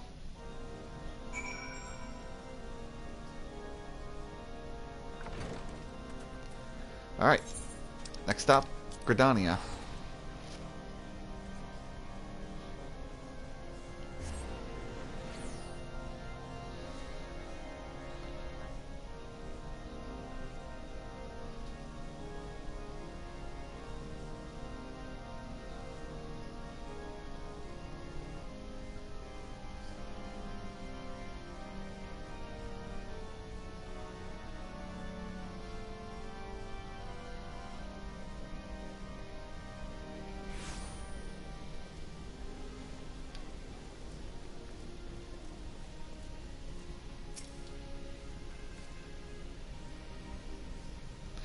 Diplomatic duties have brought me here on several occasions, but I find that I am enraptured by the Black Shroud's beauty now as when I first laid eyes upon it.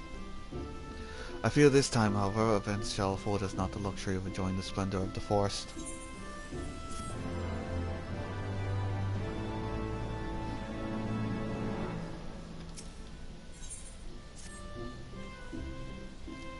It seems we are here to have an escort to the Lotus Stand. A pleasant place to discuss unpleasant matters, is it not?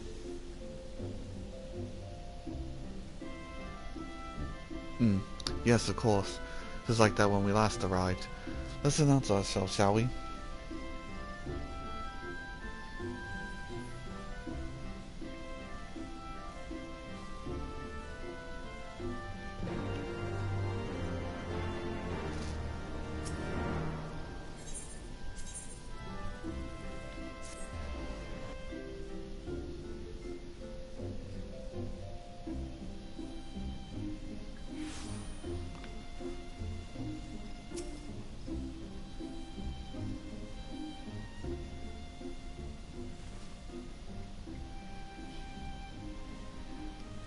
The envoy from Ishgard has arrived. Very good. This way if you... and the Lamentin party as well. Ah, you giddy. I had hoped to slip unnoticed, but I see that I was not the only one delayed in my arrival. Greetings, Sir Emmerich.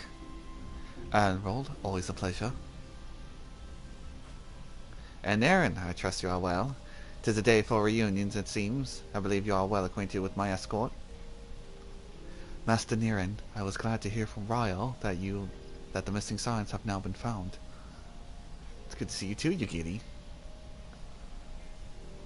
There's much more I will discuss with you, but first let us attend to the issue at hand, shall we?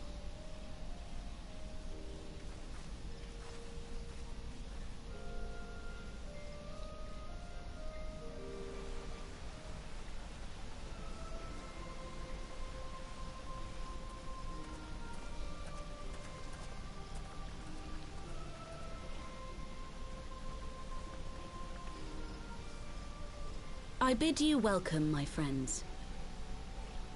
As you will by now be aware, the Scions of the Seventh Dawn have come into possession of certain intelligence concerning recent developments in the region of Yda. It springs, I am assured, from an unimpeachable source. Is that not so, Master Alphino? Indeed, Elder Seedseer. Our information comes directly from a member of the Resistance's inner circle, and we have no cause to doubt its veracity. This Griffin of theirs is a fool if he thinks he can hold Baelsars' wall against the Empire. When the Imperials move to take it back, they will come in force. And the resulting fighting is all but certain to spill over into the Black Shroud. At the Battle of Cartano, the combined might of 3 grand companies labored to contend with the remnants of but a single Imperial legion. Alone, Gridania would be hard-pressed indeed to hold back the tide, should the Garleans turn their minds from reclamation to invasion.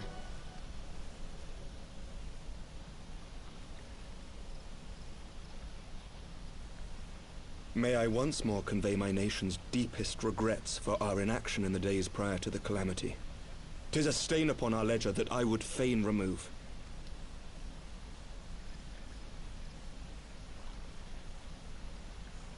Elder Seedseer, I do hereby request leave to deploy a defensive force within the borders of Gridania. Ishgard's return to the Alliance shall be honored by more than mere ink upon parchment. The Doman people too would join any effort that weakens our common foe. We are few, but our most seasoned shinobi are at your disposal. On behalf of my people, I offer you my humble thanks. Gridania welcomes your assistance. It is time we set our contingency plans in motion. Is the Alliance agreed?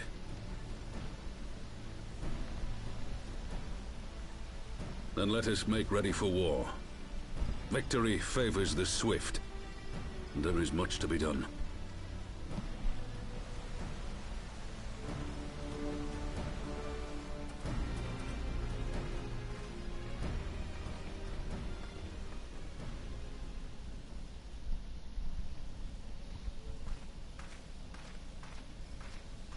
The Council knows that Alamigo will not soon be wrested from the Empire, and its decision to bolster the border's defenses seems eminently practical. Why then, brother, do you scowl so? I agree that they have chosen the wisest course available. Indeed, the only reasonable one.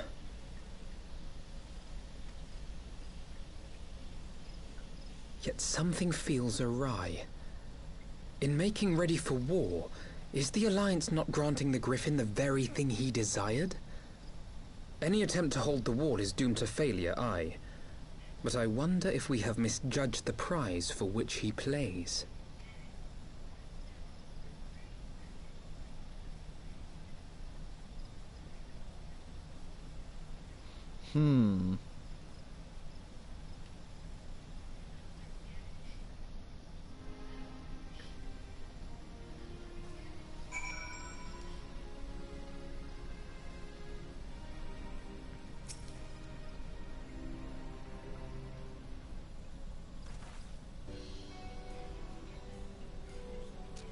That the Council was able to reach an accord so swiftly is heartening development in itself, and we hope my misgivings prove unfounded. Ah, good. You have yet to depart. I fear I may have missed you. Sir Emmerich! Master Alphino, a pleasure as always. And Mistress Alisae, how wonderful to see you thus recovered. Pardon the interruption. I had hoped to thank Niran for serving as our escort before other duties called him away. I also wish to thank our Doman ally. Oh, I didn't even notice her there. Forgive me, my lord. I was but waiting for an opportune moment to join the conversation. A force of habit made me keep to the shadows. No apologies necessary, Mr. Shigiri. Foremost, I was most grateful for your interjection when I offered Ishgard support. My nation's historic failure to heed the Alliance's plea for aid is a matter of record. Even so, the Alliance leaders were plainly unprepared for my impromptu apology. The resulting air of awkwardness might have lingered longer were it not for your timely offer of cooperation, which allowed the elder seeds here to accept us both. I very much appreciated the gesture. I only did my duty, Sir Emmerich. The Empire is an enemy to us all, and we are grateful to have an opportunity to fight at your side. Full glad am I to have— ugh, God, their voices are too similar. In tone, I mean. Full glad am I that we have you. Pray convey my regards to the Scions, friends. We must return to Ishgard. What is wrong with a simple sorry or thank you? Must these politicians always make a speech of everything? Oh, of course, Emmerich shows up and then you show right back up. Or have you been lurking this whole time?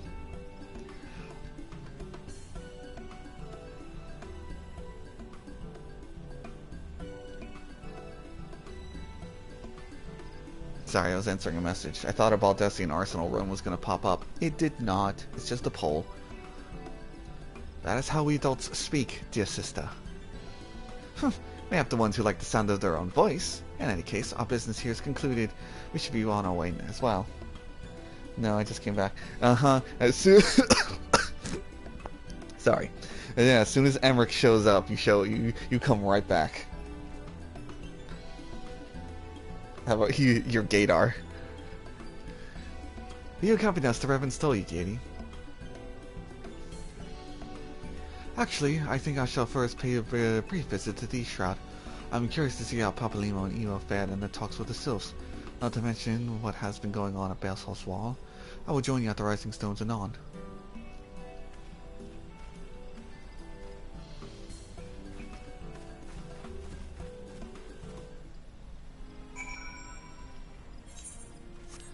What am I doing? I'm like, ooh, where do I teleport next? Literally, the Rising Stones.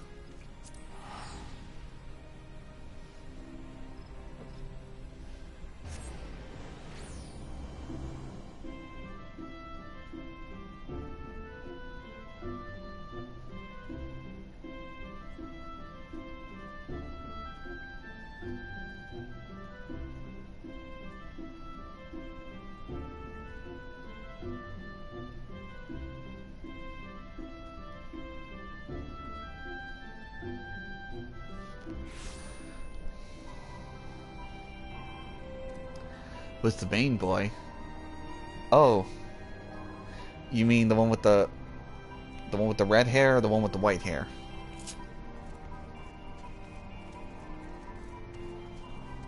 Wait, why am I running this platform?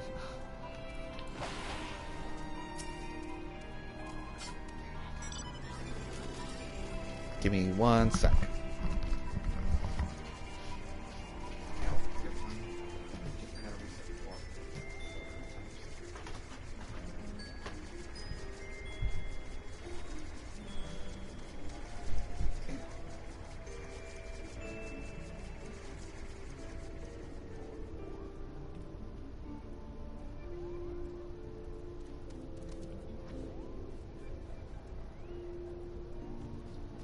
Sorry about that. I'll step away real quick, and I didn't feel like muting my microphone.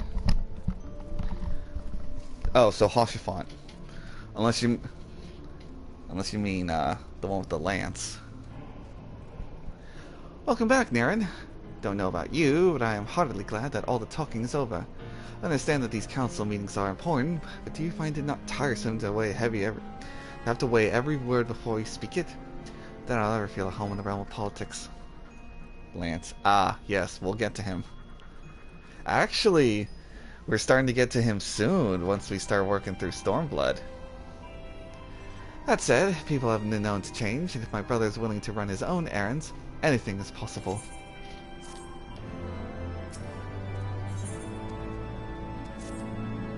Griffin on the wall. Well, as much as I enjoy the bustle of the tour, I think it's time we headed inside. My brother and the others will not be long.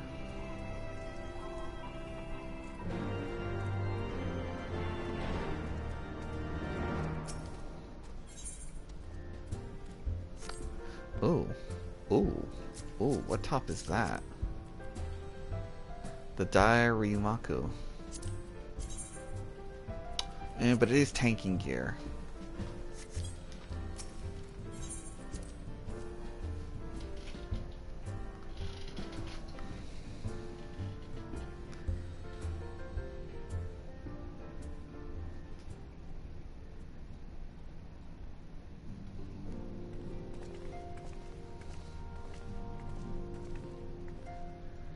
Ah, you are returned from the council. But what of... Oh, excuse me. But what of Alpha now? The other matter requires attention. My apologies, friends. I trust we have not kept you waiting over long. Greetings, everyone. Oh, Kyle, how's Nago doing? She will be alright, won't she? I don't see why not. She's sleeping soundly at the moment. Tataru is keeping an eye on her.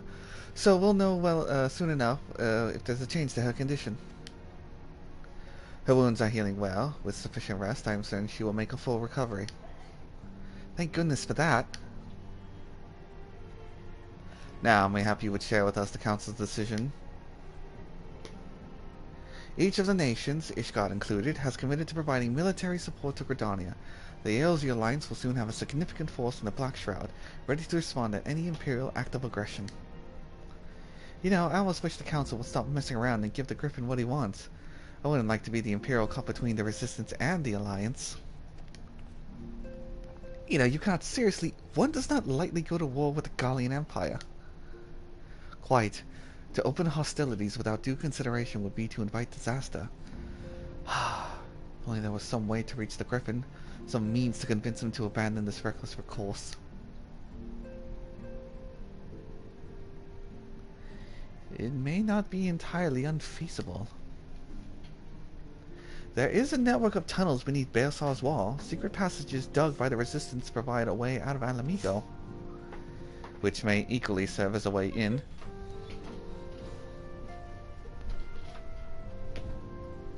Frank, what are you doing?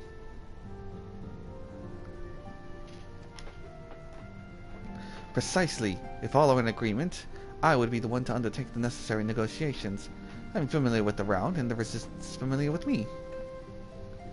But as familiar as they are with me, you mean? Say what you want. I'm coming too. I have some experience in the practice of infiltration. If you would have me, my services are at your disposal. As are mine. It's been far too long since I shared a shadow with the shinobi, and I do not intend to waste the opportunity. 4 is quite sufficient for an infiltration mission. Greater numbers will only serve to increase the risk of detection. Kral and I will direct our energies elsewhere. What of you leviers? I will return to East Shroud and stand watch over the border. Should matters take a turn for the worst, it would seem wise to be on hand. Might I prevail upon you to accompany me, Niran? Gridania will be safer for your presence, and, while it may not seem the most thrilling duty, dear sister, might I ask that you remain at the Rising Stones to pass the messages on and so? Sure. To hold the fort, you mean? Very well, I suppose the task must fall to someone. Safe travels, all of you.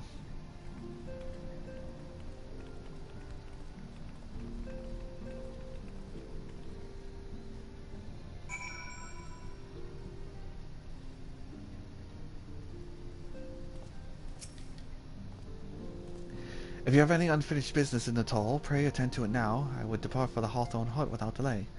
The nearby watchtower offers an unobstructed view of Baelsars' wall, and she'll be interested to speak with the Alliance commanders who have installed themselves at its top.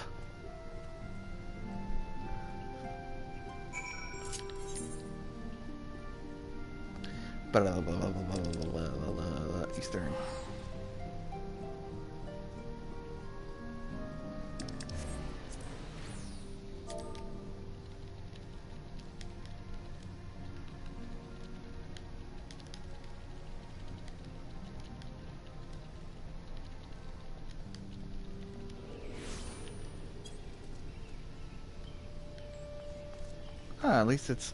At least it's nice, bright, and sunny out.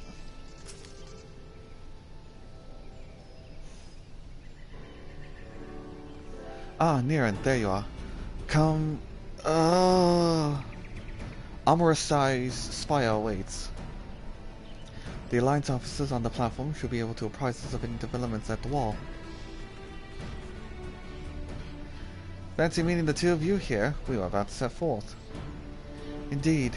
I was about to say 12 watch over you, but I doubt you have need of divine protection, even if you are venturing into enemy territory. Don't worry, Alphano. We'll have the Griffin by the scruff of the neck before you know it. Do make up your mind, Yda. Nary a moment ago you seemed ready to shake the Griffin by the hand rather than the neck. So which is it to be? It would seem best to decide before we enter negotiations? Trust me, Papalymo, I will shake whatever needs shaking. The talking part, I leave to you.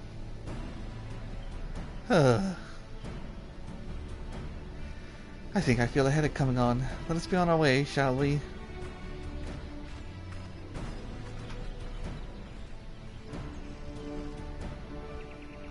Ah, some things never change.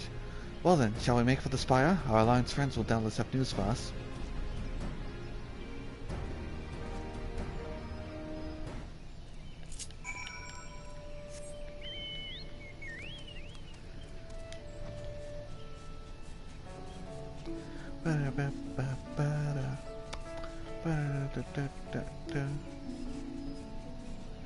Oh, our resident sprite just found out he can eat food for EXP.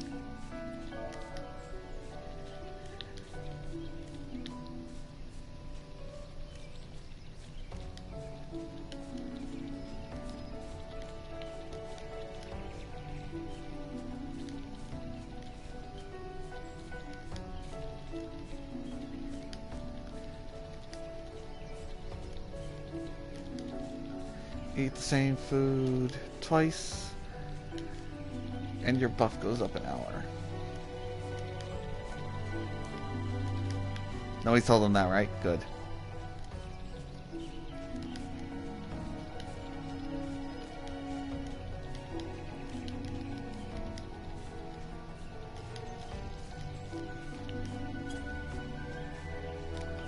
Wait, where's everyone? Oh.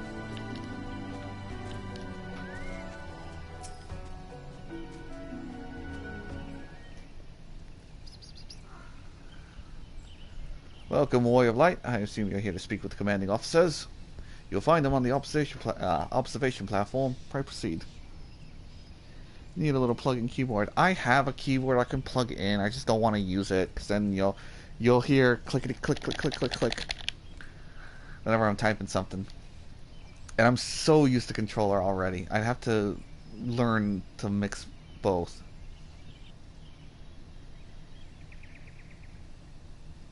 Oh, now it's nighttime. Great. We wasted all day going up these stairs. Greetings, my friends. 'Tis good to see you both well. I was hoping you'd might turn up. I've dragged half the watch here, you see, and the sight of you might help remind them why we bothered. If memory serves, I have not seen many of you since the day of the Grand Melee. Having borne the brunt of your blows, I may say that what is an honor to stand at your side. It is heartening indeed to see the realm's most stalwart defenders thus gathered in common cause. Speaking of which, what news from the wall? It's fine. Me, honestly, a whole hike with my 13 stairs. Yeah, I remember I used to live on like the 4th and the 13th or what? No, not the 13th. Whatever. That's like an apartment I used to live in, and then there's my jobs, which were hotels. So the elevators were too occupied. It was running up and down a fuck ton of stairs. All has been quiet. Oh, you jinxed it.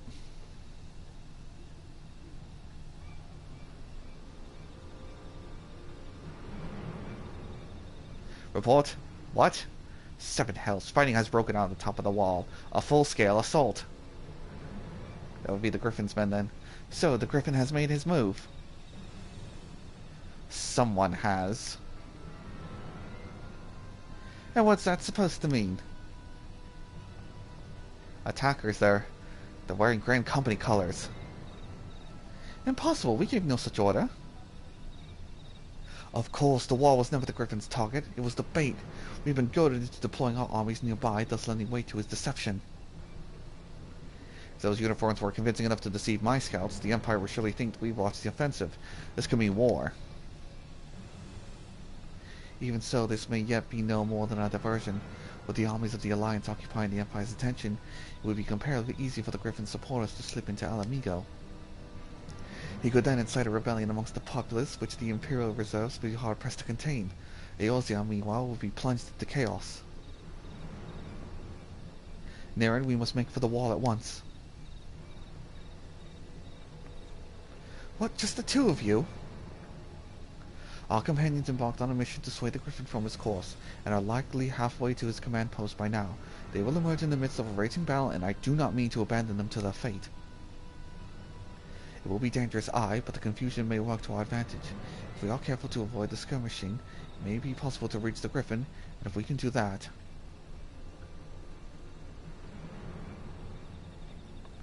Lady Hilda, might I ask that you have an airship ready to bear the Scions to safety? I don't know who this Lady Hilda is, Marshal, but you can count on me. We must prepare for Imperial reprisals. May the Navigator guide us through the storm.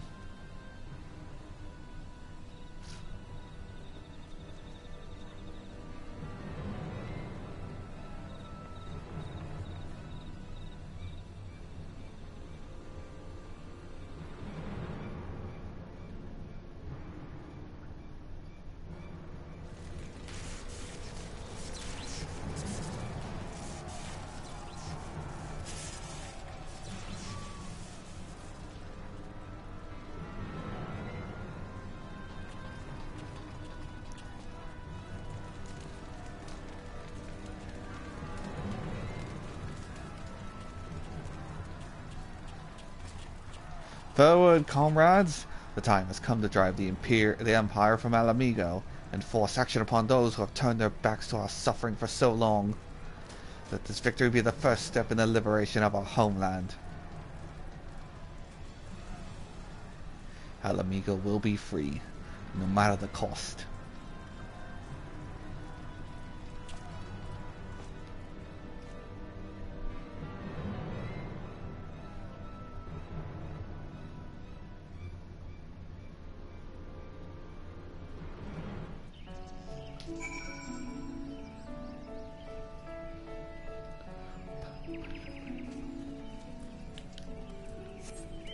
Huh.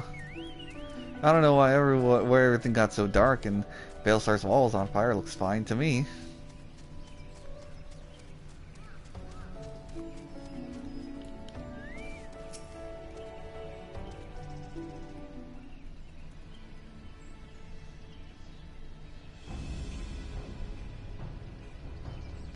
From what Papalymo told me, the trail ahead should lead us into the shadow of the wall. We have two objectives. I suggest we divide our forces. I shall make straight way for the tunnels and attempt to intercept our comrades ere they stumble into a bloodbath. While I do so, I ask that you scale the wall. Know that I would not propose such a course if there were any other way, but the time for subtlety is past. Take a band of your most trusted companions and cut the path through to the Griffin.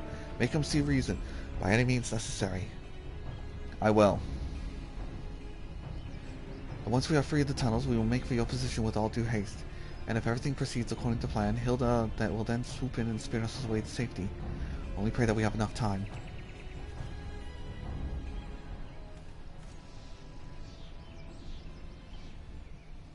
Boing.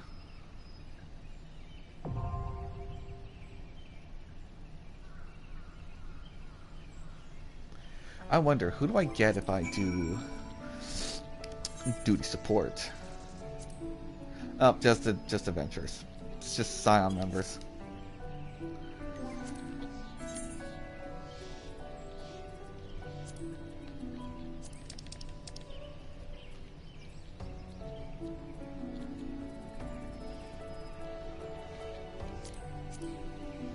I have all the things. Yeah, okay. Double checking.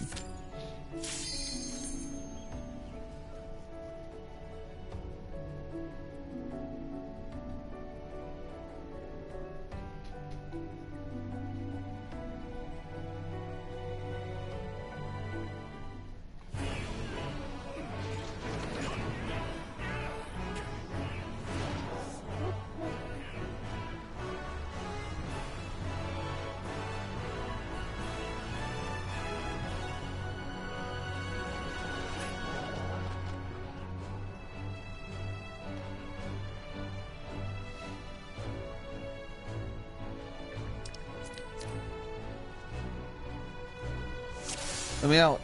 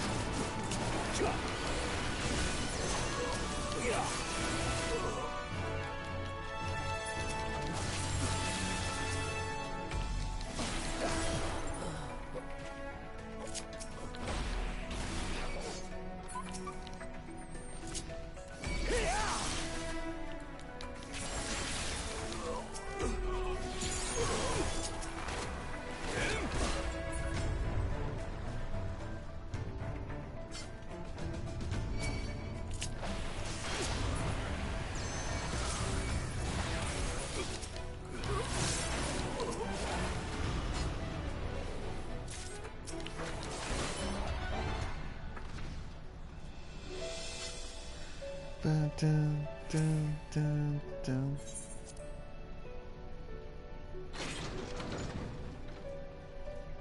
Love it. It's a little mix of the Gridania theme, some Imperial theme, a little bit of Alamegan.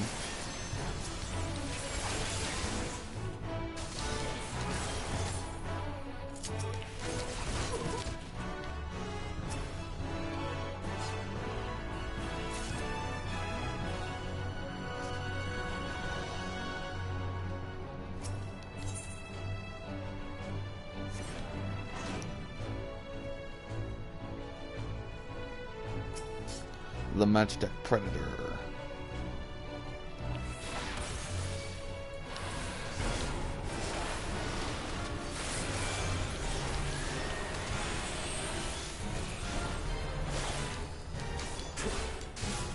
Ow.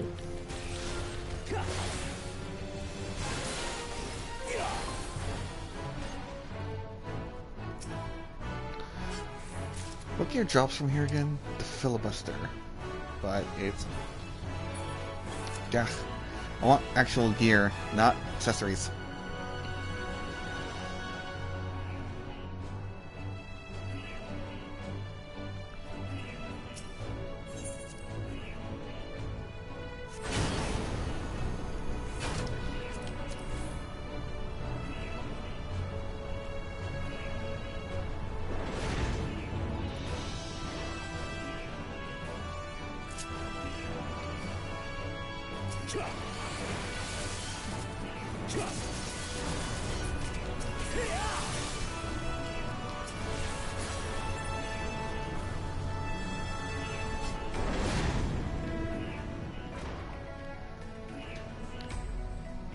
Oh.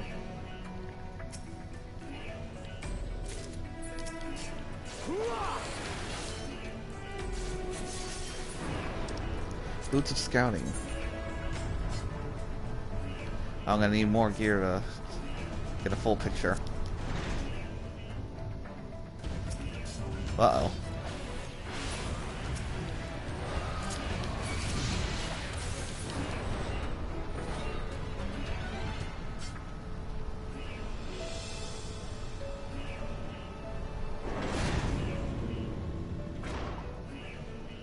No more.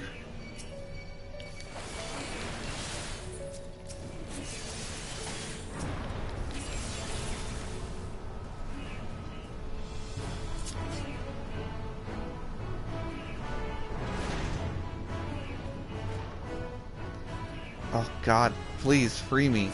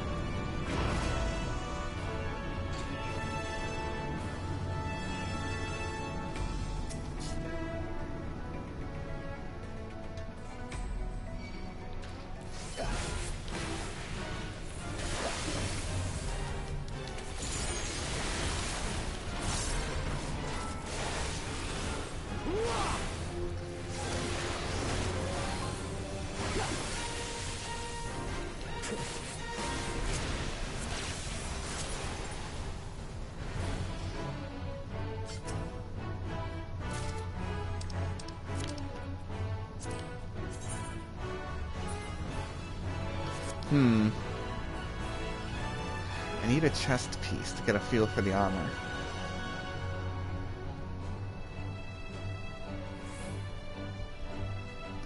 I'm pretty sure the filibuster gear set is cool, but I can't see without a chest piece to complete the set.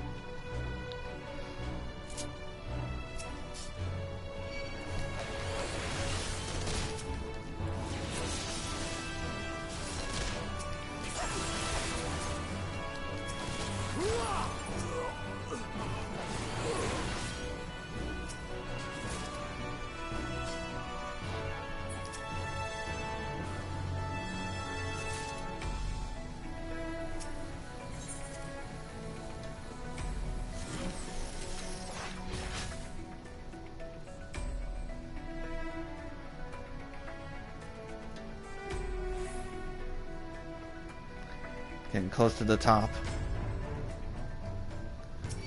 Uh-oh.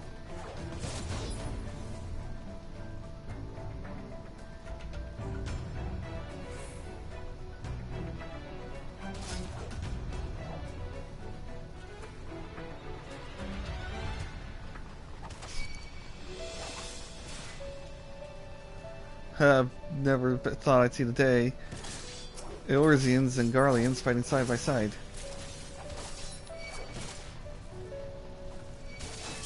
Would be an absolute shame if someone just dive bombed him. Oh, he lived.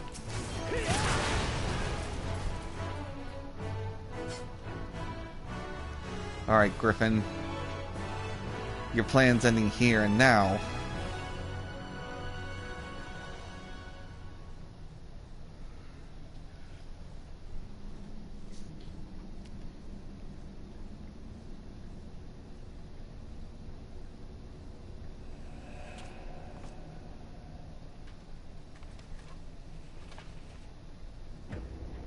Ilberd.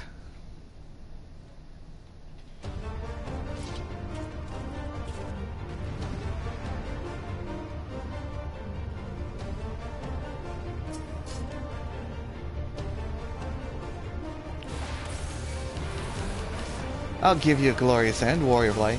Come, see what awaits you at the far edge of fate.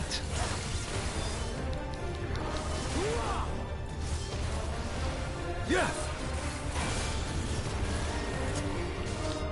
How'd you like these?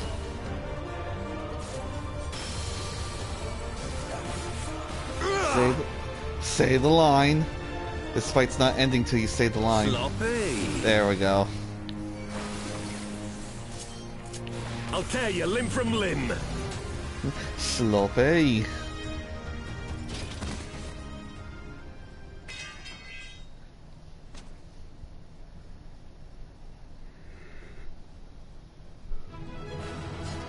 It's over, Ilberd.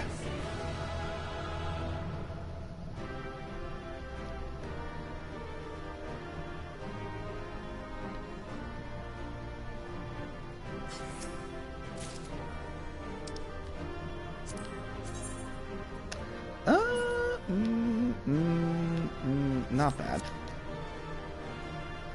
Oh, the exit's here.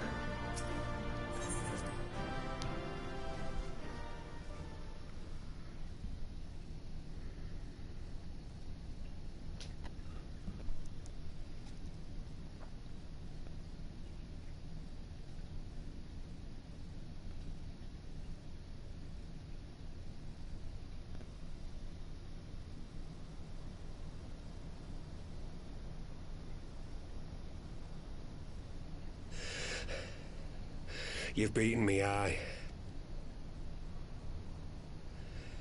But you cannot stop what I've begun. Behold, a glimpse of things to come. What do you mean?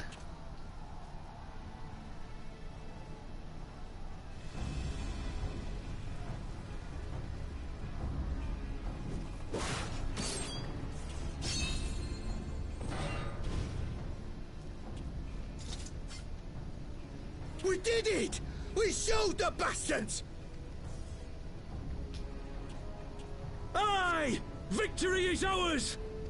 And who knows, lads? Mayhap the Eorzeans will finally see sense when the enemy turns up on their bloody doorstep.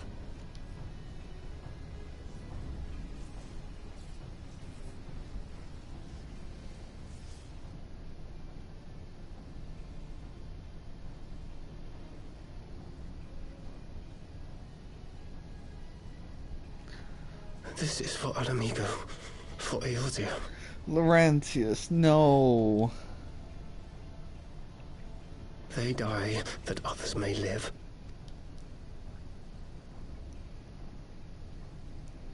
Oh, and this little fucking shit. Fucking dunk him in a toilet and punt him across the field. Vanguards! Attack!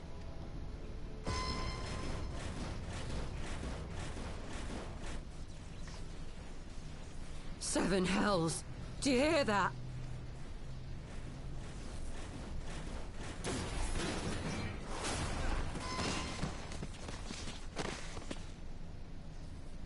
War machines! How did they get here so quickly? Stand your ground! For the resistance!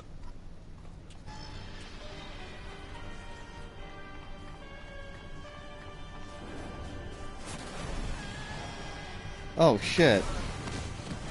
That guy was impaled and still alive. I mean, now he's not anymore, but damn.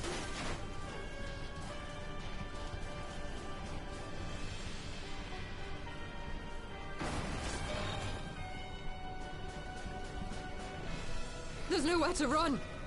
We're cut off.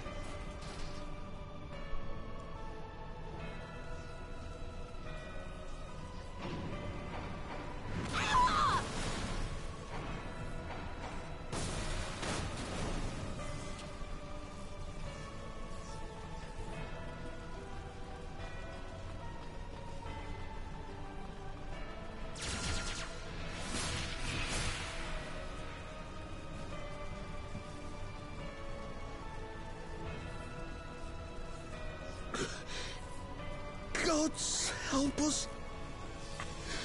What were we thinking?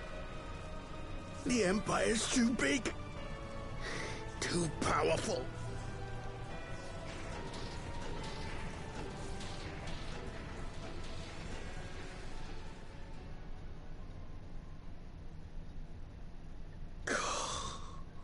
Mighty Rhalgr, grant us the strength to crush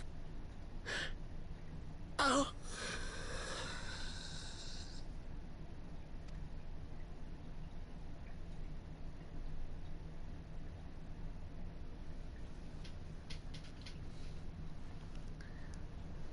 Albert, what have you done?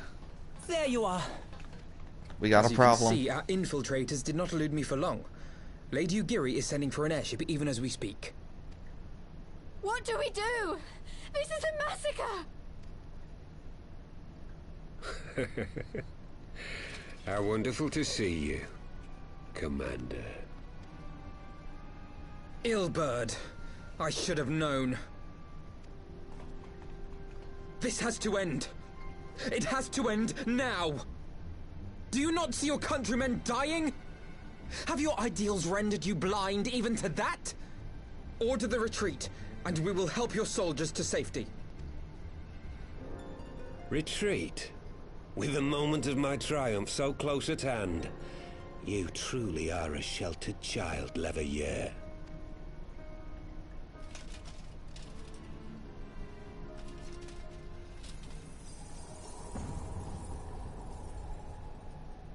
Nidhogg's eyes.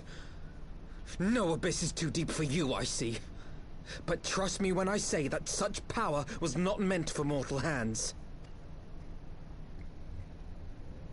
How long have I struggled to reach this point? My countrymen, so inured to the taste of defeat, they no longer balk at its bitterness, shouting my throat raw with rallying cries, only to be greeted with dull eyes and blank faces. Now it's sloppy. An EH. My brothers and sisters in Ulda have surrendered to their apathy and their appetites. Were it not for the glint of Lonorito's coin, I doubt even those here now would have answered my call. Take back our homeland! Free Alamigo! Ha! They'll happily mouth the words, but they won't spill the blood. You say no mortal should wield these eyes? Then I shall gladly become a demon. I will suckle on the souls of the hopeless and liberate the homeland they no longer deserve. What exactly do you mean to do? Did you hear their cries as victory was snatched away from them? Even with their dying breaths, they cursed the Empire. Never has their desire for vengeance been so raw, so true. A god has no need of faith when summoned by so pure a purpose. Summoned? You cannot mean to fight the Empire with a primal! You know full well the danger, the futility of relying on such power. Oh yes, I know their limitations. Which is why I will call upon a deity more terrible than the very black worm of the calamity itself.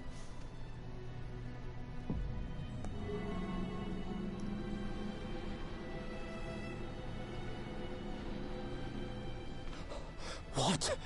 Here? Now? Like hells you will!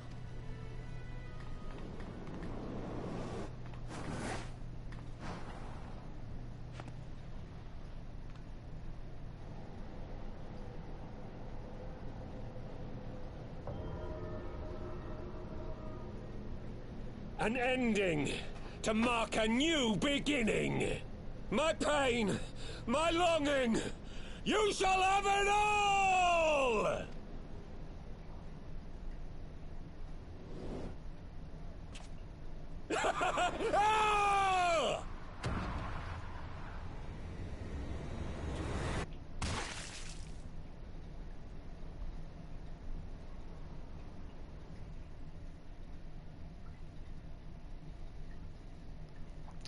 Fuck.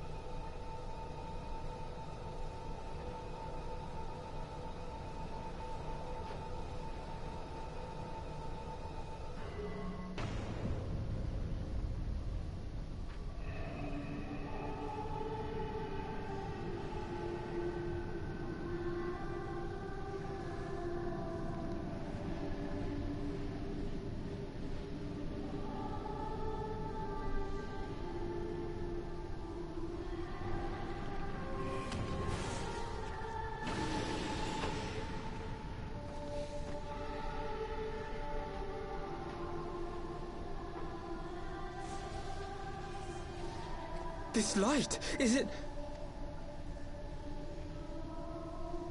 His death completed the ritual. The primal is taking shape. Well, can't we stop it? There must be something we can do!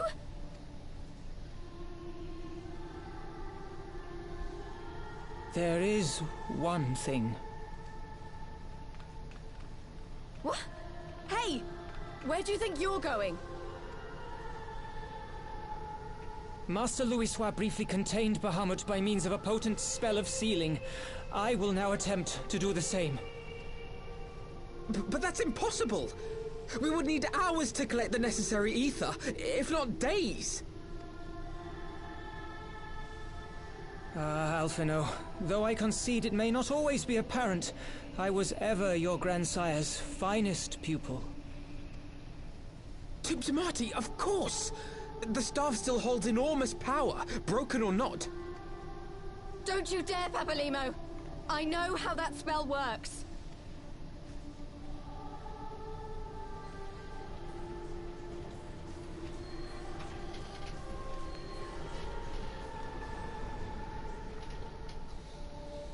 It is time to leave. Quite right. Quickly now, off you go. The further away, the better. No! If you're staying, then so am I. No, Yda.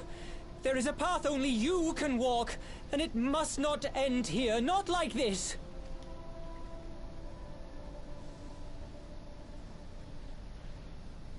Take her! Please, you have to take her!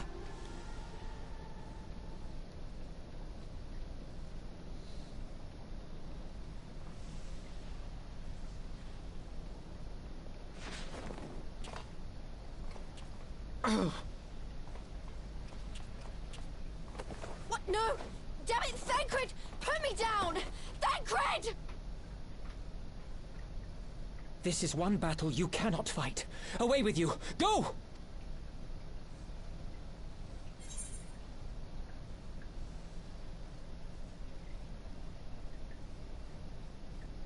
I'm trusting you, Papalymo.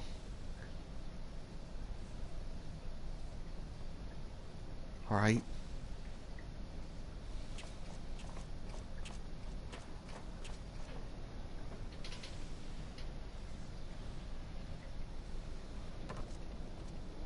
Hilda! I think he means now!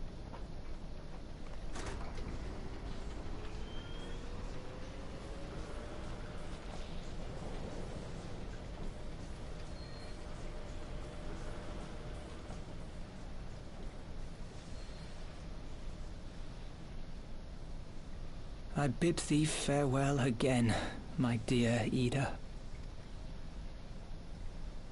Now, let us see how good a student I truly was.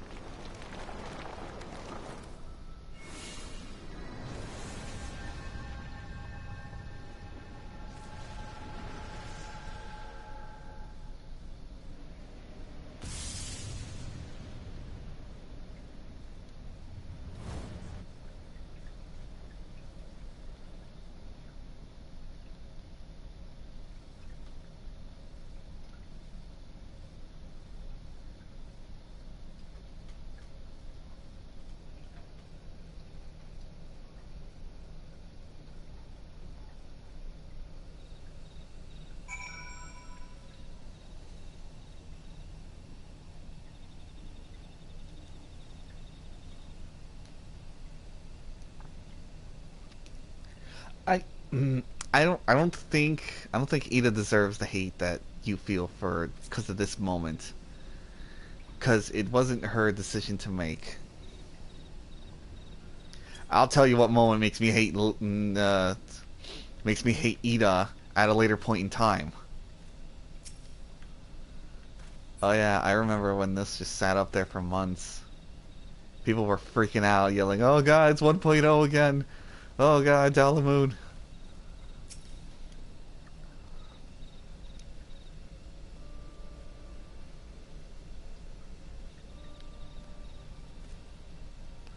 Why? Yda. Why didn't you let me stay? Papalymo is my friend. I should have been there with him.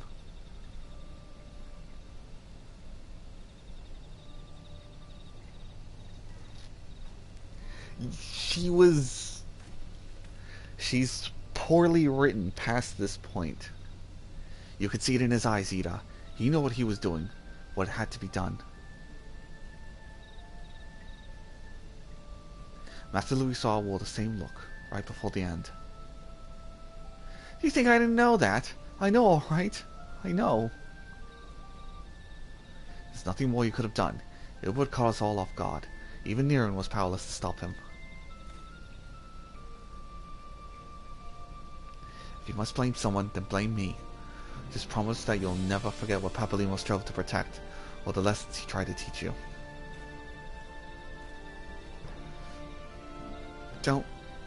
Don't speak to me.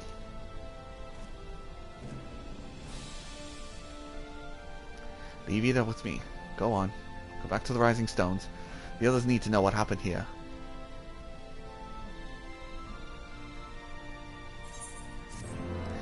Look, for the most part in Stormblood, before certain events kick off, she's actually a fine character. Like in Kugane, she's fine. She's finding her own ground as her own character, separate from the Scions. It's after Kugane is when her writing takes a fucking nosedive. Listen, I'll rant about my moment when it comes. Once again, I find myself at a loss for words. But Thancred was right. Is right. We must return to the Rising Stones and apprise our companions of all of this. Pray, make your way there at once. I will send word to Y'shtola and the others of our imminent return.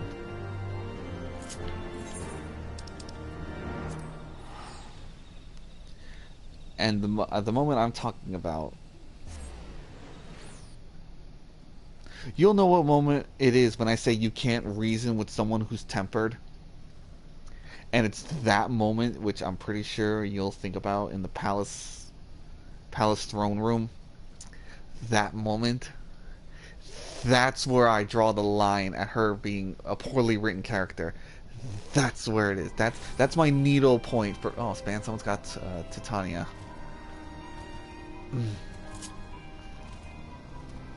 If I could get my friends to freaking give me that mount. But,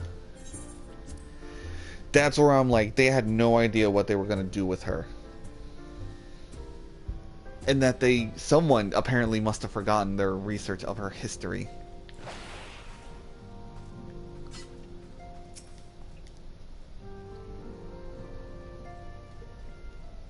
If this is voiced, I'm going to let it play out because I got to take a quick trip to the bathroom.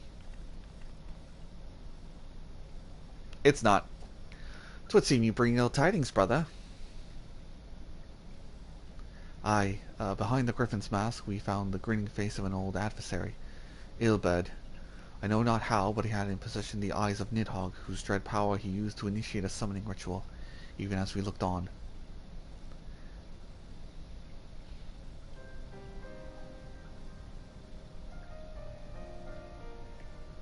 Violet 12. I don't understand. To assemble such a magic requires every ounce of one's ether. No one, not even grandfather, could cast it and hope to survive. Indeed, it was ever a last resort, as I'm certain Papalymo was aware. Thus did the pupil follow in the footsteps of his master, even onto the grave. I, as of yet, have been unable to explain how Ilbert came to possess Nidhogg's eyes. In the depths of the sea of clouds, a perpetual storm of water and wind aspected ether rages. No mortal could endure such conditions. Then mayhap it was the work of an ascian, but now is not the time for idle speculation. Kryl, I have need of your assistance. Yes, of course. We must inspect the cocoon of light and ascertain the state of the primal trapped within. Between our respective talents, I dare say we shall glean some measure of insight. Understood. I can't promise I'll be able to sense much through the barrier, but I shall certainly do my best. As shall I. Let us be about it then.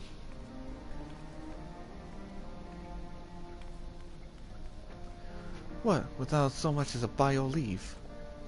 Pray forgive Archon Y'shtola her brevity. She seeketh employment lest her grief deprive her of the will to act. A desire to comfort Yda doubtless compelleth her unseemly haste. I too must contend with the grievous loss in my own way. By thy leave, Lady Alisae, I shall honor our fallen colleague through grateful study. There exist writings which may yet further our understanding of this cocoon of light.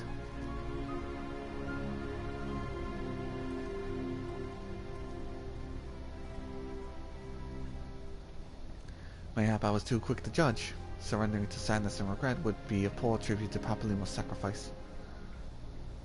Quite. We must begin preparations to face Ilbert's accursed creation without delay. What time we have was purchased at an all too dear price for us to squander it.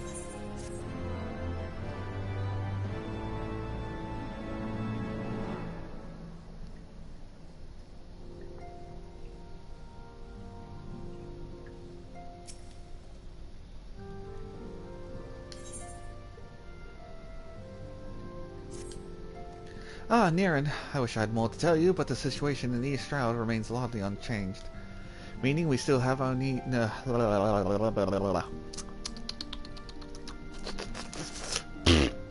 Meaning we still have no idea how long it will be before... Communication from the Alliance. One moment.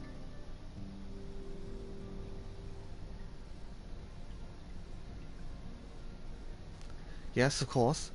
Our representatives will be present. My thanks. Word from Gridania. The Council will shortly be reconvened. The Alliance leaders have already begun to assemble. They wish to discuss the Primal, of course. As of Ystola's last report, the cocoon yet hung above the wall unchanged. Yes, but the Elder Seer doubtless shares our concerns about how long it will remain so. Until that's it, Garlean has been called in to add his expertise to proceedings. A wise decision. The more minds we have working on this, the better. Well then, I suggest we leave the Rising Stones into Taro's capable hands, in case to the Lotus Stand.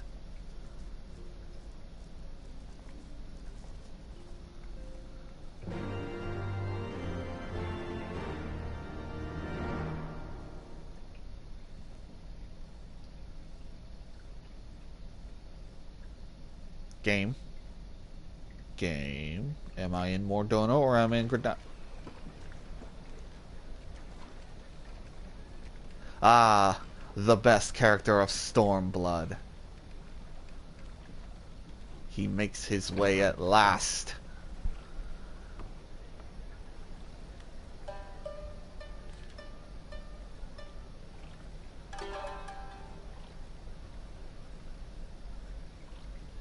A word, if you would, good sir. This place, it is within the realm of Eorzea. You're an odd-looking fellow, aren't you? Still, takes all sorts, I suppose. This here's Vesper Bay. Thanalan's door to the ocean, as some folk like to call it. Am I to understand from your answer that I have indeed arrived in Eorzea? Eh? Yes? You're in Eorzea? Ah! A plain response at last, and the one I wanted at that. My journey was not without its hardships, and I would sooner travel by land than put to sea again.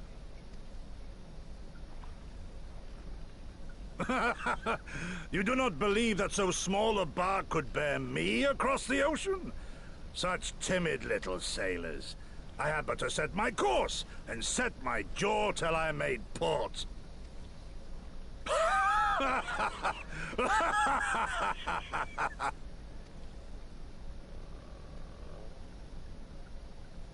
Though, 'twould perhaps have been wise to lay down my oars a moment to sup on more than the spray of brine water. By the trembling of my limbs, I sense a brief repast may be in order. Nay, I will not hearken to the feeble grumblings of an empty belly. Duty comes before all.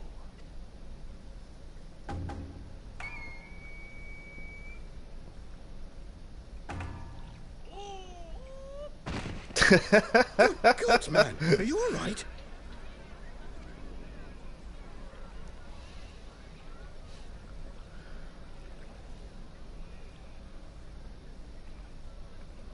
Thou art far indeed from home, friend.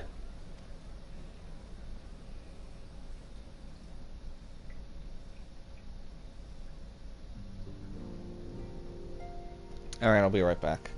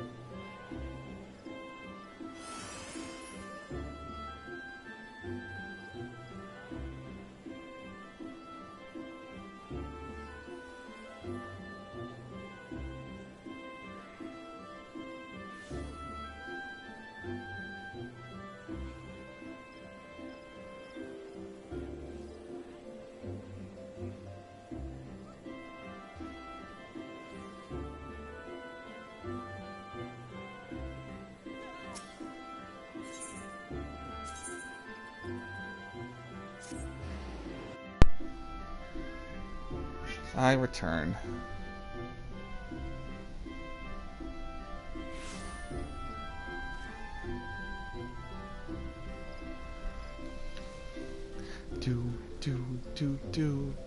Do.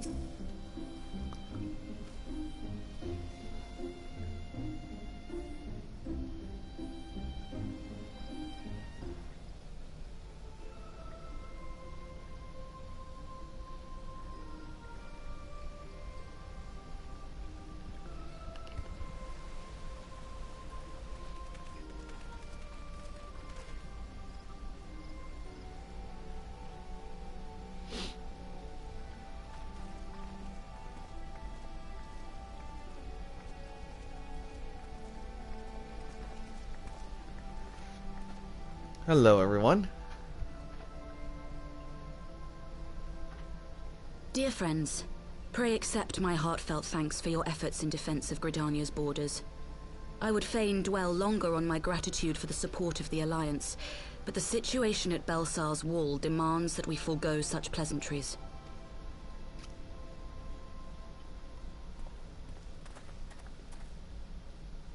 According to our most recent intelligence, the cocoon of light that formed in the air above the wall remains undimmed and unbroken. After measuring the cocoon's etheric concentrations, Archon Y'shtola has confirmed the presence of a primal entity.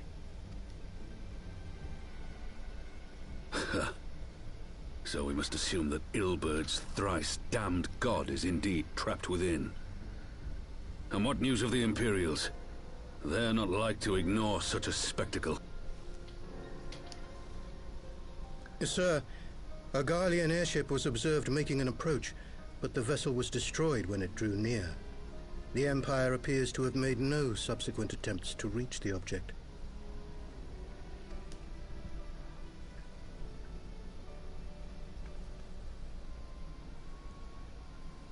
The soldiers who witnessed the incident spoke of a lance of light issuing from within the cocoon. Of an entire warship being reduced to smoking ruin in the space of a moment. Veterans of Cartano, meanwhile, likened the destruction to that wrought by the fiery wrath of Bahamut.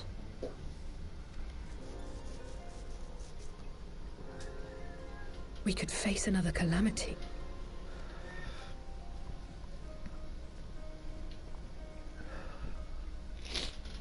So the primal is awake then? Contained, yes, but for how long? We must destroy it now, lest it break free. Yeah, it's only getting stronger if it can launch an attack from inside the cocoon. Agreed. There is, however, the small matter of how to get close enough to a being that swats warships from the sky as you would a bothersome gnat.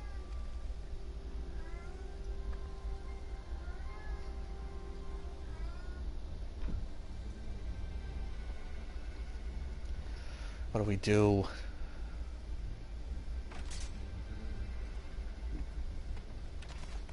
Is this truly so complex a puzzle? Or have you no stomach for the obvious solution? What in the hells are you doing here? Scava. A pleasure to see you too, Garland. Now, if you'd be so kind as to explain to these good people why you should be begging me for my assistance, that would be most appreciated.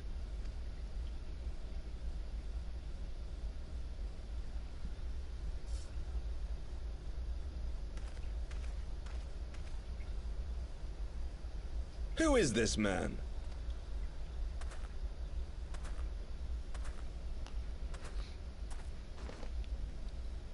Oh, how terrifically rude of me. Retold, former tribunus of the 14th Legion of the Garlean Empire. These days, however, one might say that I'm something of a free agent. What do you want, Nero? I was getting to that. Although you already know what I'm about to propose, old friend. As you have rather belatedly realized, within that frail binding lurks an entity alike in strength to the great Bahamut. and the only force in existence which might conceivably contend with such a foe is the very creation which captured the Elder Primal in the first place. I speak, of course, of Omega. Omega? That hulk has been gathering dust beneath the plains of Cartanau since the Alagans breathed their last. And none alive knows how to wake it.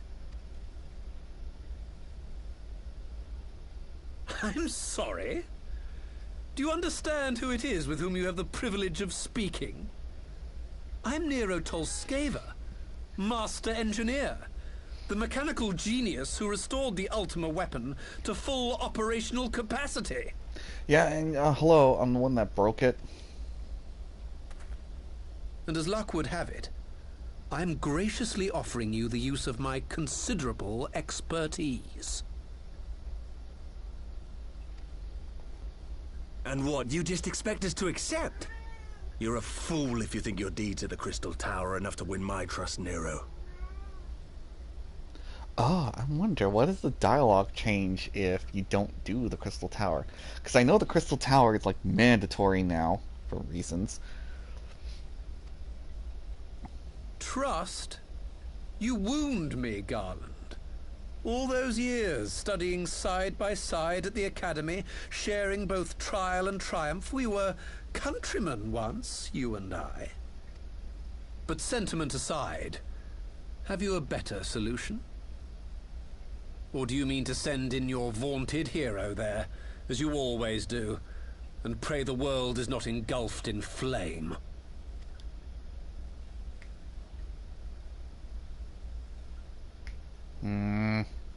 Let us approach the problem in a rational manner. Does not the fact that Omega slumbers in stasis point to the existence of some overriding technology? A means of control? I would ask a question, if I may. Nero, was it not? In the event that we succeeded in using Omega to shackle the Primal in the manner you propose, what then would become of it? Do we not risk repeating the mistakes of the Alagans? Omega is but a tool. How we choose to employ that tool is entirely up to us.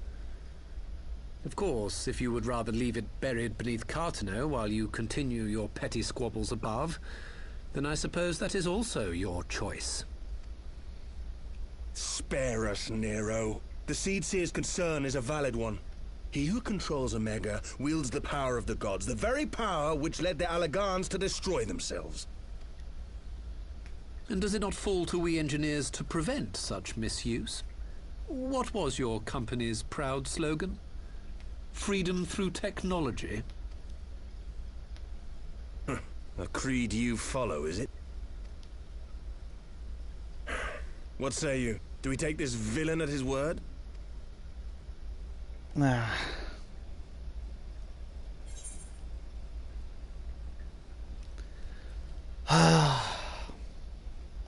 He does make a convincing case.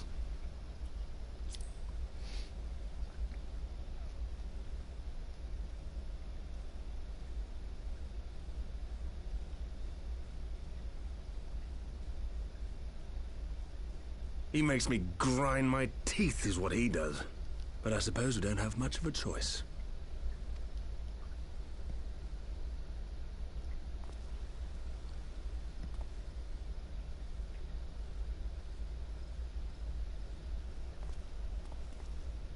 Would the Council be willing to entrust this matter to a pair of former Imperials?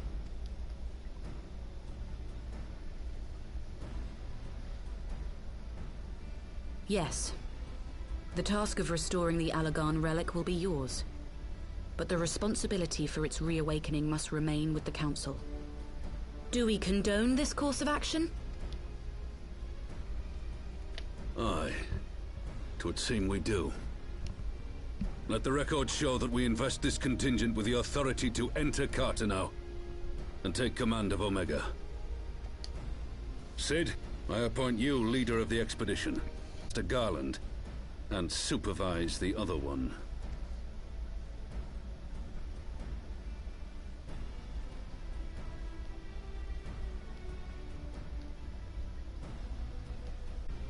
The politics of Cardano being what they are, I dare say our neutrality will prove useful in avoiding any unnecessary entanglements. If I am not mistaken, Doma occupies a similarly neutral position. Might we not persuade you to join the expedition, Lady Yugiri? If you suspected any foul play from Nero, you would be welcome to kill him. And she could do it without him ever knowing. My blade is yours. The side eye, like, Not a moment's hesitation, eh? You'll forgive me if I do not shake your hand.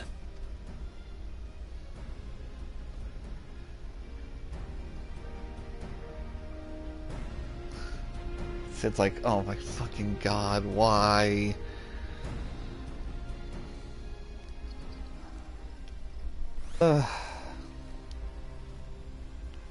Well, that was rather unexpected development, and one which raises a number of questions, not least of all among them how Nero chanced to learn of the council meeting in the first place.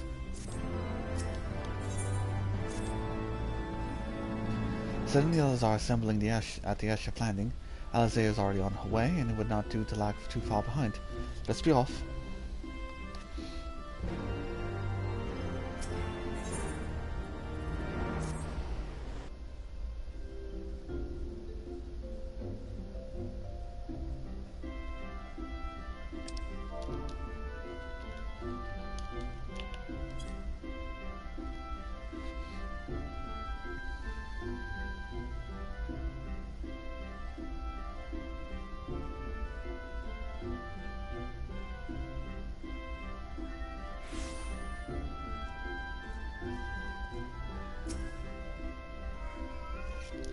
Nero and Alphino ready to go. The others have stepped onto the airship, out onto the landing for a moment.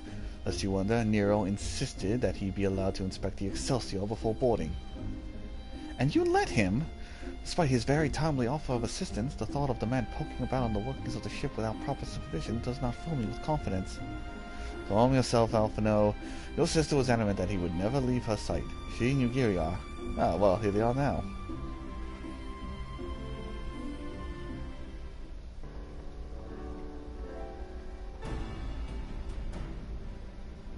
Right, I think that's everyone. Shall we set for course for Cardano? Ah, might I ask that we delay our departure slightly? I'll require no more than a few hours at most. Our colleagues are studying the cocoon even as we speak, and I would hear the latest observations ere we proceed. It seemed wise to gain as clear an understanding of the situation as possible before formulating our plan. Oh? I thought time was against us. How foolish of me. Hold your tongue.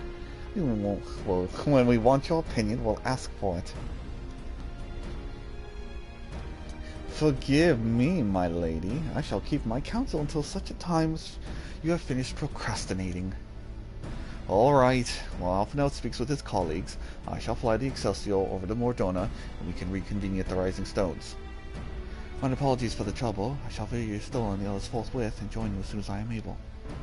Near and pray accompany Alisae back to the Rising Stones. I feel safer knowing that you are present to entertain our guest. Right. Everyone heading to Mordona is welcome to travel aboard the Excelsior. I'll clear things with the girl at the counter here. Let her know when you're ready to leave.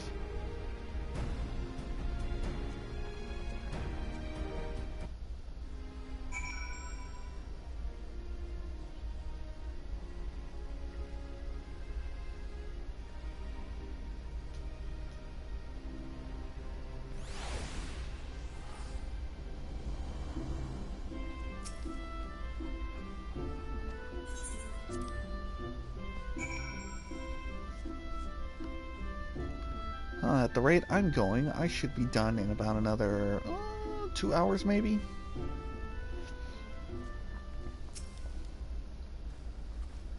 Not quite door-to-door service, but I couldn't exactly land her in Toll's main square. Shall we adjourn at the Rising Stones, then? Why, where'd you land her? Oh.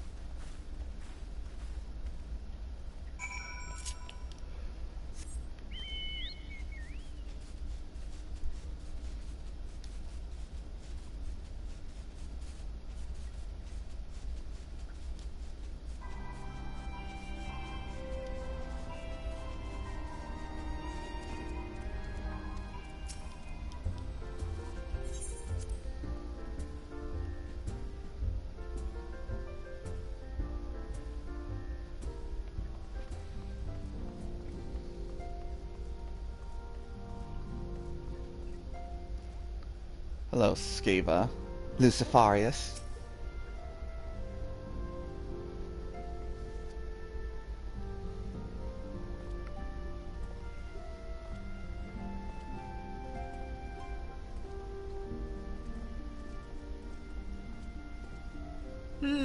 So these are the fabled headquarters of the Scions.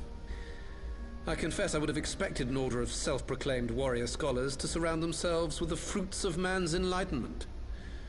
And yet there's not so much as a single piece of magitech in sight.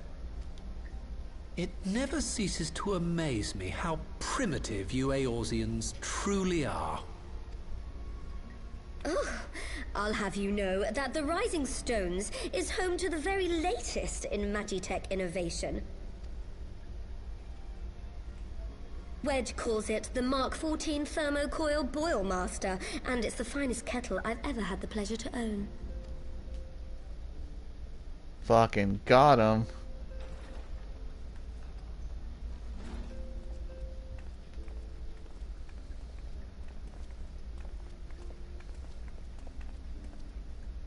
We are returned. Well, Yda and I, at least. Y'shtola and the others remain behind to continue their assessment of the binding magic. There didn't seem much point staying just for that, so I decided to come back with Alphino.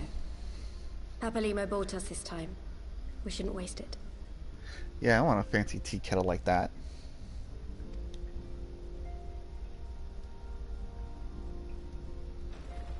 By your leave! Good gods, that voice could fell a gigas. This is the Rising Stones, domicile of the Scions of the Seventh Dawn. I enter at the invitation of one Lord Urianger.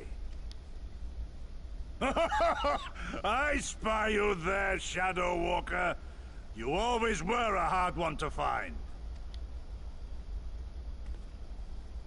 Yugiri, do you know this man?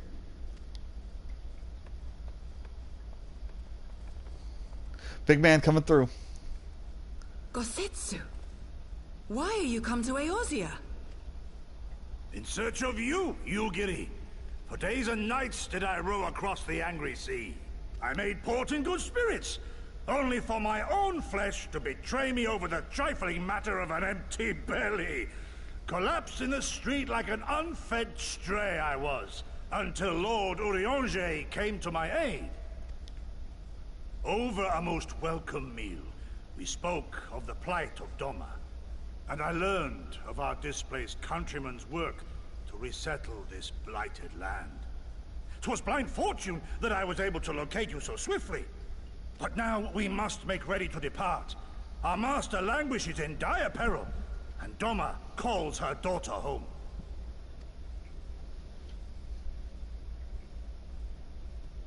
It is not so simple, Gosetsu. There are obligations which bind me here.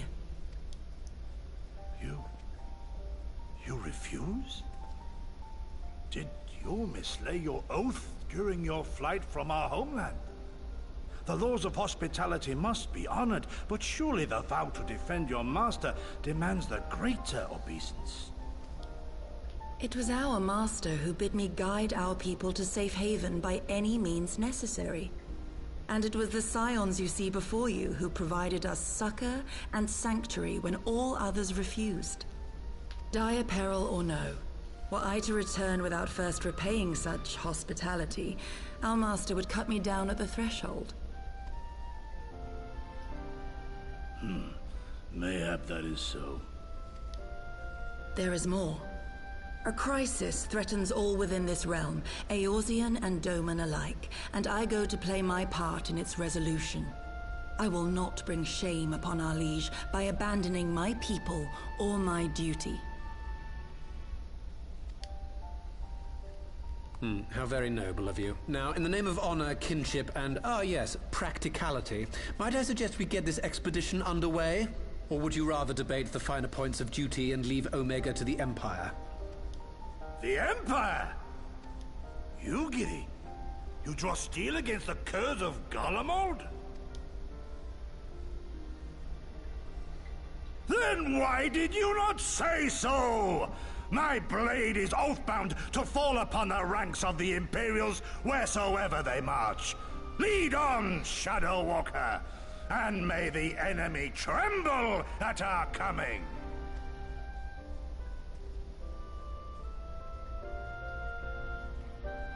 You do realize you're in the presence of 3 Garleans. Naren, wait. Can I speak to you for a moment? Do you remember when I had you meet me at the Diamond Forge and we, ambushed you? Well, once we had your measurements, I set to work on making you a traveler outfit. In my spare time. Only just finished it a moment ago, the stitching, but I wanted you to have it before we left. Here. You can try it out now if you like. And watch me get very angry. Because... Oh, this is not the outfit I was thinking of.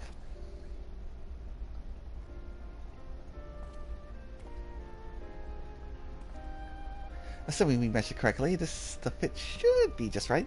Snug, but not too snug. You know what I mean? So, how's it feel? Fits well.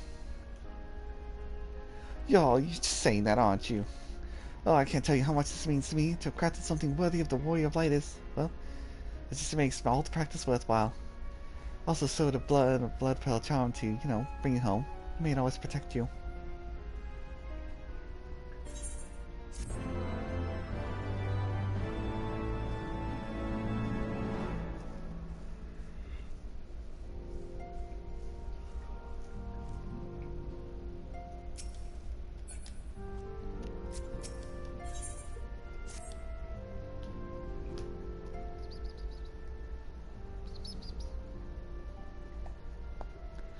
So, we have to wake Omega up, right? When do we start? Yda, are you sure that's... I'm sure, yes. I won't lie and say I'm completely fine, but I feel a lot better if I do something useful. Very well. I will remain here and continue coordinating our efforts with the Alliance. Alphino, mayhap you could return to Gridania and assist Y'shtola and Kryl. A fine suggestion. The rest of us will form the Cottonelle Expedition Party. Nero and I will focus on rousing Omega, while Niran, Yda, and our Doman friend here take care of security.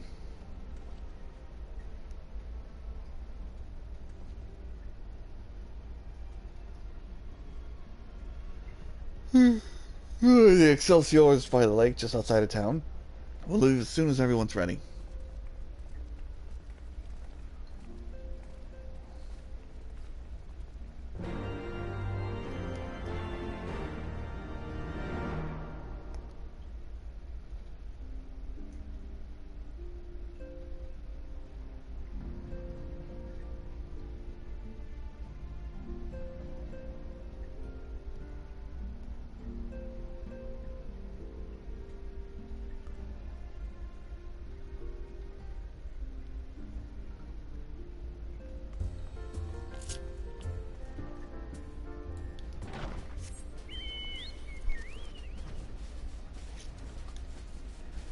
Ba ba da ba.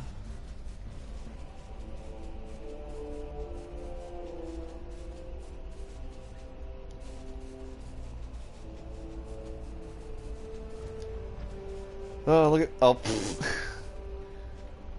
about to say, look at me, I'm on the Excelsior. Dang, Sid. You really gotta fill this ship out more.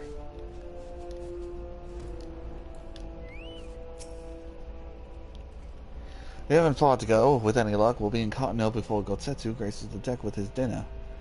Once there, however, we should best be on our guard. Given that Alisae while was still active when Omega was discovered, we can be sure that the Empire has long been aware of its existence. And if Nero deemed it the obvious solution to the threat posed to this new primal, it's not impossible that Garlemald might do the same. Have your weapons at the ready and your wits about you. Something tells me we're flying into a fight.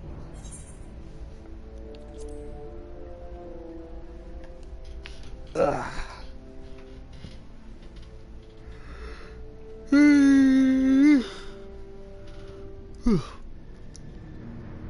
How much water do I got left? Plenty.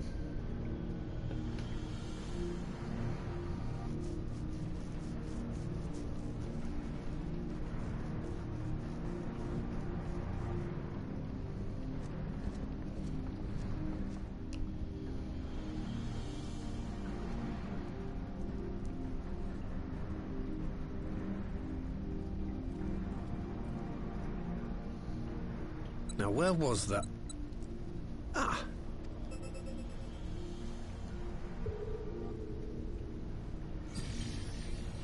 I've enabled the teleporter. One brief jump and we shall arrive in Omega's control room. How convenient. You've been here before. Of course. It was no easy task threading a path through all the skirmishes. But how could I ignore the existence of such a fascinating toy? You may trust that my preliminary examination was suitably thorough. Trust? Aye. I trust your appetite for technology. I chased down a suspect airship, and who should I find but the traitor, Sid Garland.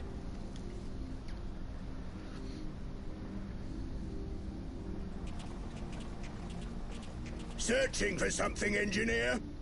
Something big? It's close, isn't it? It's like all my name days have come at once. Of all the scouts the Empire could have sent. Take care of that brute, will you?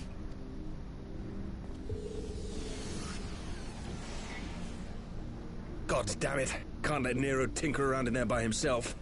I'm sorry to leave you to it, but I dare say you'll manage without me. This clod has no idea who he's dealing with. Agreed.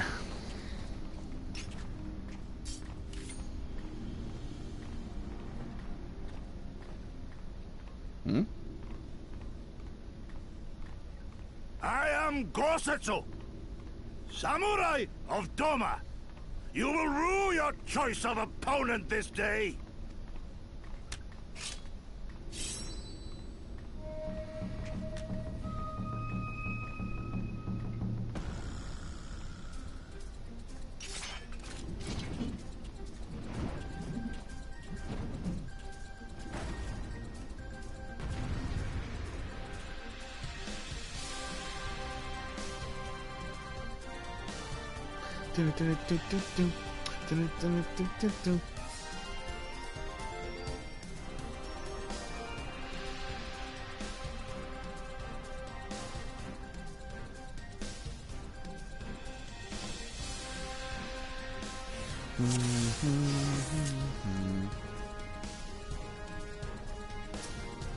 Alright, Grin watch.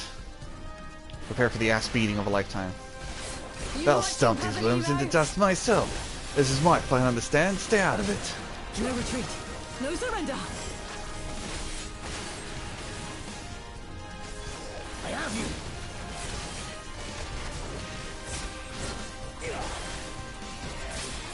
It's all over now.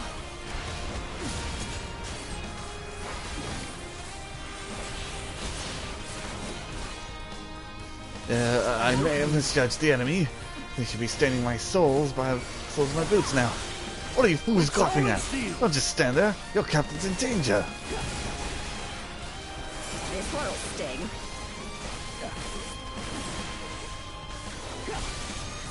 Leave this to me. For every yapping cur I strike down, another takes his place. What soldiers did he bring with them? We will stand against this tide. No holding back.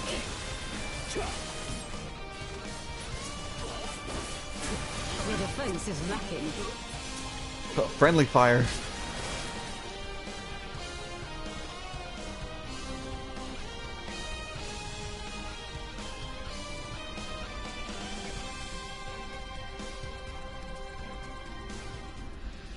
Did I get your whisper? Let me see.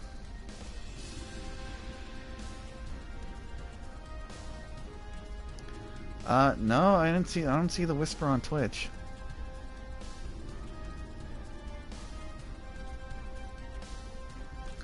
Hold on, let me try something.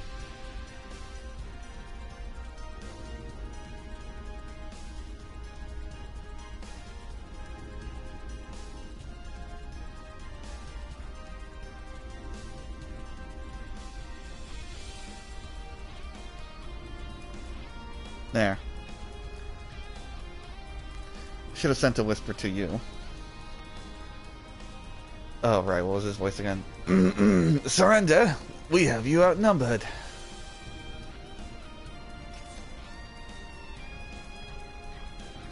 Wouldn't be the first time.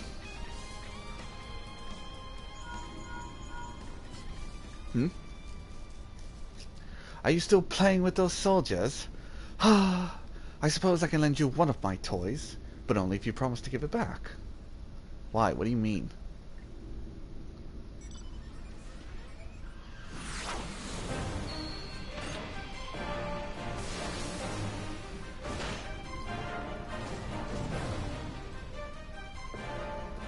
Behold, the Red Baron. Now end this nonsense. It's been a while since I sat in the seat of a Magitech Reaper. No one told me they have Magitech armor. Forward, for the Empire.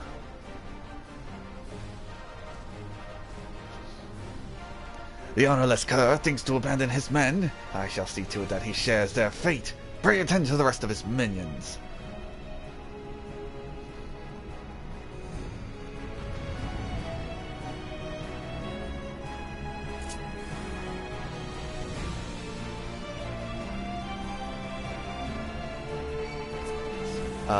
Diffractive, high-powered, Magitech cannon. No retreat. No surrender. With soul and steel. Haha, nice. Oh, that's got a cooldown.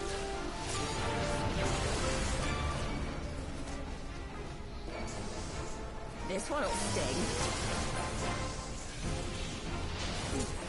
Did you hit it? Whoa, watch out for the big one. Your defense is lacking. Uh-oh.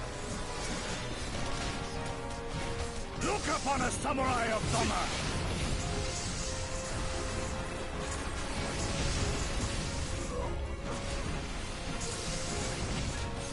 Where the Colossus? It means to destroy us along with it. Uh-oh, okay.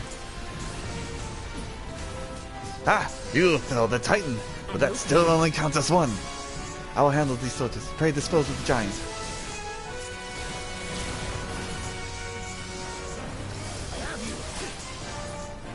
Well struck.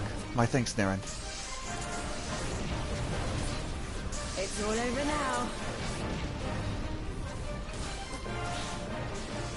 I'm just drifting and bombing. Drifting and bombing. 'Tis my right to strike.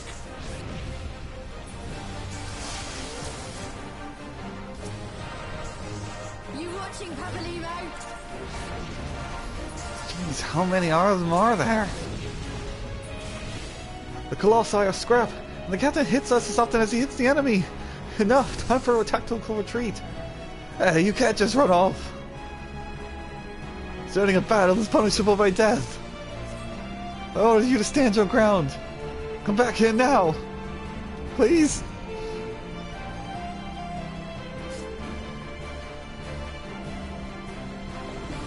Damn it all to the son of hell. I'll kill you bastards if it's the last thing I do.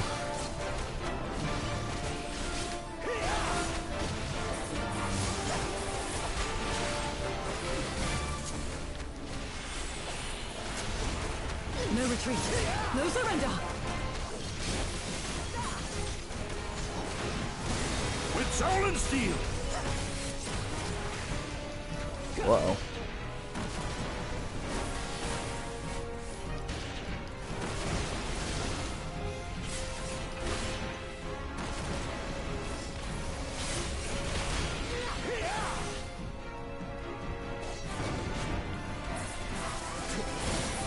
This one'll sting.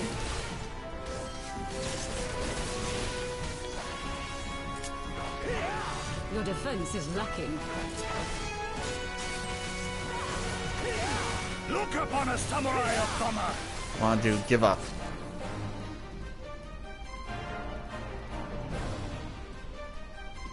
You haven't seen the last of me. Mark my words, it'll be you who rules this day.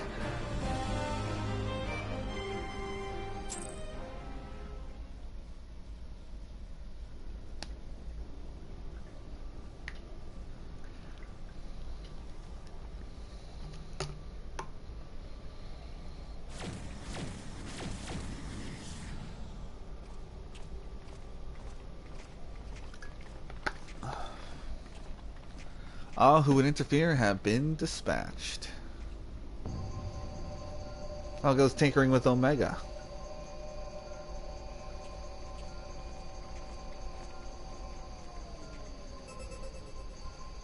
Temporal stasis disengaged. All systems operational. Garland? All clear on this side. It's waking up.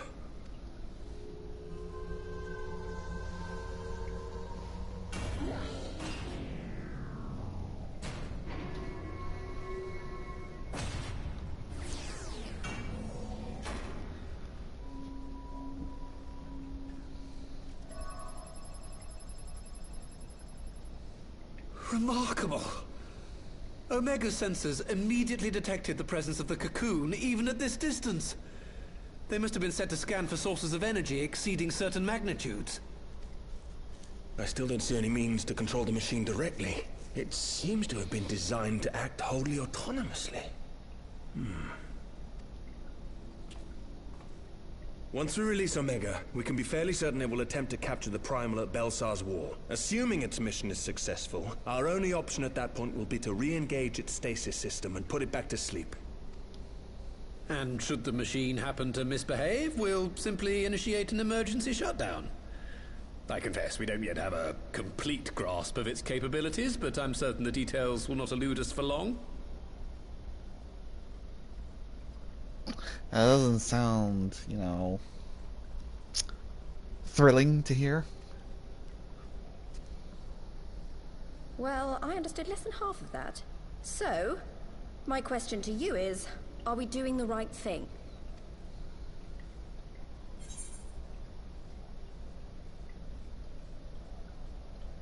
What do you think, Yda?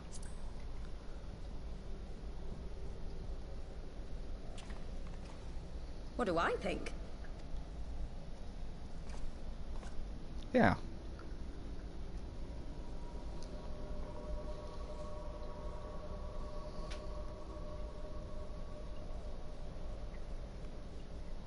All right.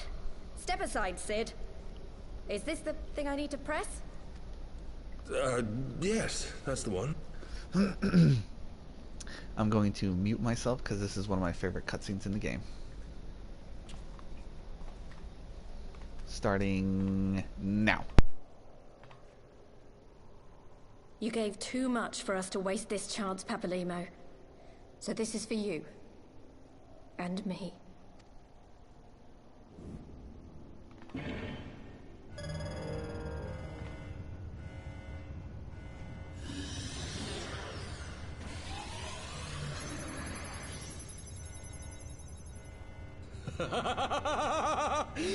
Yes!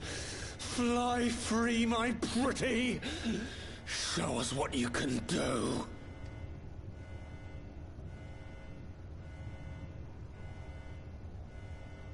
The launch sequence has begun. Omega is loose.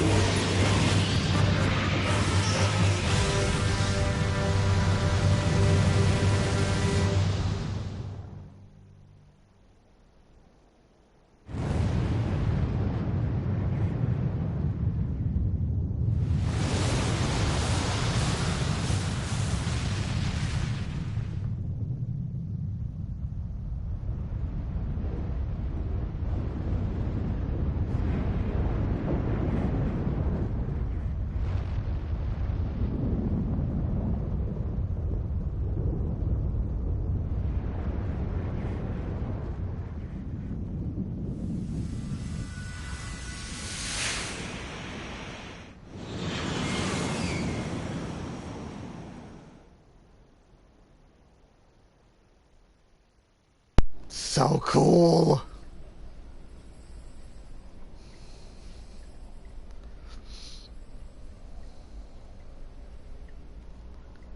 Huh? Omega has stopped transmitting. But that shouldn't be. I didn't engage the stasis system. And what does this signify? I have little understanding of these contrivances.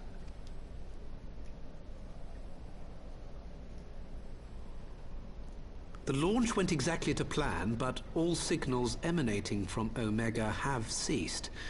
This may indicate any number of things, but we will need to join the Scions out in the field if we are to ascertain which one.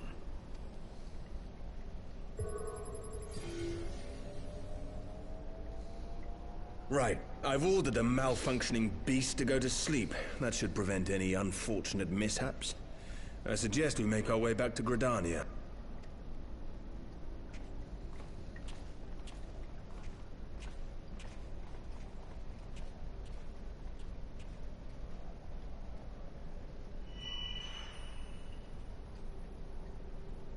Omega destroyed the cocoon. Papalymo's spell is fading. It was bound to his ether, you see. And if the connection is broken...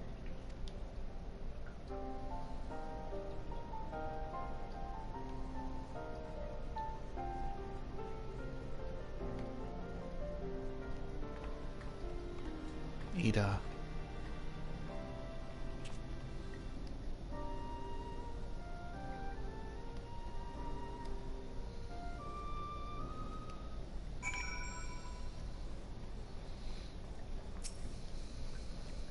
Not sure why we lost contact with Omega, but I mean to find out.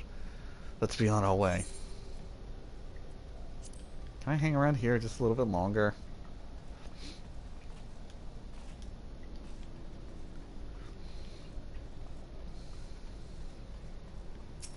Alright, let's go.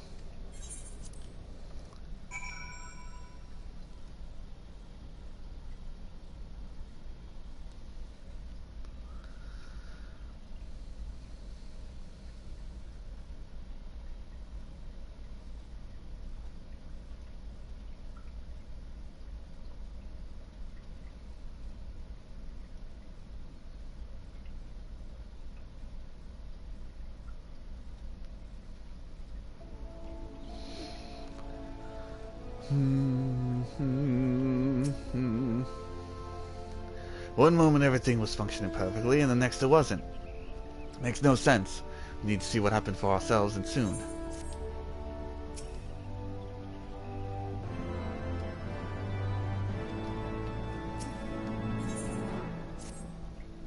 Oh shit, I think we're on the last quest.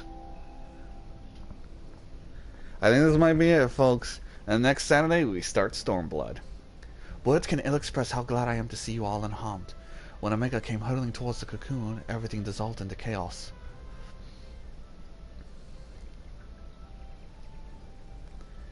I have to see it.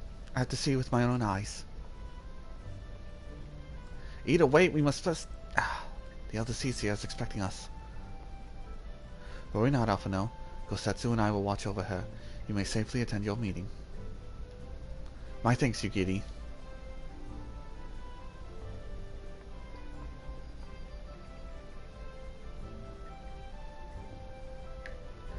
The council reconvened a short while ago. Let us make haste to the Lotus Stand. All there are eager to hear your testimony.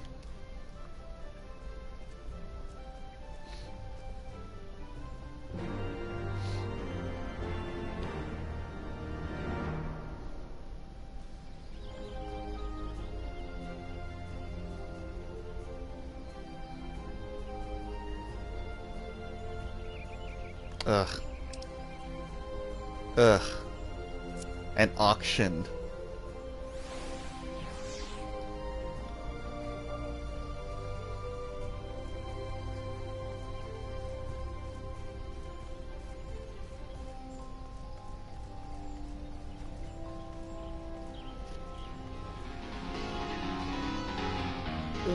Cutting through here. It's one of those AI bands. Conjurer's Guild.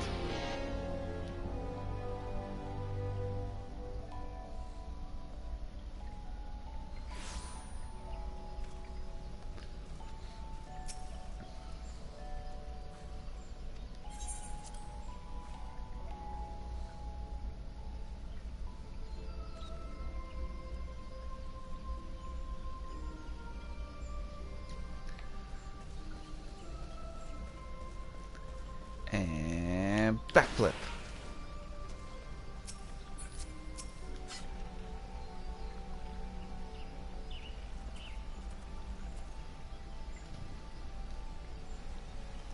My friends, full eagerly have I awaited your return, for you indeed could have discharged the duty entrusted to you, and most humbly do we thank you for seeing it done. You took kind to all the seats here, as I recall. We as good as demanded the right to try, but tell me, how did the battle unfold? We succeeded in waking Omega, aye, but we lost contact with the weapon shortly after it launched. From our position, the control room, we were blind to all that followed. What words could do justice to such a scene?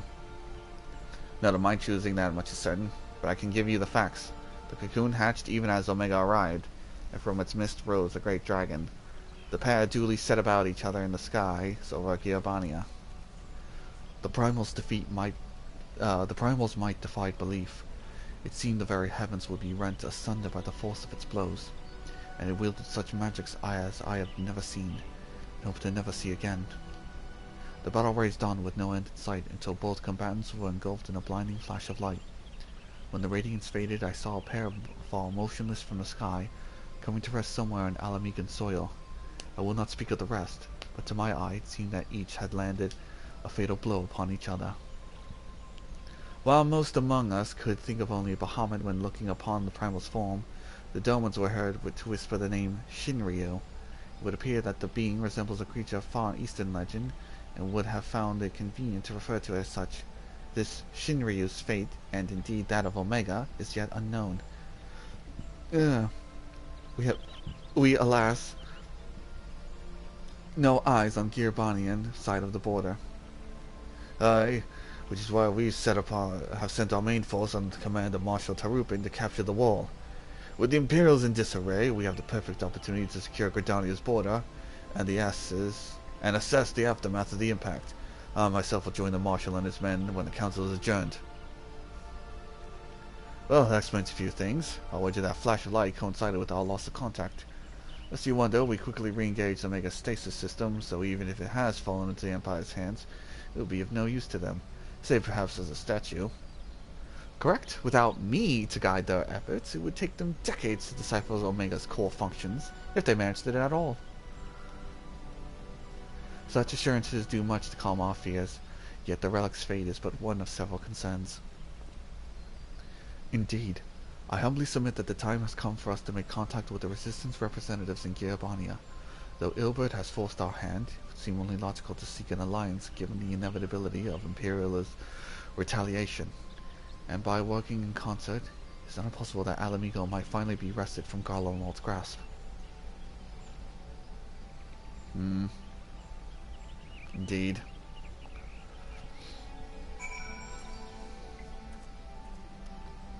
Alphanon? You must be exhausted. I would ordinarily suggest that we retire directly to the Rising Stones, but I wonder if we might make a small detour. Ishtil and the others have gathered at Amarasae Spire, and I imagine you two would be interested in seeing what's become of the wall now that the cocoon is gone. It is decided then. Lead on.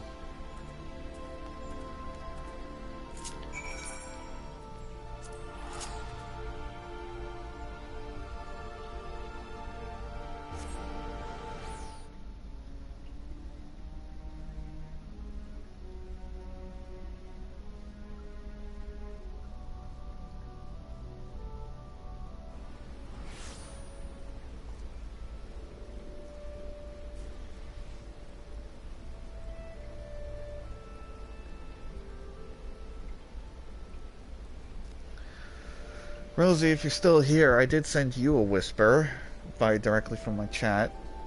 Have that option.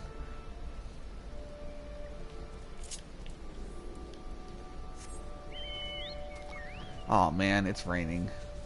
Fitting, but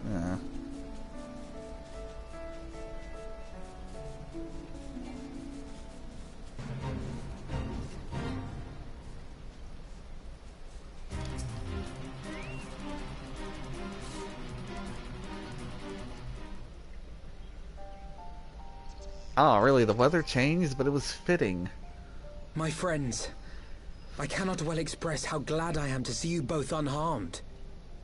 They say that Omega's clash with the Primal shook the very firmament.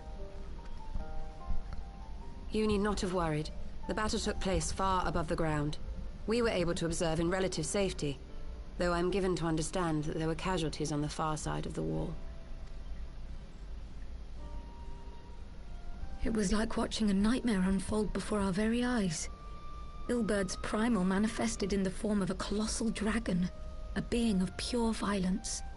It burst forth from the cocoon with such terrible force.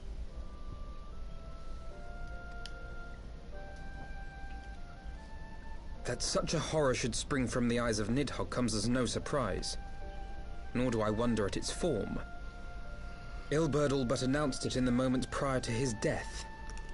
Plainly, it was his dying wish to visit a second calamity upon the Empire.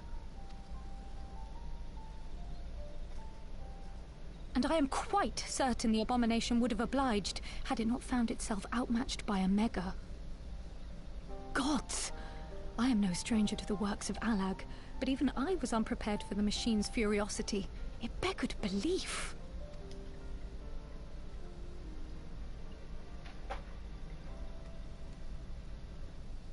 And how fares poor Yda in the midst of all this? Have you spoken with her? She is up on the platform, lost in thought. We deemed it best not to disturb her, but mayhaps she would welcome some company after all. Shall we?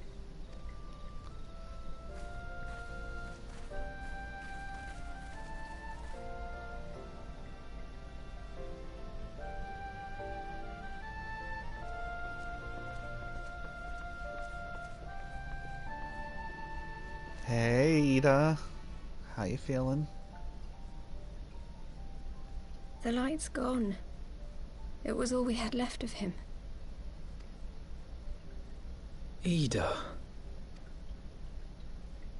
I don't blame anyone. I knew what was going to happen. I knew the spell Papalymo meant to cast would drain away his life force. I knew that it would only buy us a little time.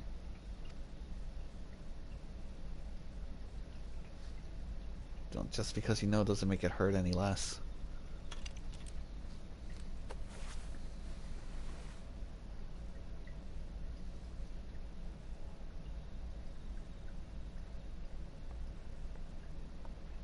Yda, there is no need to explain.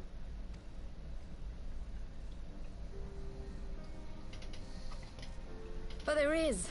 I can't hide in Papalymo's little shadow anymore, and I shouldn't hide behind my sister's mask. 20 years ago, on the day the Empire marched into Alamigo, I was still just a child, not even 5 summers old. My father had been one of the leaders of the revolution. He had fought to overthrow the Mad King, Theodoric. And my sister had fought alongside him. But she was strong and kind, and always knew what to do. But when the Garleans came, everything changed. My father went to war against them too. And I never saw him again. After that, I remember a lot of running. My sister dragged me for malms and malms until we came to the city of Garlean.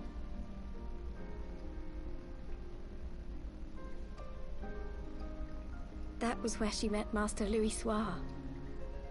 He introduced her to the Circle of Knowing, and she eventually became an Archon.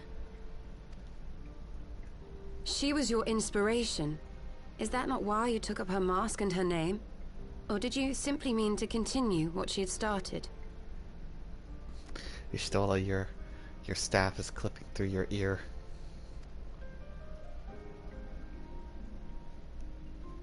You've known all along, haven't you? That I wasn't Yda. Of course. We all recognized you at once. 'Twas Papalymo who persuaded us to maintain the charade. It was silly to think I could fool you. I knew that even then, but I sort of decided not to know.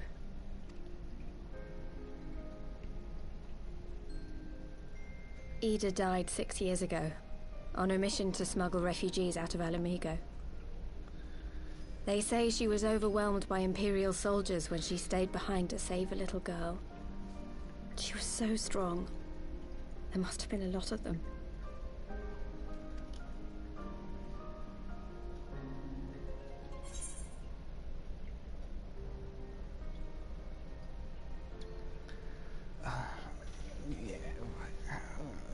Why did you never tell me? Then again, look at me. Who am I to keep secrets? I'm sorry for lying to you. My real name is Lise. When Papalymo brought me Yda's mask, it was meant as a keepsake, but I decided I wanted to be his new partner, to keep alive all the good that she had done. I didn't want to become Yda, exactly. At the time, though, I still didn't know who I was myself, and it almost seemed easier to play the role.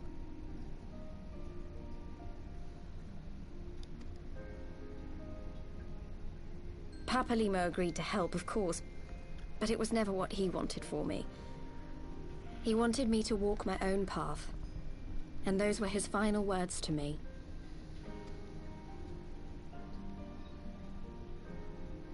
The Archon's mark he gave me is faded, and my last excuse along with it.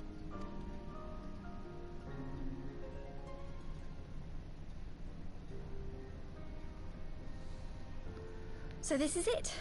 Whatever I choose to do from now on, I do as Lise. And I choose to continue my family's fight. I want Ala Mhigo to be the country that Yda and my father always wanted it to be.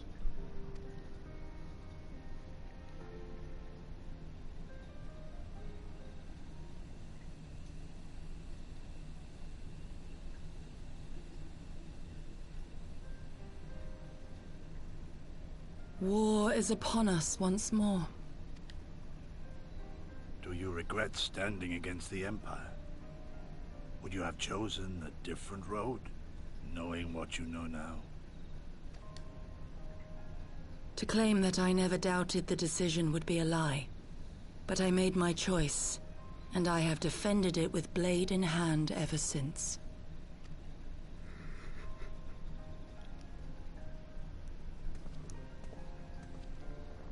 The battle continues, and our steel is needed. Come, Shadow Walker, we leave for the east, for Doma.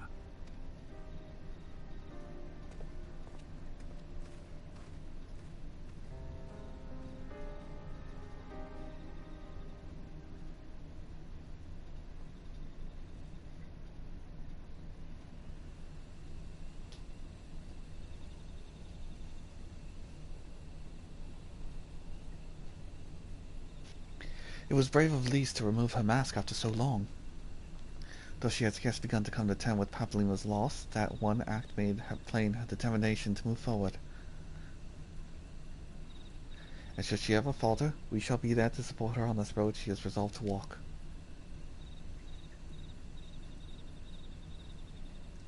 Let us return to the Rising Stones. We have quite the story to tell to Taro and my sister.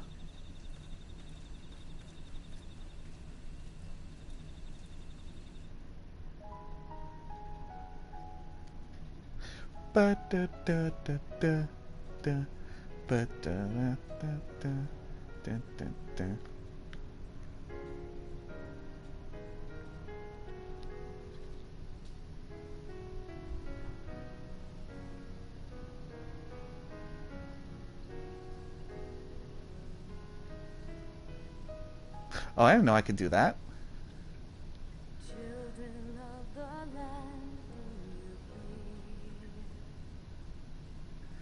Echoes of truth that once ring clear. Yeah, okay. Bwamp. Otherwise we'll be here for like another 5 minutes and I'm hungry.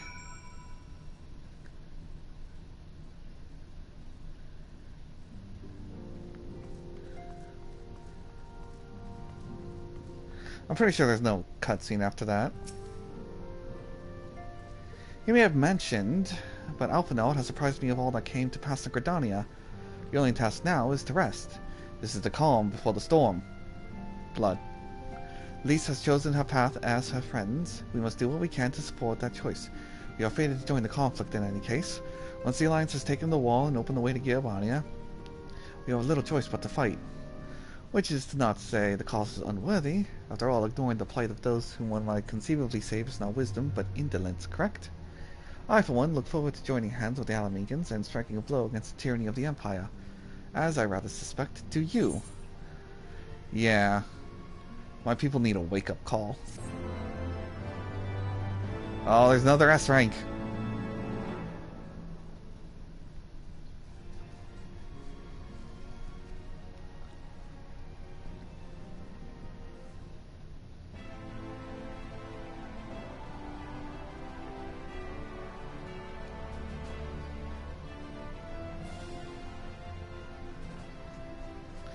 Quick, March. The Imperials will soon come to their senses, and we must be ready to face their retribution.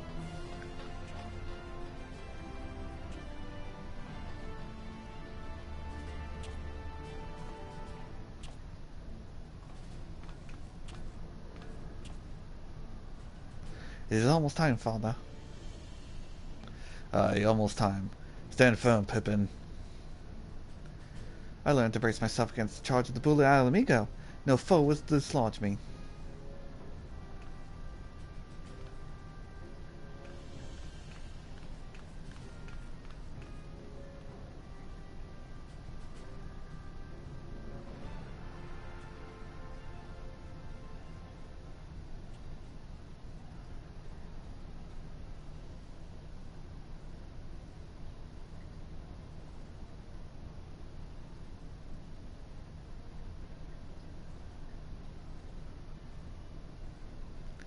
Very well, Ilberd. I will take our homeland back. For the both of us.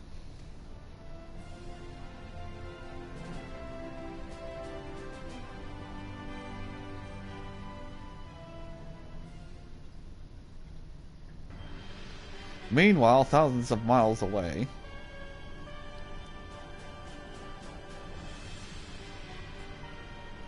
Oh, wait, hold on. I think someone here talks with their helmet on, so.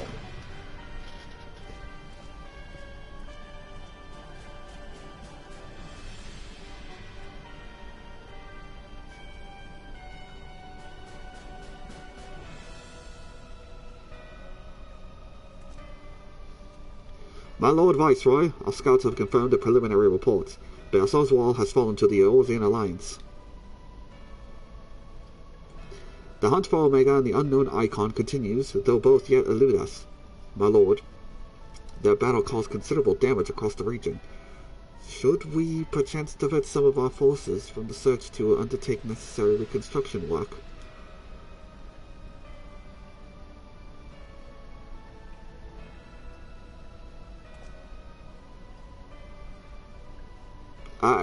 Forgive me, my lord, I did not... Your will be done.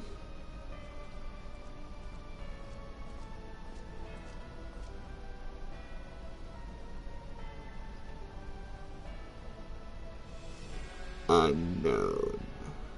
My spies tell me the Domans call it Shinryu, and that it proved a match for Omega. Yes, the coming days promise to be most interesting. Most interesting.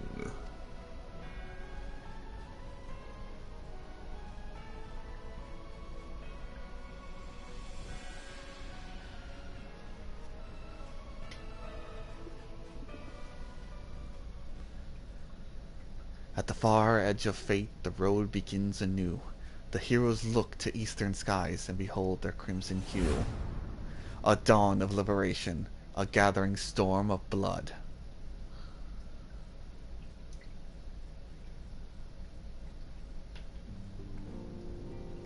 Woo! We're done! And it's not like a bajillion 6 hours. Ugh. Alrighty, well, I'm gonna go and get something to eat, and then I'm gonna relax. You guys have a good night, and, oh man, that reminds me, I gotta deal with some stuff after the stream. Update my Twitch page a bit. But for now, I have earned a good old-fashioned rest.